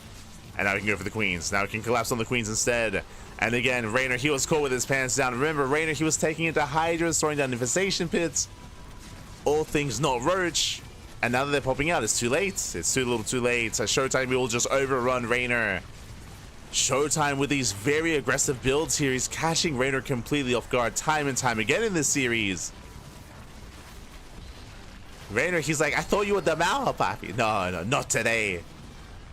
Oh, no. I'm the animal. we spoke about that in the Goblin series, if you remember. GG gets called. Reynor caught with his pants down, and Showtime, he will take the game. He will take a lead in the series. Extend his lead. GG. GG, well played. With that, Showtime claims another game here. Again, because of Showtime's openers, because he is so consistent with Phoenixes, Reynor is having a really hard time scouting. And unfortunately, despite how this series has progressed, Reynor, he refuses to play safe. He refuses to play safe in the sense, even less so about scouting, but more so about just teching up. Like, again, we've seen this before. Reynor rushing into the Hydrogen, into +1 range, into the infestation bit as well. The goal there for Reynor was to rush into Lurkers. That was the goal. To rush in towards Lurker tech, but Showtime, he just shows up, knocks him the hell down, punishes him for skipping roaches, and punishes him for being greedy, for not scouting, for not recognizing what was going on. And again, you know, maybe Showtime making use of his reputation, because he has not gone for a standard game at all. We have seen 0 standard play at all so far in this series from Showtime. And because of that, Showtime, he, sorry, there we go. Fixing up the score, 3-1. Showtime is 1 game away. He's 1 game away from claiming the series and from knocking Reynor out of the qualifier. And for qualifying himself, one game. One game. One game. I've been waiting for years for Showtime to mix in. Oh, let's go. Exquisitely executed donk builds that no one expects from him. Yeah, I mean that's what's happening. Again, we have not seen a single setting. There's not been a game which is Stargate into +1 blink. +1 blink has not happened yet in this series. And Reynor, he's been expecting it. Like, he's waiting for it. He's like, okay, this is the game we play standard, right? No. Oh no. It hasn't been happening. And again, Reynor, he has been just a little bit maybe overconfident, or he's just been, yeah, I think I would say like overconfidence, just misreading the game state of Showtime, misreading his opponents here, just assuming. He's been making a lot of assumptions about Showtime in this series, and time again being caught off guard. Showtime not meeting those expectations, meeting his own instead. Let's go. Uno más, papi, uno más. Uno más. Oh boy. Up next, Reynor, he's asking for a break. Understandable. So Reynor, he's asking for a break. He needs the moments. I mean, again, he's on match point. Reynor, he needs a moment here to calm down, to take a breath, to centralize himself, to... Woosah, papi, woosah. He needs some time to himself, and we're more than happy. We're more than happy to give it to him, of course.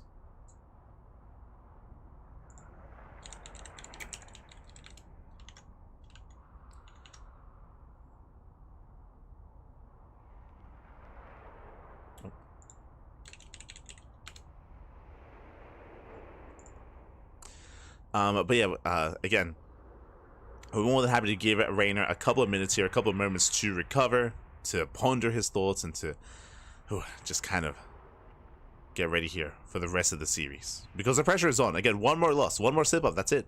That's it, that's going to be aim. Of course, Reynor, he will always have the opportunity to recover, and I should say to... Oh, we're jumping in. Okay, we're jumping in. Break time is over. Spawning in the left-hand corner of Tokamak, we have the Italian Zerg player. We have the blue Zerg representing Basilisk. Down heavily in the series. He has to fight back here and now to extend this series, have a chance at EWC. It is Reynor. And spawning in the top right-hand corner, we have the German Protoss player. We have the red Protoss representing Sentinels. One more game away here from claiming the series and qualifying for EWC 2025. It is showtime. We need a new name, because right now he's not the wall. He's not the one game that where he had to defend against an all-in. He did lose. He did fail to defend. Today, what is he? Is he the sword? No, that would fit if he was the shield. He's not the shield of Ire. It was the Mauer. We need some German words. We need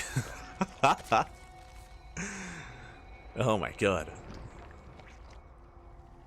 But yeah, Showtime. He's been hyper aggressive this series. Very cheeky with his build. Very unorthodox with his style, with his play. We have yet to experience a standard build at a Showtime, but that might all change. That might all change here and now on Tokamak. Welcome to Tokamak here. As Tokamak is one of the more macro maps in the map pool. I would say the most macro map in that pool. Very defendable on 4 bases. Because of that, I can see Showtime playing standard here. I can see him playing standard and playing safe and building up on 4 bases and getting to Sky Toss. This is the map to defend against Sky Toss. And I do favor Showtime if he gets into Sky Toss as well. Like, I favor him against Reynor. Meanwhile, I mentioned this earlier, if you recall. I mentioned it a couple of times because I was having fun with the idea, like, do we ever see a macro game? And I was like, oh, maybe Tokamak, and then I second-guessed myself. I was like, oh, actually, I can see Reynor all-inning here. I don't think he should, but I could see it happening. I think in a vacuum, I think he would go for a German taxi on Tokamak to try to end the game early before late game, before the Protoss gets up to 4 bases. I can see that happening. But now in the context of this series, now in the context of being down heavily, I don't think Reynor takes that risk anymore. So maybe we play at a standard game. Maybe we play at a mid game. We'll see.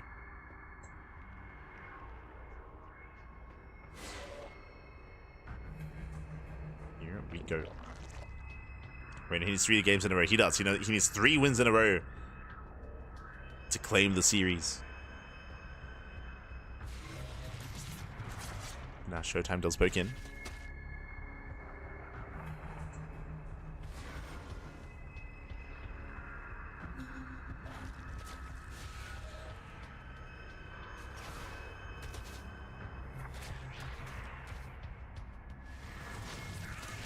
Has double adept, they get into the middle line, they deny the Evo chamber, 2 drones going down. Better start here for Showtime as he picks off both Zerglings as well. Yeah, Lings, they do fall, he shades away, he saves the adepts. Oh, this is actually a really good start. So you can see here, 2 drones, 4 Lings, doesn't lose any adepts. Already a nice start. Now this is not game-ending damage or anything like that, but this is a good start for Showtime, 100%. In the past, he would lose these adepts, not this time. Meanwhile, Phoenix is on the way. So again, Oracle into a third, into a Phoenix's. This is Showtime's standard start when it comes to his opener, but the follow-up is what has been tricky for Showtime. As he gets in, gets 1 drone, does pull away. As Adepts, they are now moving out. Another Oracle as well. Phoenix will hunt down the Overlord, will deny vision, deny scouting.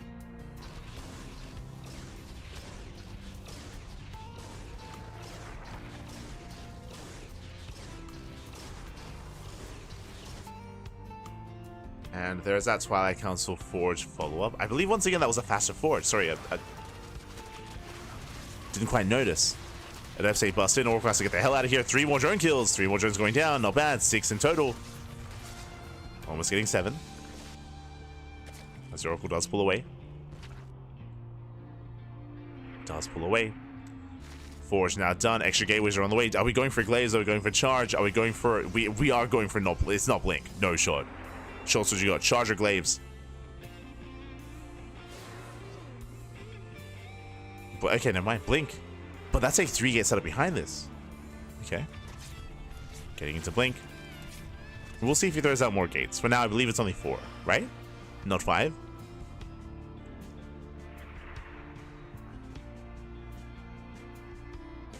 As we have +1 range on the way here for Reynor. Going into range. Not melee. With this, it looks like once again, Reynor, his goal is to go into Hydra production. Meanwhile, yeah, more gates are on the way. 5, 6 in total. This might just be a 3-base all-in. This might just be an 8-gate 3-base all-in out of Showtime. But we're still waiting for extra gateways to confirm. Stalkers are amassing. He is going to be aggressive regardless. Like, he's going to be very aggressive with this. Does get an extra gas. I don't quite know the full gateway count right now, but it's at least 6. And he's pushing. Okay, Temple Archives behind this, so he is taking him into Storm. Okay, we're taking him into Storm. Showtime should be active soon. We're waiting for Blink. And he's moving out. Does move out. Reynor, do you see what he's making? Roaches. He's making roaches. Let's go. Let's go. He's making defensive roaches. If Ascension is still on the way, though, still taking up. But Reynor, he will have a standing army. Unlike the previous games, he will have a standing army. He's got plenty of Lings. He's got a couple of roaches. He's got the Queens as well. He's okay. He's okay. He can dance with the forces of Showtime. There is that stasis. Baited out. Nice moves out of Reynor. Very nice moves. Does get baited. Showtime moving in. The base is getting very low. Link's trying to engage. Oh, baits out into the stasis. There's one left. Here's one left, and it does connect. Oh, the roaches are exposed. But doesn't keep going. Reynor holds. Reynor, he holds on. He saves the expansion. Showtime behind this, taking up towards Storm. He's got 16 Stalkers. And Reynor, now he can tech up into Hydras. And again, this is, so far, Reynor is looking good. Looking good. He's just been playing safe. And he forces back the Stalkers. Now the stasis goes off. And we have a back and forth here. I say a back and forth. This fourth base is late. True. Like Showtime, we spoke about how aggressive, how committed he was. He was very committed, very aggressive. This fourth base is late for Showtime. It would have been okay if he had killed the fourth of his opponent. Meanwhile, Link's around on the fourth. Can he force a cancel? He does! Oh, does force a cancel. Massive pickup. Aye, aye, aye. Yeah, it does force a cancel. More Links on the way, catching out the Stalkers. Observer did miss it, but again, the fourth base was denied. Now has to rebuild that fourth. That is a late expansion. And now Showtime responds with the Fleet Beacon. But last Reynor, I mean, he's already working towards Hive Tech and towards the Lurkers as well.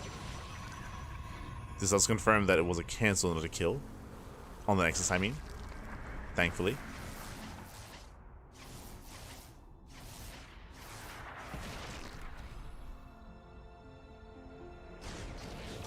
Nice contamination. Contamination here on the Forge.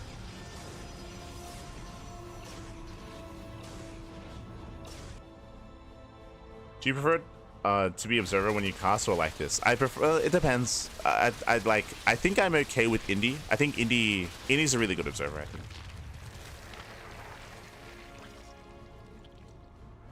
From what I've seen, Indy he's good. Good. I like Indy's observing. Indy can be a little bit chaotic, a little bit when he handles the camera, but overall I enjoy it. Enjoy Indy. So it depends.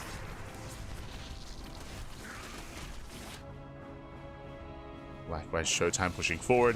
Again, applying more pressure. We have a Spire on the way already here for Reynor. Getting stacking up, getting ready for the late game, getting ready for Skytoss. And we're getting there. Now, if you remember, we started this series off. We started this game off, I should say, talking about Skytoss on Tokamak, talking about the late game. And Showtime is getting there. He's on 4 bases. He's embracing Skytoss. Now, what I will say is that Reynor, tech-wise, I would say is in a better position. Like, he's already got Lurkers, and he's already working towards Spire. Reynor, he has too many Roaches. He has too many Roaches, unfortunately, and he has to throw them away. Or actually, I say, he has to trade them out, ideally. He wants to trade them out, and trade them out for Hydras and Zerglings and Corruptors and anything else. So Reynor, he's maxed, but he has currently a worse army. But tech-wise, like, he's not looking too bad at all. He does have to refine, though. Ooh. Does have to refine. Setting up all the spines in the main, getting ready for drops. Getting ready for the forced kind of scenario. Both armies are maxed. When it comes to Showtime's army, I believe he has he's really gateway reliant at the moment. He also doesn't have the best composition either. Yeah, he has a lot of Zealots and a lot of Stalkers, and less so when it comes to power units like Archons and Storm and Immortals. So both armies are looking to trade. Both armies are looking to trade to be able to refine themselves. Rama gets scouted. Showtime, he responds.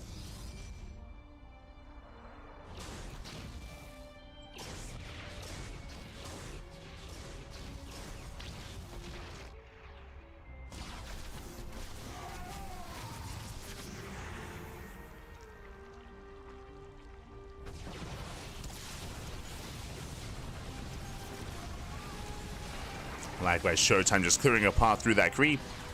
Takes down the tumors. Oh, would you see the Serral though? Yeah, forced to recall. Massive surround. Ooh, Showtime, he plummets 50 supply. Does plummet at the same time though. Oh, bottom right is going to go down. Here comes a units lost. 3 High Templar, 3 Archons. And recalls on cooldown. Yeah, recalls on cooldown. It's a one-way trip. Oh, my apologies. Oh, that's the Mothership recall. Ah, but the High Templar get targeted. Yeah, nice target firing there out of Reynor, and Showtime, he will lose that army advantage. He did want to trade, I did say that, but not like this. And Showtime, he's hurting. He's hurting right now. He bled out a lot of units. If given time, he can recover. Nidus into the main. Double Nidus into the main base. Roaches towards the left-hand side. Showtime, he should shut down the Roaches at least, but the Lurkers are pushing on the right. They're moving in on the right side as well. Lurker is getting within the range of the base. Nidus goes down. Nidus towards the left as well. Yeah, and Showtime just doesn't have the supply. He just doesn't have the numbers. It's just a numbers game at this point. He just cannot keep up. Oh, getting on top of the Lurkers though. Does take down the Lurkers. Does the Nidus finish? Yeah, Nidus does finish. And the base is broken. Again, it is an impressive defense here by Showtime, but it's still not enough. 21 probe kills. As he does defend his fourth. But he needs so much more time, and Reynor, he is not stopping. Takes down another expansion. Takes down the Nexus. Nexus goes down. Reynor committing in. And takes down the High Templar. The Templar, they're falling one after the other. Probes as well. And Showtime has been broken. He has been broken. Unable to defend, unable to hold on. Again, just because he lost too much earlier. Like, in the lead up to this push, remember, Showtime, he lost 2 fights. He lost 2 major fights on the left and right hand side. He got surrounded, he got shut down. And everything just very quickly snowballed from there. Very quickly. And Reynor, he all he has to do is just rebuild, remax, and just send it again. Just go for the next push. You could argue that, oh, he doesn't have to try to break the Protoss on 4 bases. He can just contain. In a way, yes, but like considering the game state here like that, you just keep going. Just send it, Pappy, send it. Can keep going in.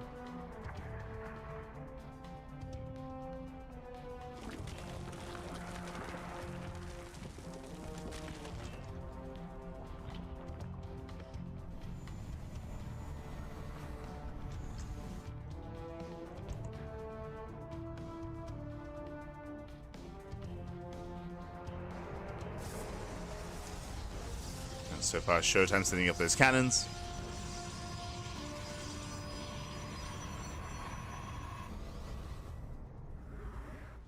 Cannons are set.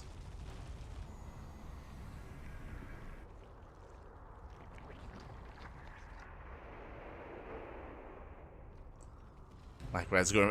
If we may, so I was gonna say here is, if you recall, we spoke about how like Reynor, we should just be remaxing and pushing. Reynor, he's backing off and being more passive. He's getting mass upgrades. We have Carapace on the way, +2 melee, +2 flyer attack, Ultra Caverns on the way, taking more expansions, spreading creep. In a way, he is getting further ahead, but at the same time, this is going to allow Showtime to remax. Now, my concern here is that Showtime is maxing out on a superior army than he once had. Yeah, it does dive on the Hydras. A lot of Hydras going to be going. Oh, pure Hydra? The Hydras, they cannot hold their own here. That's a lot of gas going down the drain. That was a lot of Hydras falling. So a nice fight from Showtime. Very nice. Now, Reynor has a bank, so he can make some mistakes. Like it's kind of, it's okay. It's okay. He can make some mistakes. He can throw away an army. It's okay. For now. Oh. Showtime doesn't mind mining. Well, the High Templar, oh no! The High Templar drew rally in. It happened off screen there on the right hand side, but one High Templar did fall. Oof. The High Templar did go down. Brutal miss rally. It looked like maybe the High Templar were in the same control group as the Tempest, because the Tempest moved forward and so did the High Templar. Meanwhile, Double Knight is here in towards the natural. There's that recall back home. Does recall. Does defend. Now the base recall's on cooldown. Bear that in mind. You have to keep tabs on, you know, what's on, what's off cooldown. Raider Spire's on the way. Double Knight is back into the main.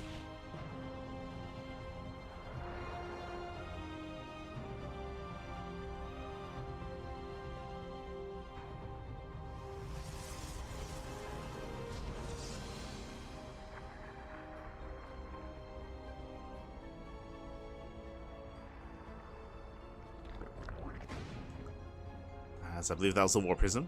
Prism gets caught. It's a nice catch. Nice catch at a Reynor.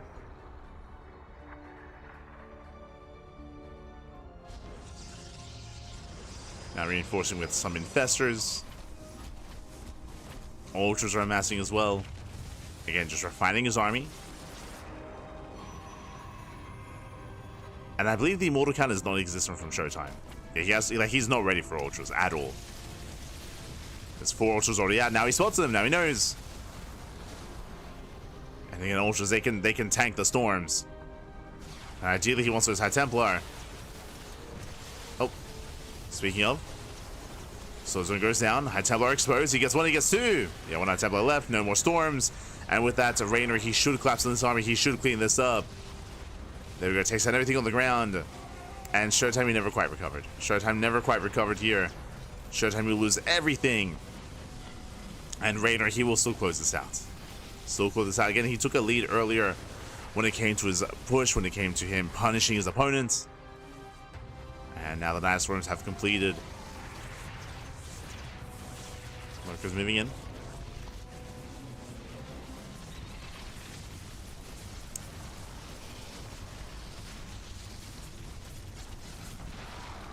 Does move in. Likewise, getting on top of the Nidus. Reynor is still remaxed. And Showtime, the army that he once had is not quite there anymore. He has no Mothership, no Tempest, nothing in the sky. He's down to 2 High Templar, 1 Immortal, 1 Oracle, a handful of Zealots. It's not quite there.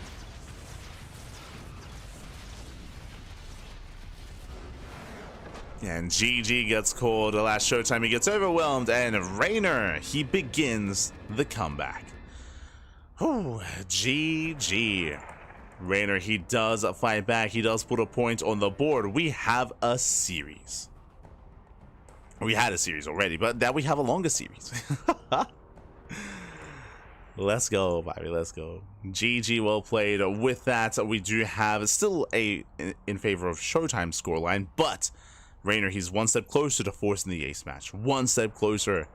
And again, when it came to that game, a lot of it came down to Showtime. Showtime, he himself was very committed. If you recall, writing it back, he went into, was it 6 or up to almost 8 gateways? I couldn't quite tell how many gateways there were exactly, but it was more than 6.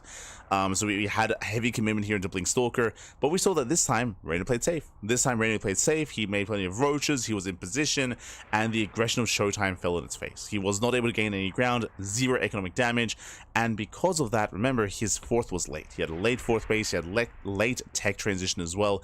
Everything was laid for Showtime in favor of that committed Blink Stalker push, and with it falling on his face, he fell behind. He fell behind.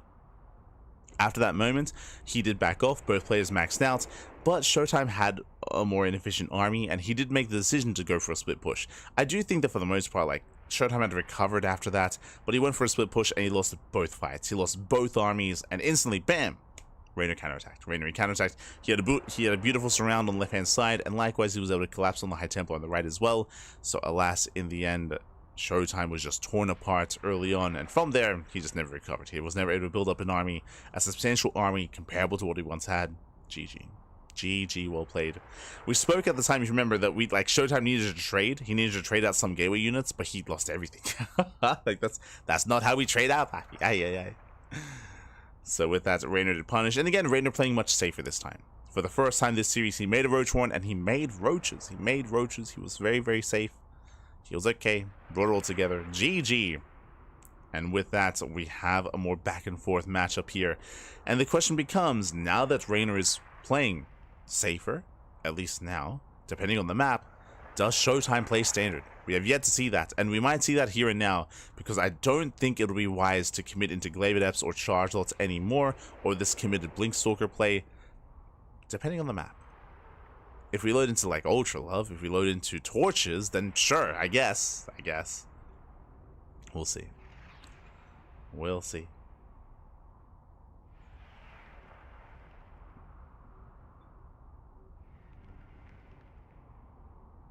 But it looks like our players are getting ready. They're setting up.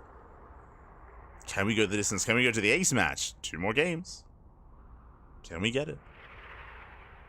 And it's on Reynor. It is on Reynor.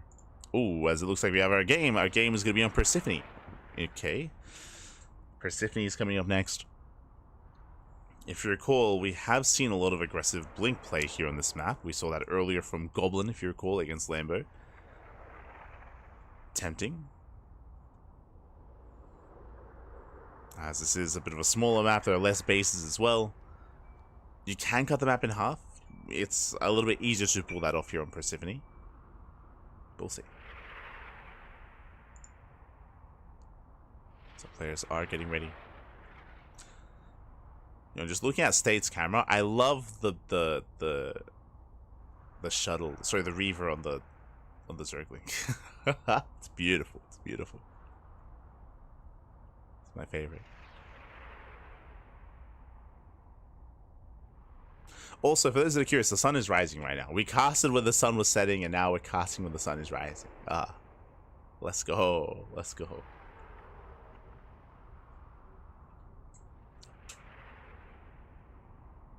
Smurge. Haven't seen the sun in years.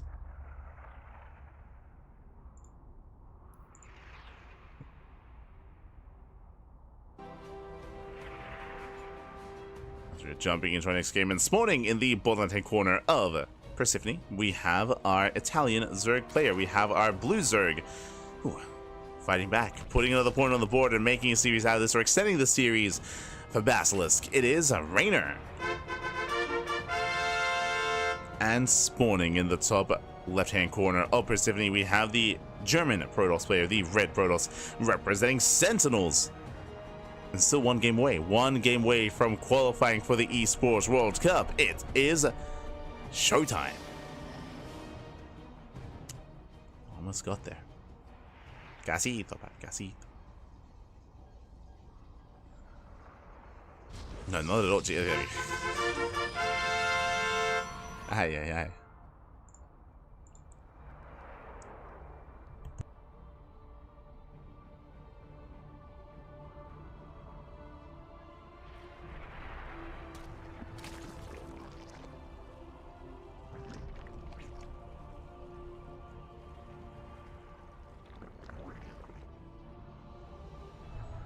Don't forget to stretch. Don't forget to stretch. As Reynor forsake the unnatural. Okay, a bit of a more uncomfortable start here by Reynor. Showtime going for his own natural base. And we'll see how Showtime will adjust his approach. I think mainly my eyes are on Showtime. After how this series has unfolded, as I mentioned before coming into Tokamak, I don't really see Reynor being hyper aggressive. Not anymore. So I feel like he's going to be playing safe. You know, hatch gas pool into a third base, into a 4 to 5 minute roach warn timing, into roach production, into +1, into a standard game. Like, that's what I'm feeling here out of Reynor. From the side of Showtime, he has some room to breathe. Like, he has a game to work with if he wants to just throw caution to the wind. We'll see. What do you have for us?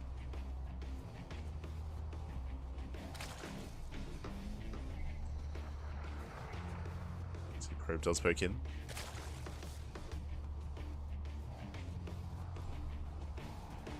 Does poke in. There's that Stargate from Showtime. So it's going for a Stargate opener.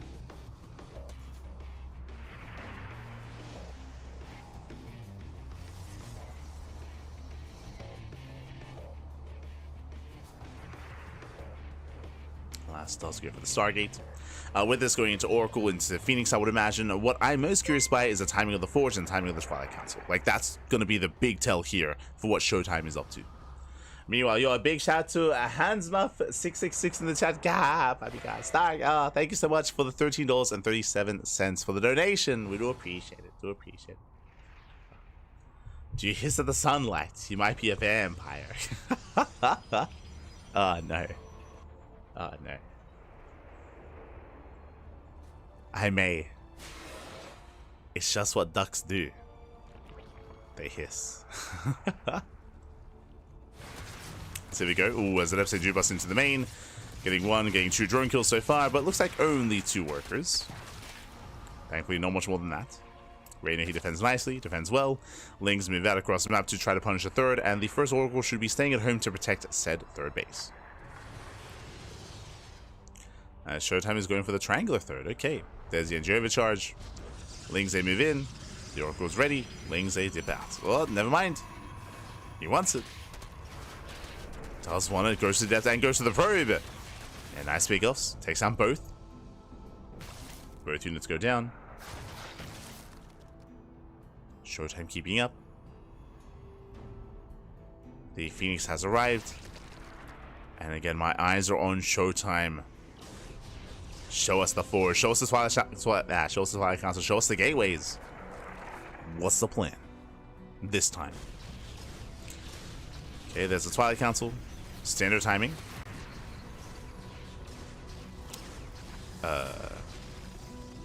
We're waiting for the Forge. We're waiting for the Forge, waiting for the gateways. If we skip the... Okay, we go. We're not skipping the Forge, so this is not Glaives. Not Glaives. This looks like Blink. To be honest, this looks like Blink. Okay. Let's go. We're calming down. I feel like typically one of the signifiers of charge is an earlier Forge. So Twilight Council is done. We're expecting Blink Stalkers. And if they shade into the natural, they get one, they get 2 more drones, but again, only 2 workers. They then trade against Zerglings. There's that Blink, as I did mention, so it looks like a standard opener for the first time. Getting to a standard opener. Just 2 more gates as a follow-up. 3-gate Blink. Into tech. Meanwhile, Reynor going to +1 melee. Safety Roach Horn +1 melee. This should be for Ling Hydra. Lings, they do get across the map. The Oracle's out of position. Ooh, but despite that, Showtime does defend. He defends nicely, and unlike on Tokamak, Showtime doesn't have a gateway explosion. By now on Tokamak, he had like 6 gates. He had like 6 gates on the way. Here, we're just slowing things down. 2 extra gates as a follow-up. 3 extra gateways.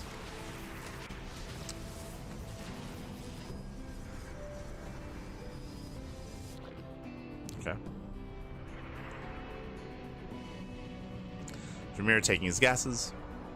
At least, yeah, those are the gases at the third. So he's taking all 6 gases, which means he should be taking. He should be taking from here in towards either a bay or into Temple Archives. And there it is, into Storm. So Showtime, he's not being overly aggressive. He's not being overly ambitious with the Stalkers. He's now taking gases, taking up. From here, we should soon see a 4th expansion. Showtime playing standard. Let's go. Like this is the Showtime that we expect, typically. From here, he's poking out. And again, we should soon be seeing another base. Going for the Robo first. Oh, my apologies. I assumed you already had one. The Robo now on the way. You know, Reynor double expanding. Getting his own 4th and 5th. And Reynor, by going for the +1 melee, means he's setting up for Hydras, and he can freely get into them. Looking good. Showtime pokes in, hoping to force a cancel.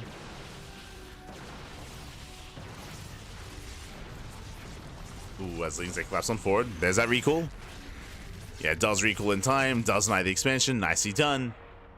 Nice pick off there by Showtime, and as he denies the base, bam, there's the 4th. So again, this is again much more Mac-oriented compared to Tokamak. As he's taking bases, setting up defensively. Now, this is where I have to favor Reynor, initially. The reason why I say that is because we're getting to a standard game, we're building up towards longer game states, and that means that Reynor, he will get away with his lurkers. Like, if his engagement's on the way into lurker tech, into lurker production, Reynor, he should be able to get there. I say should, it's going to be close. Basically, Showtime is getting up to 4 bases, and Showtime can strike with Storm just before lurker tech. There's the Hive. And we should soon see the Lurker 10. There it is. Lurker 10's on the way. So, as Reynor's taking up with the Hive and Lurkers, now this is the timer has begun. Timer has begun. You can see here, High Templar, the Gathering Energy. Showtime, he has to strike here and now. And again, he can potentially break Reynor as he's stuck on Ling Hydra. No Bailings, limited Roaches. So this is it. This is Showtime's time. This is his time. It's go time. Let's go. Does move out. As he moves out, Reynor getting ready for a run by, trying to catch reinforcements, if not just straight up counterattack. Yeah, coming in for the surround. There's the first Storm. Lings, they're coming from behind. Ooh, they at least try to. The High Templar are exposed, and there we go. 1, 2, 3 High Templar go down. Massive pickoffs, and Reynor, he holds. He shuts down the army, takes everything down, and Showtime, he crumbles. He crumbles here before Reynor. Again, Reynor, he's in his element. He's like, standard play, let's go. I'm here for it. And Showtime is in trouble. Showtime, he just lost 4 High Templar. 4 High Templar just went down. Ooh, and this is what makes this more brutal, is that this Fleet Beacon and this Stargate as a response and a reaction to him falling behind. You can see here, yeah, 2 High Templar in the Archon, that's 4 High Templar. The Stalkers, the Zealots. And now the roles are reversed. Now there's a timing where Reynor can kill Showtime before Skytoss. We do have Drop Lords morphing in, so Reynor, it looks like he's going for a Dream Drop into the main. I believe it's 6 Drop Lords. Overlord speed is done. So the drop is coming.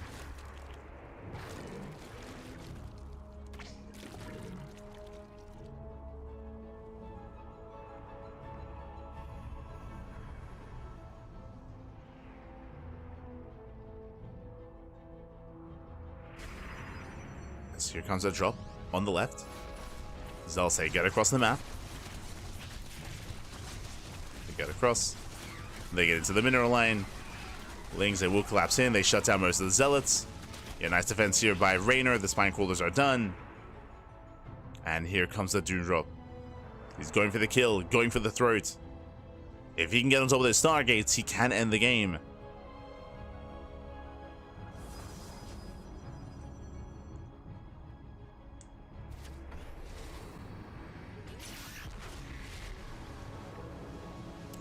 Reynor moving in. The Overlords, they get spotted, but too late. Late reaction out of Showtime. He's distracted. And Showtime is distracted and mass drop into that main base. Lurkers, they burrow in. Lings, they bust into the mineral line. And Showtime is completely pulled apart. 39 probes going down. Losing everything in the main. And the mothership is denied. Massive pickoff. Takes down the main nexus. Denies the mothership. And again, Showtime, he just lost too much earlier. Like, for him to lose those High Templar, for him to get surrounded, that was game then and there. And this is Reynor just ensuring that he can break Showtime before Skytoss, before the max out. He does.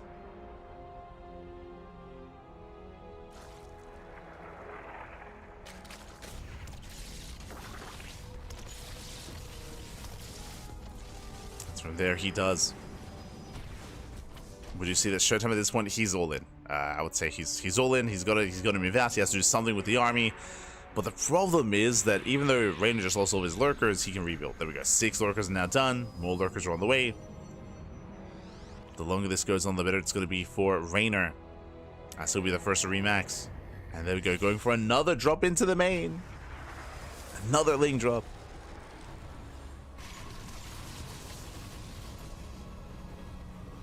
Reynor be mad? Well, Reynor, he's finally getting what he wanted. Like, he's finally getting standard games. That's the thing. Like, for the first, like, half of this series, or for the, like, first, what, 3/5, Showtime, he was just hyper aggressive, and he was just punishing Reynor time and time again. Now that Showtime is calming down, now that Showtime's playing more standard than Reynor, he's good. Good to go. It's good to play some StarCraft. It's good to commit. Oracle goes down. Reynor now taking up into a Spire, into an Ultra Cavern. Showtime down to 47 workers. Again, barely a 2-base economy.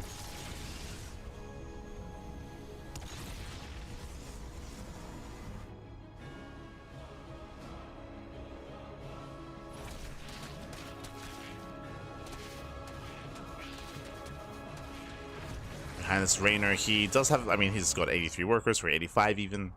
Taking more bases, taking more expansions, getting to 3/3 upgrades, plus 3 melee at least. Carapace as well.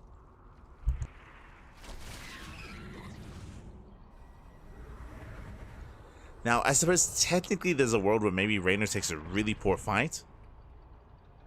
Potentially. He takes a poor fight and he takes storms to the face, and maybe he undermakes lurkers and the army evaporates. Like, there's definitely a chance that that would happen, but it's plenty of lunkers.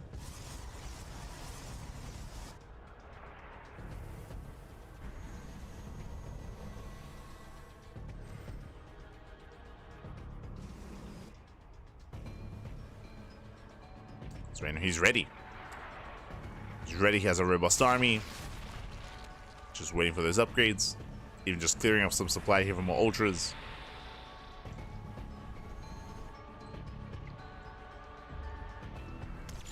Again, ultras, they can tank some storms. Showtime moving in. Now Showtime does have a super maxed army. He's basically all in. Like Showtime, he has foregone his economy in favor of just extra army units. Nice storm with those Zerglings. Okay, nice storm. Showtime he defends back at home, and Showtime he can just go for the he can try to go for the kill here. Ideally, he wants to try to go and end the game here and now, as he can't quite scale too well into a longer game. Tempest, they bully back the lurkers. He gets one. Okay. Gets a lurker. Only 3 ultras. But Showtime doesn't push in. Doesn't push forward.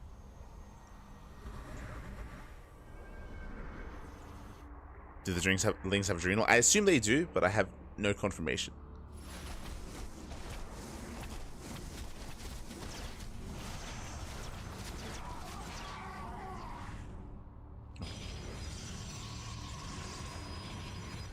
See Reynor. Nidus in the left hand side. Let's go for Nidus. Oh.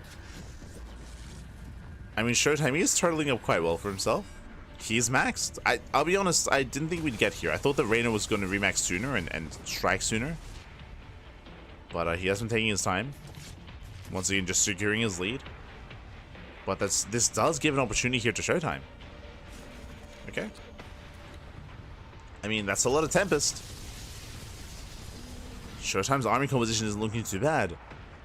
So Storm, Archons, Immortals, +1 attack, sorry, +1 air attack is on the way. +1 ground defense.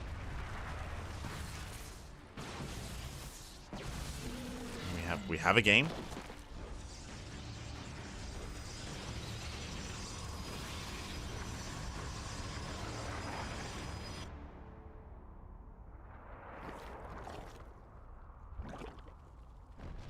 I still do have to give the edge to Reynor, as he has the go base now, so he's going to have a bank, which means even if a fight goes poorly for Reynor, he can remax. He can just remax. So the fight has to go really poorly for Reynor for Showtime to take that lead. Which is still possible. Still possible.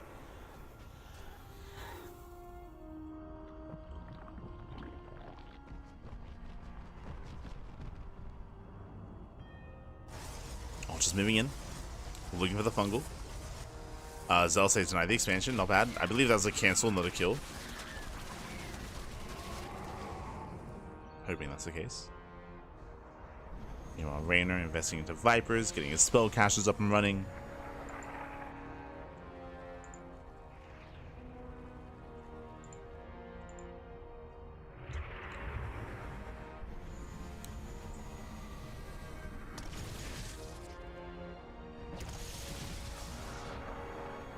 I'm still posturing.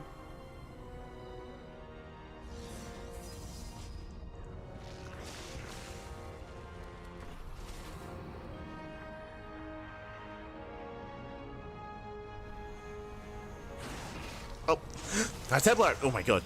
High Templar, one of them gets caught out. Getting one, getting two. Yeah, very nice catch. High Templar is so valuable here in this kind of game state.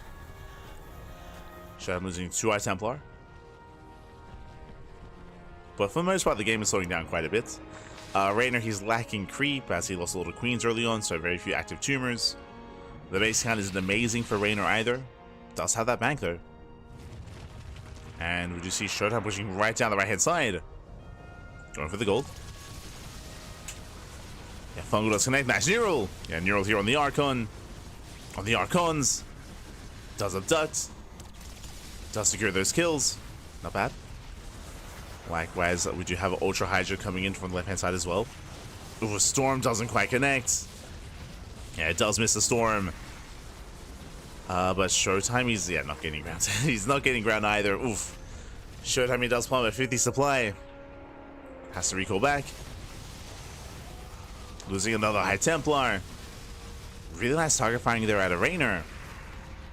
Like, he knew that the army was lost, but he traded as best as he could. Getting 6 High Templar and 7 Archons. Very expensive losses. And Showtime, he's burning through his bank. He's burning through his bank. Brutal losses for Showtime.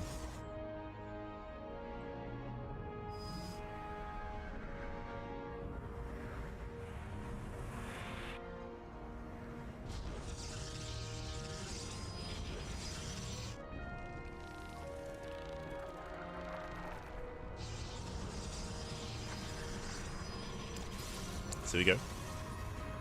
So we are setting up. We are setting up. The Ultras, they just collapse in. Oh god, and there's not that many Immortals. Brutal Blinding Clouds. Yeah, nice Blinding Clouds. The Fungal as well. He locks down the Immortals, and with that, Reynor, he will just snowball out of control. He shuts down the Immortals. Very nice play. Locking them into the Blinding Clouds. And with that, Showtime is just completely overrun. Bleeding up the Tempest. Bleeding up the Ground Army as well. I say that the Immortals, they kite nicely. They do kite nicely here against the Ultras. Ooh, no, God, no detection. And even though Showtime, he does survive, he loses almost everything. And he can't afford it. Like, he's just broke. He's broke. He has no money. He has no money. Meanwhile, Reynor, he's making 7 more Ultras. Burning through his bank. Does not care.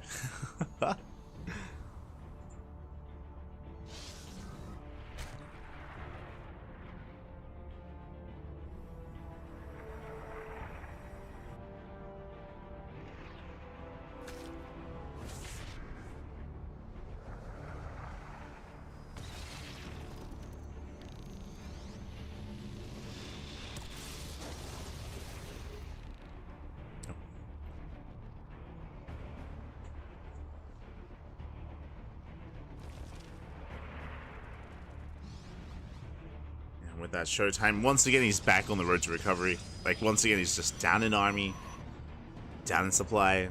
Like, again, like, Showtime has had he's been at the disadvantage almost the entire game. Lings just flood in. They flood into the main, or into the natural. And it's Showtime, he's all in. He has to commit, but he's pushing into all these Ultras. Mass Blinding Cloud once again. We get some okay storms, but there's nothing left in the sky. Just purely a ground army. The Immortals, they mow through all the Ultras. Very, very nice trade for the Immortals. Oh my god. Immortals, they shut down the Ultras. What do we need to defend? We need Ling Hydra. Ling Hydra. We have Ling Ultra. Sure, I guess that also works. Regardless, Zerglings are ideal.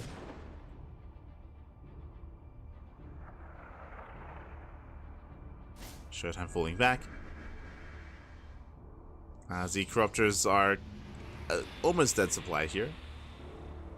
You can start working towards Broodlords. Soldiers have built up.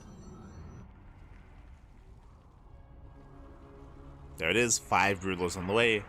Right now there is no answer to Broodlords. There's no Tempest, nothing in the sky.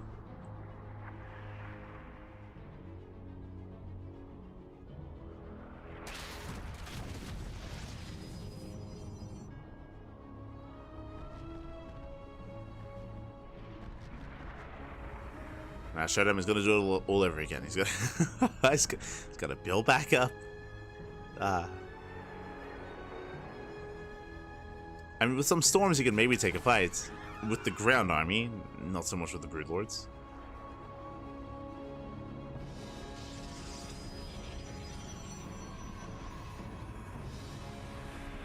Two more Robos on the way. Interesting. He lost the other two. He lost the other two.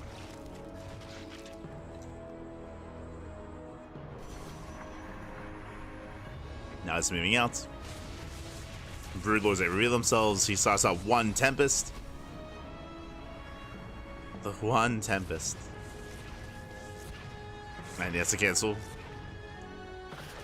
Yeah, forced to cancel. The Broodlord does make in though. Gets 1. Takes out 1 Broodlord. Barely gets another.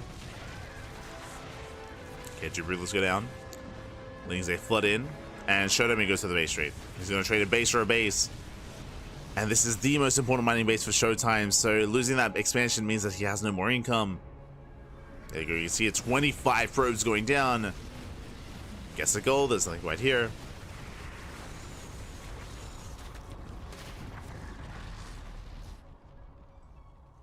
Takes down the gold base.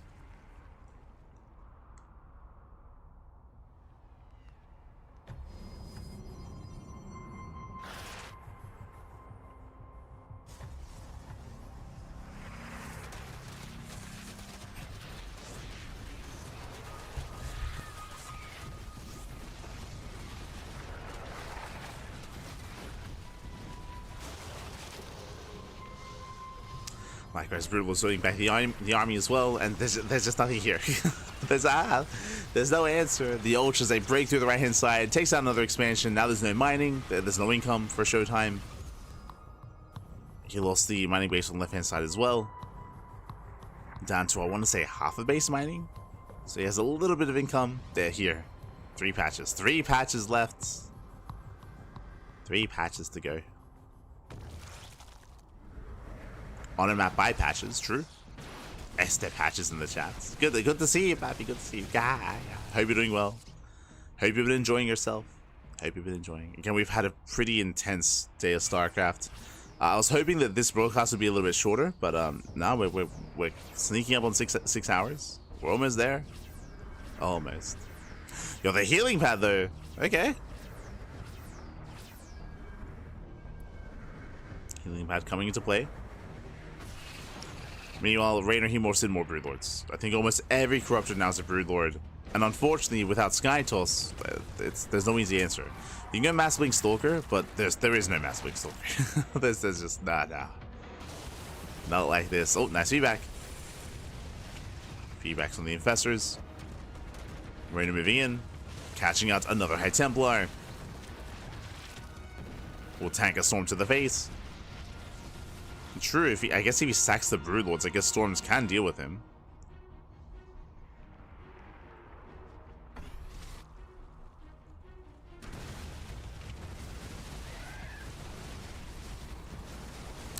Ooh, yes, he does fungal the army within range of the Lurkers, within range of the Broodlords as well. Going for the Neural, takes over the Archons. And Reynor, he dominates this fight. Again, Showtime has been on the back foot almost the entire game, ever since the first failed push. And GG gets called. Reynor, he will close it out. He will tie up the series 3-3. We are going to the ace match. Papi guy, let's go. We're going all the way. We're going to game 7. We're going the distance. GG. Oh my god.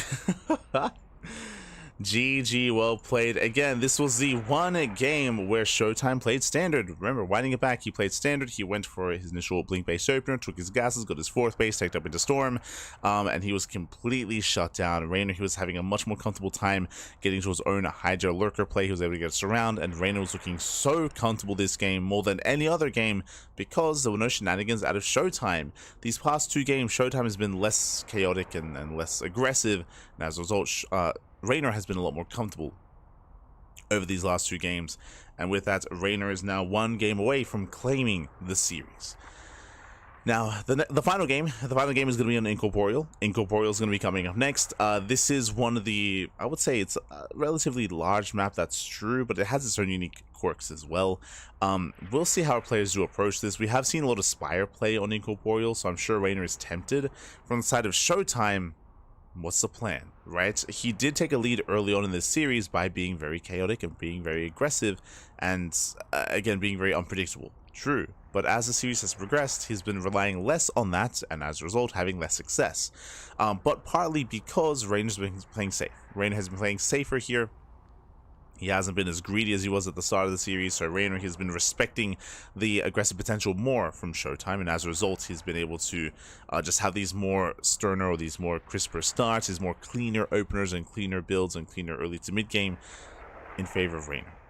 So far, at least. So we'll see if Showtime reverts back, if he reverts back to something more aggressive and something more, something more all-in, something more committed, or if he takes a different approach. Maybe we see greedy play instead. That we haven't seen. We haven't seen Showtime be greedy. We've seen aggression or standard, but he hasn't cut corners himself. Not exactly. So we could see maybe... Jesus. It's terrified me.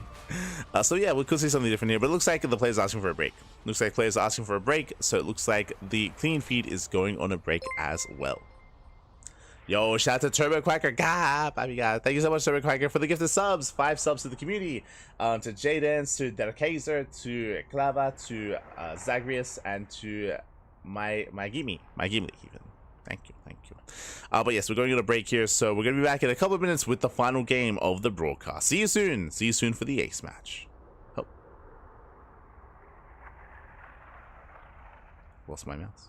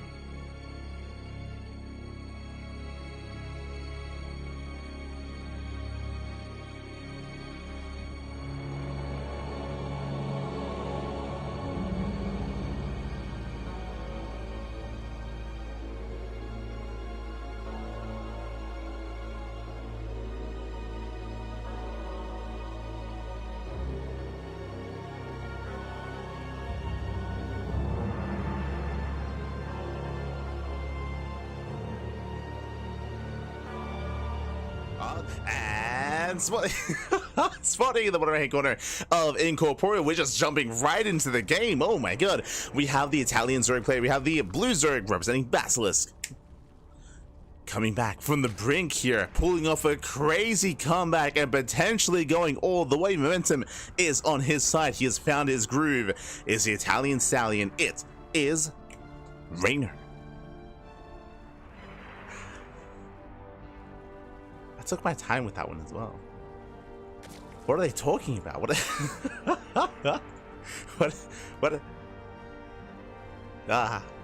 He spent some time in Korea. There it is. He's angry, he's upset, he's tired. It's morning, it's top left corner. We have the German Protoss player, we have the red Protoss representing Sentinels.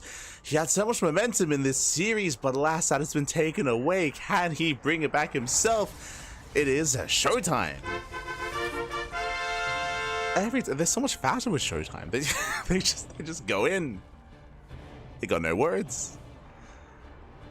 But here we go. We are here. We are back once again. I hope you all enjoyed that lovely brutal OSC during the break as we have returned with the ace match here. The final game of this qualifying match. It's been an intense back and forth. We have gone the distance here. We've gone all the way, which means what is sleep doesn't exist.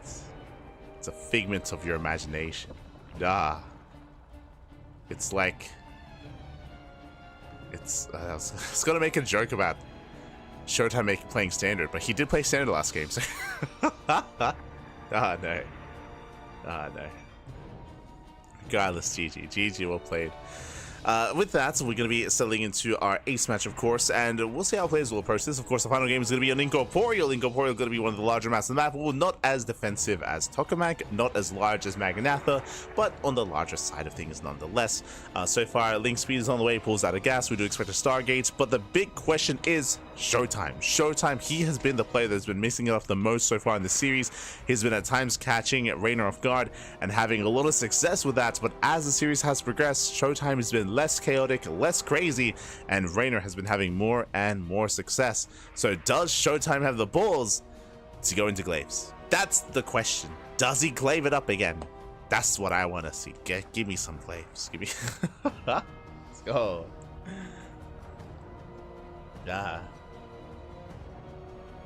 Let's go.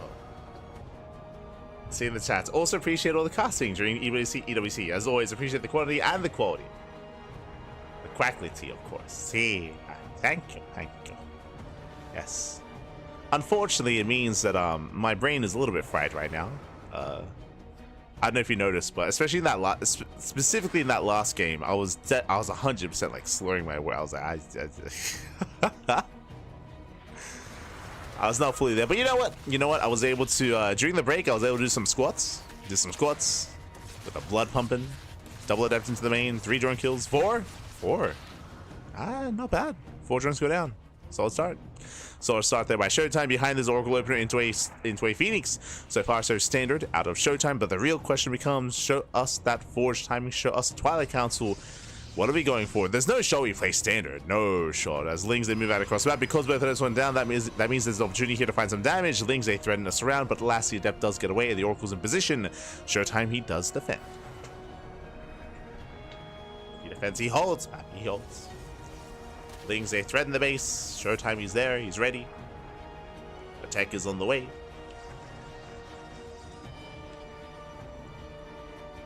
What's it gonna be, Showtime? What's it gonna be?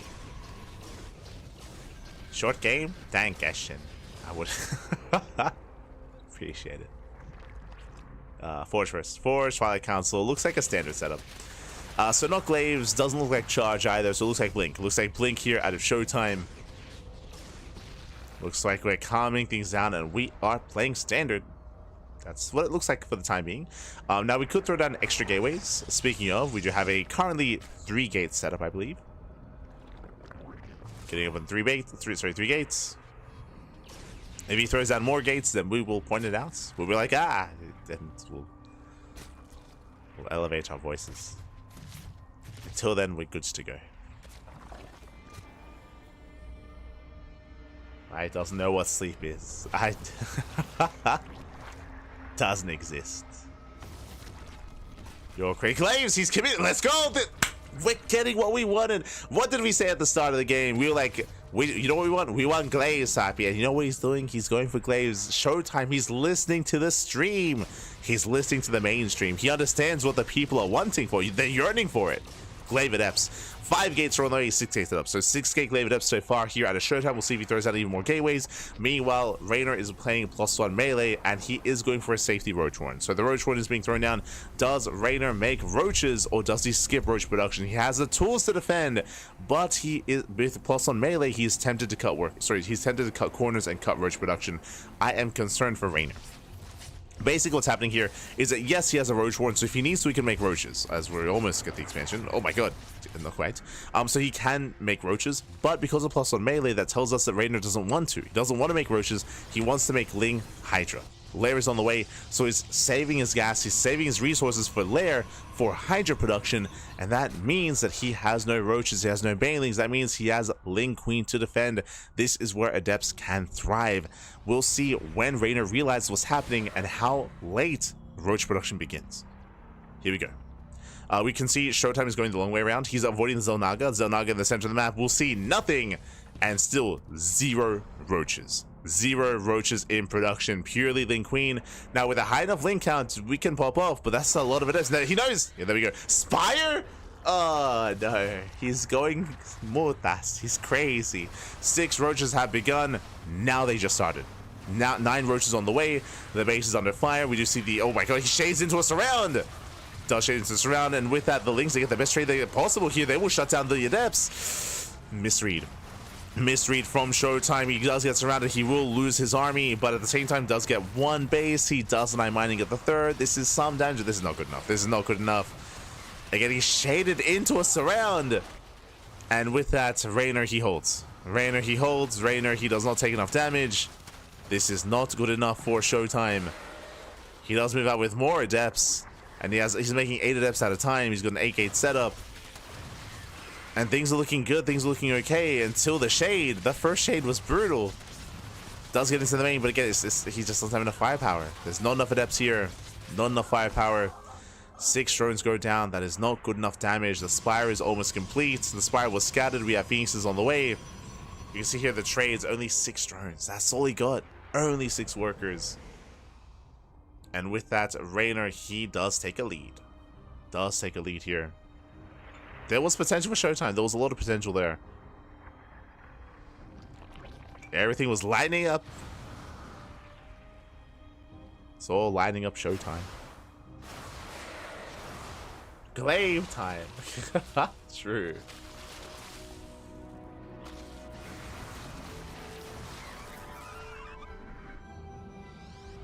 As back at home, Showtime transitioning into Blink Stalker. We do see Reynor. Is he investing into the mutas? That is what I want to know. Right now we're looking at the upgrade tab for some reason. But I'm curious to see where the gas is being spent. Remember, there's no hydrogen. There's no hydrogen. Okay, we're going for a hive. +2 melee. No muta production from what I can tell. Which means we might go into ultras. This could be late. No, never mind. Okay, I was going to say late into ultra, but there it is. We have the hydrogen on the way. So it looks like we are investing into hydras and lurkers. But this hydra tech is late.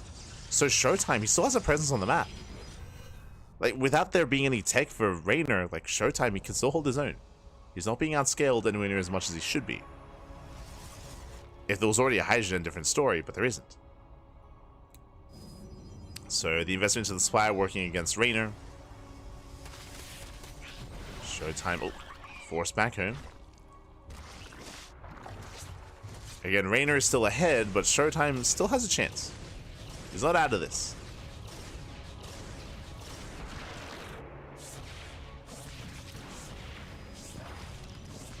Here we go.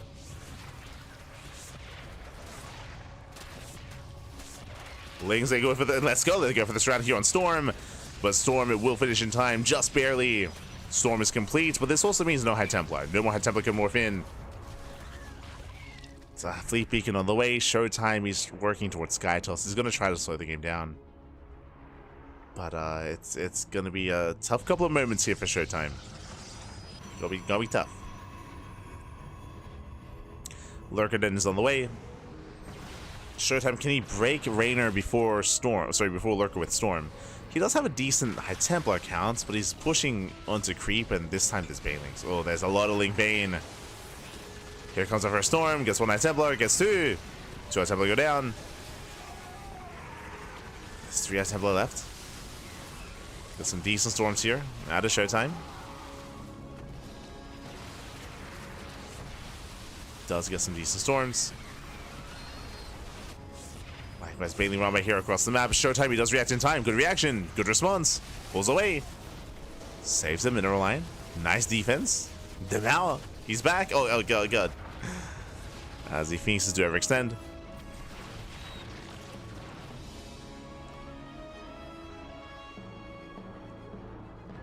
They do overextend here, and here come the Lunkers. And again, Reynor, because of how poorly the Adepts did, Reynor, he is looking quite comfortable here. He has a high worker count. He can now take up the Lurkers.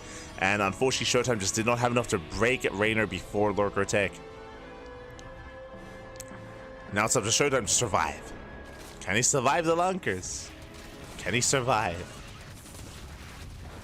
Lings, they take down the cannon.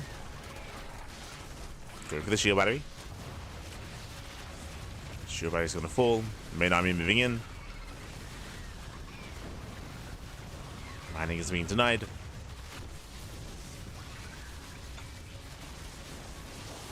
Oof. And behind this does break the expansion again. Showtime just cannot keep up with this. He cannot stop this army. He cannot stop the wave, the tide of Zerg. There's just too much Zerg. And Reynor, despite things looking very bleak, the storms are crazy. Oh my God, he takes all the storms to the face, breaks through the Lurkers. Showtime, he takes the fight. Oh my God. Reynor, he took every storm to the face. Okay. Showtime, he has an army, he has a standing army, he's moving out. Reynor, Bappy. The storms, they're washing him up. Oh God. Not like this. As here we go, Showtime's counterattack. The base is denied. Trading a base for a base. Hatchery's gonna go down. Reynor does not have a bank. He does not have a bank here. But he does have Lurkers. Okay. He has a decent Lurker count. So Showtime should not be able to freely push in. But Showtime, he can skirt around the edge. He can deny creep. Showtime, he's back in this. 100%. He's, oh God, I spoke too soon. Lings, nice hold position micro here. 10 probes go down. Oof, losses that Showtime can't afford. But this is getting dicey. Reynor, he's on 4 bases against a 3 base setup of Showtime. Both players they need expansions. They need their bases.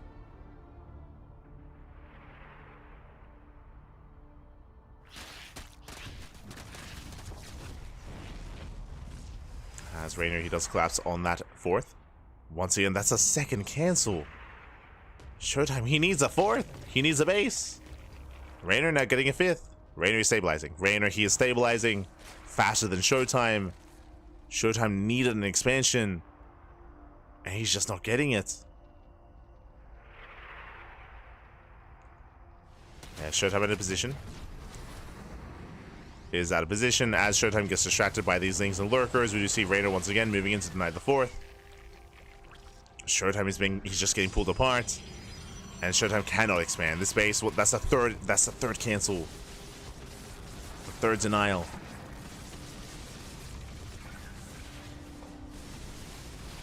Okay, collapsing in. The Lurkers are exposed once again. The Lurkers are going down.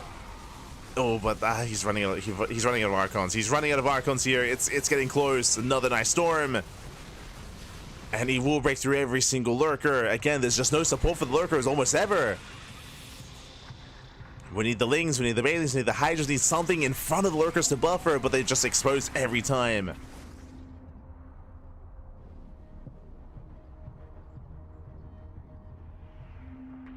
And once again, that was a better fight for Showtime, but he's still stuck on 3 bases. Like, Showtime needs a base. He needs a 4th. He needs some money. Oh, no. Reynor's remaxing. Reynor, he has an economy. He can sustain himself, at least somewhat. These losses have been expensive, but Reynor, for the most part, he's okay. He's rebuilt his lurkers.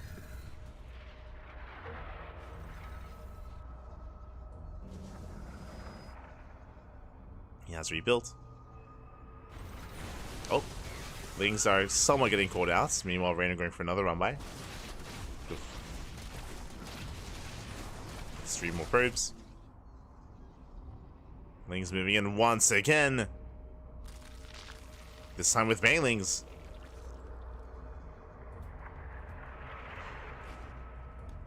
And there's a revelation. He sees a wall of lurkers. Doesn't bode well. Like, again, these have been better fights for Showtime, but he has no base, so he can't afford it. He just can't afford these trades, despite how efficient they are. Oof. And GG gets called. He just gets overwhelmed. He just cannot sustain himself. And Reynor, he does it. GG, well played. Reynor, he will survive. He will pull off the comeback. And Reynor, he will qualify for the Esports World Cup 2025. Whew, GG. Oh my god. GG, well played. Congratulations, Reynor. He will do it. It was a rough series here. Showtime, he was so close to causing the upset. He was so close to bringing Reynor down. He was up, what, 3-1? He had a crazy lead. He had an insane lead earlier. But alas, we did see Reynor recover. He was able to bring it back, bring it home. We saw Showtime abandon the more aggressive builds and go for some more standard play, some more blink heavy compositions. In the end, Reynor was able to adapt. He was able to embrace that so much more cleanly and shut it down for the most part. Here we had a bit of a more back and forth in the final game, of course, but it all began with the fumbled Glaive Adepts. I would say fumbled because there was a lot of potential, but there was lack of scouting, lack of roaches. Things are looking up, and then Showtime committed to the shade. He committed to the first shade, and remember, he got instantly surrounded. The first shade was brutal. He was not pinned against the wall. He was not pinned against any terrain. He lost everything to that first to the first round, and that slowed him down. That really did hinder him. So he was again trying to recover from that, and he was not quite able to. There were some nice fights, and again, there were better fights and better engagements at a Showtime in that final game, but with the lack of economy, didn't matter. Did not matter. Reynor, he can fight poorly and still just remax anyway and replenish and keep going. GG. GG, well played. And with that, congratulations to Reynor as he will claim it and he will advance on. My condolences to Showtime, but Showtime will have another chance in the global qualifier. There's going to be a global qualifier, so there's going to be one final chance here for Showtime alongside some of these other players like Goblin and like HeRoMaRinE and Estrella and many others. So they will have another chance here in that global qualifier. Gumiho is another player as well. Gumiho, I believe Ryung, I believe Byun. Yeah, there's gonna be others and many others. So with that, GG well played. With that, thanks so much for tuning in. Thanks so much for watching. We are now wrapped up. This was supposed to be a shorter one, almost 6 hours. I mean, it's still shorter compared to the Americas and compared to Korea and compared to Asia, so still on the shorter side of things, but regardless, GG well played. With that, we have wrapped up and we have concluded our coverage of the Esports World Cup. Crazy. We made it back. We made it through. God, and look at how lean our schedule is. We're still casting twice a day, almost every day. Also, I believe What TV Monday should still be tonight. Has he made the tournaments? Good question. Currently, I don't think we've heard from Wardy. But this is our schedule. We just wrapped up with the morning broadcast of the European Qualifier, and this evening we should be live with the Wardy TV Monday, assuming he runs it. If he does not run the event, then we might just take the afternoon off. I mean, I would be more than happy to cast. I have plenty of replays ready to cast if I have to, but for now, we might just take the evening off if there's no Wardy TV Monday. Otherwise, usually we do cast Wardy TV Monday there on a weekly basis. You can see we are casting GSL. GSL is going to be on Tuesday. We have GSL Group A and GSL Group B as we're going to be covering those matches. We then have the Big Store Monday over on Wednesday. We have the LATAM League over on Thursday. We have the Podcast on Thursday. We did miss a podcast last week, so we do have to catch up. We have the StarCraft Evolution League on Friday. We have Kung Fu Cup, more show matches. We have the MSO Masters 1 Open and Sparkling Tuna Cup as well. well.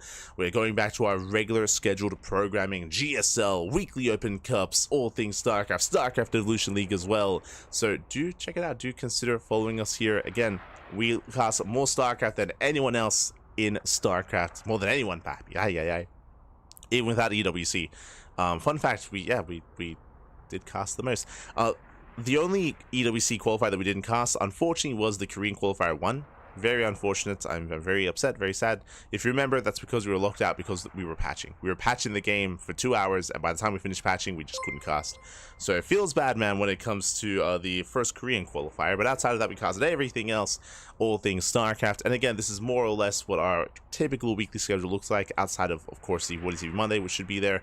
We also cover other regular events, like the Thermal 2-2 circuit as well. We do cover that, and many others. We're going to be the beach. We're going to be a side stream. I guess not confirmed, but we have been the official B stream of Home Story Cup for the past like 3 editions, and Home Story Cup is right around the corner as well at the end of the month, so we're most likely going to be the B stream for Home Story Cup as well. We also have Cheeseadelphia on the horizon. We are going to be the main stream for Cheeseadelphia, so that's going to be an offline event in the Americas. That's going to be later in the month. We're also going to be the official English stream for the Brazilian Soccer Circuit. That is an offline event happening in Brazil. We're going to be all over that.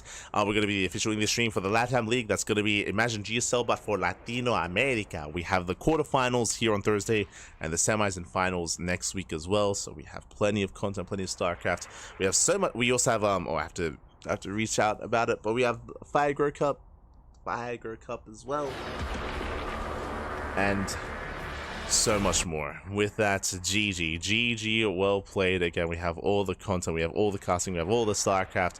So yeah, with that, consider following !socials. !socials in the chat. We do stream on a regular basis, and we do post whenever we go live. Check us out, check out the VODs. If you want, check out the VODs on YouTube.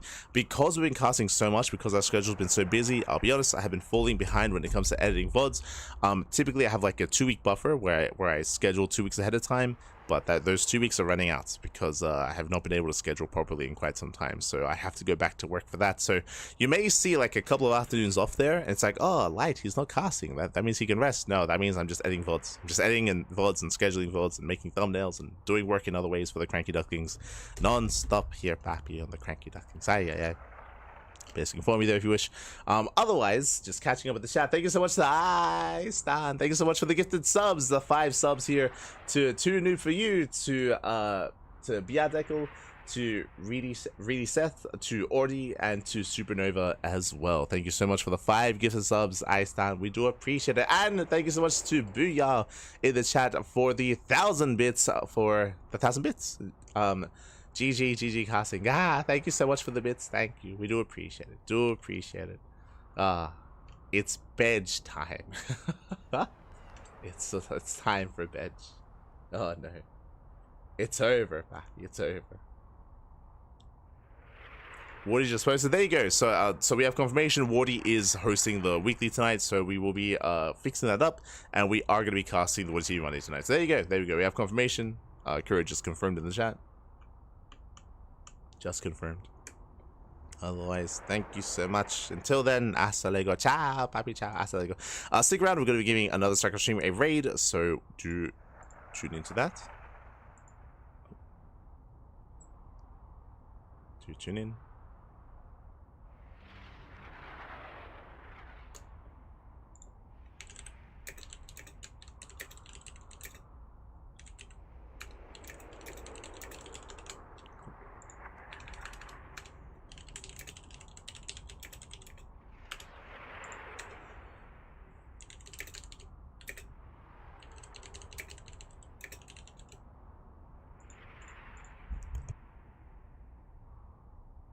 Sorry, just sending some messages. But with that, GG, well played. With that, we're going to be wrapping up. Again, stick around. We're going to be giving another StarCraft streamer a raid. We'll find someone to send everyone over to, so give them some love, give them some support. Otherwise, thank you so much. We'll see you guys tonight. So we have confirmation.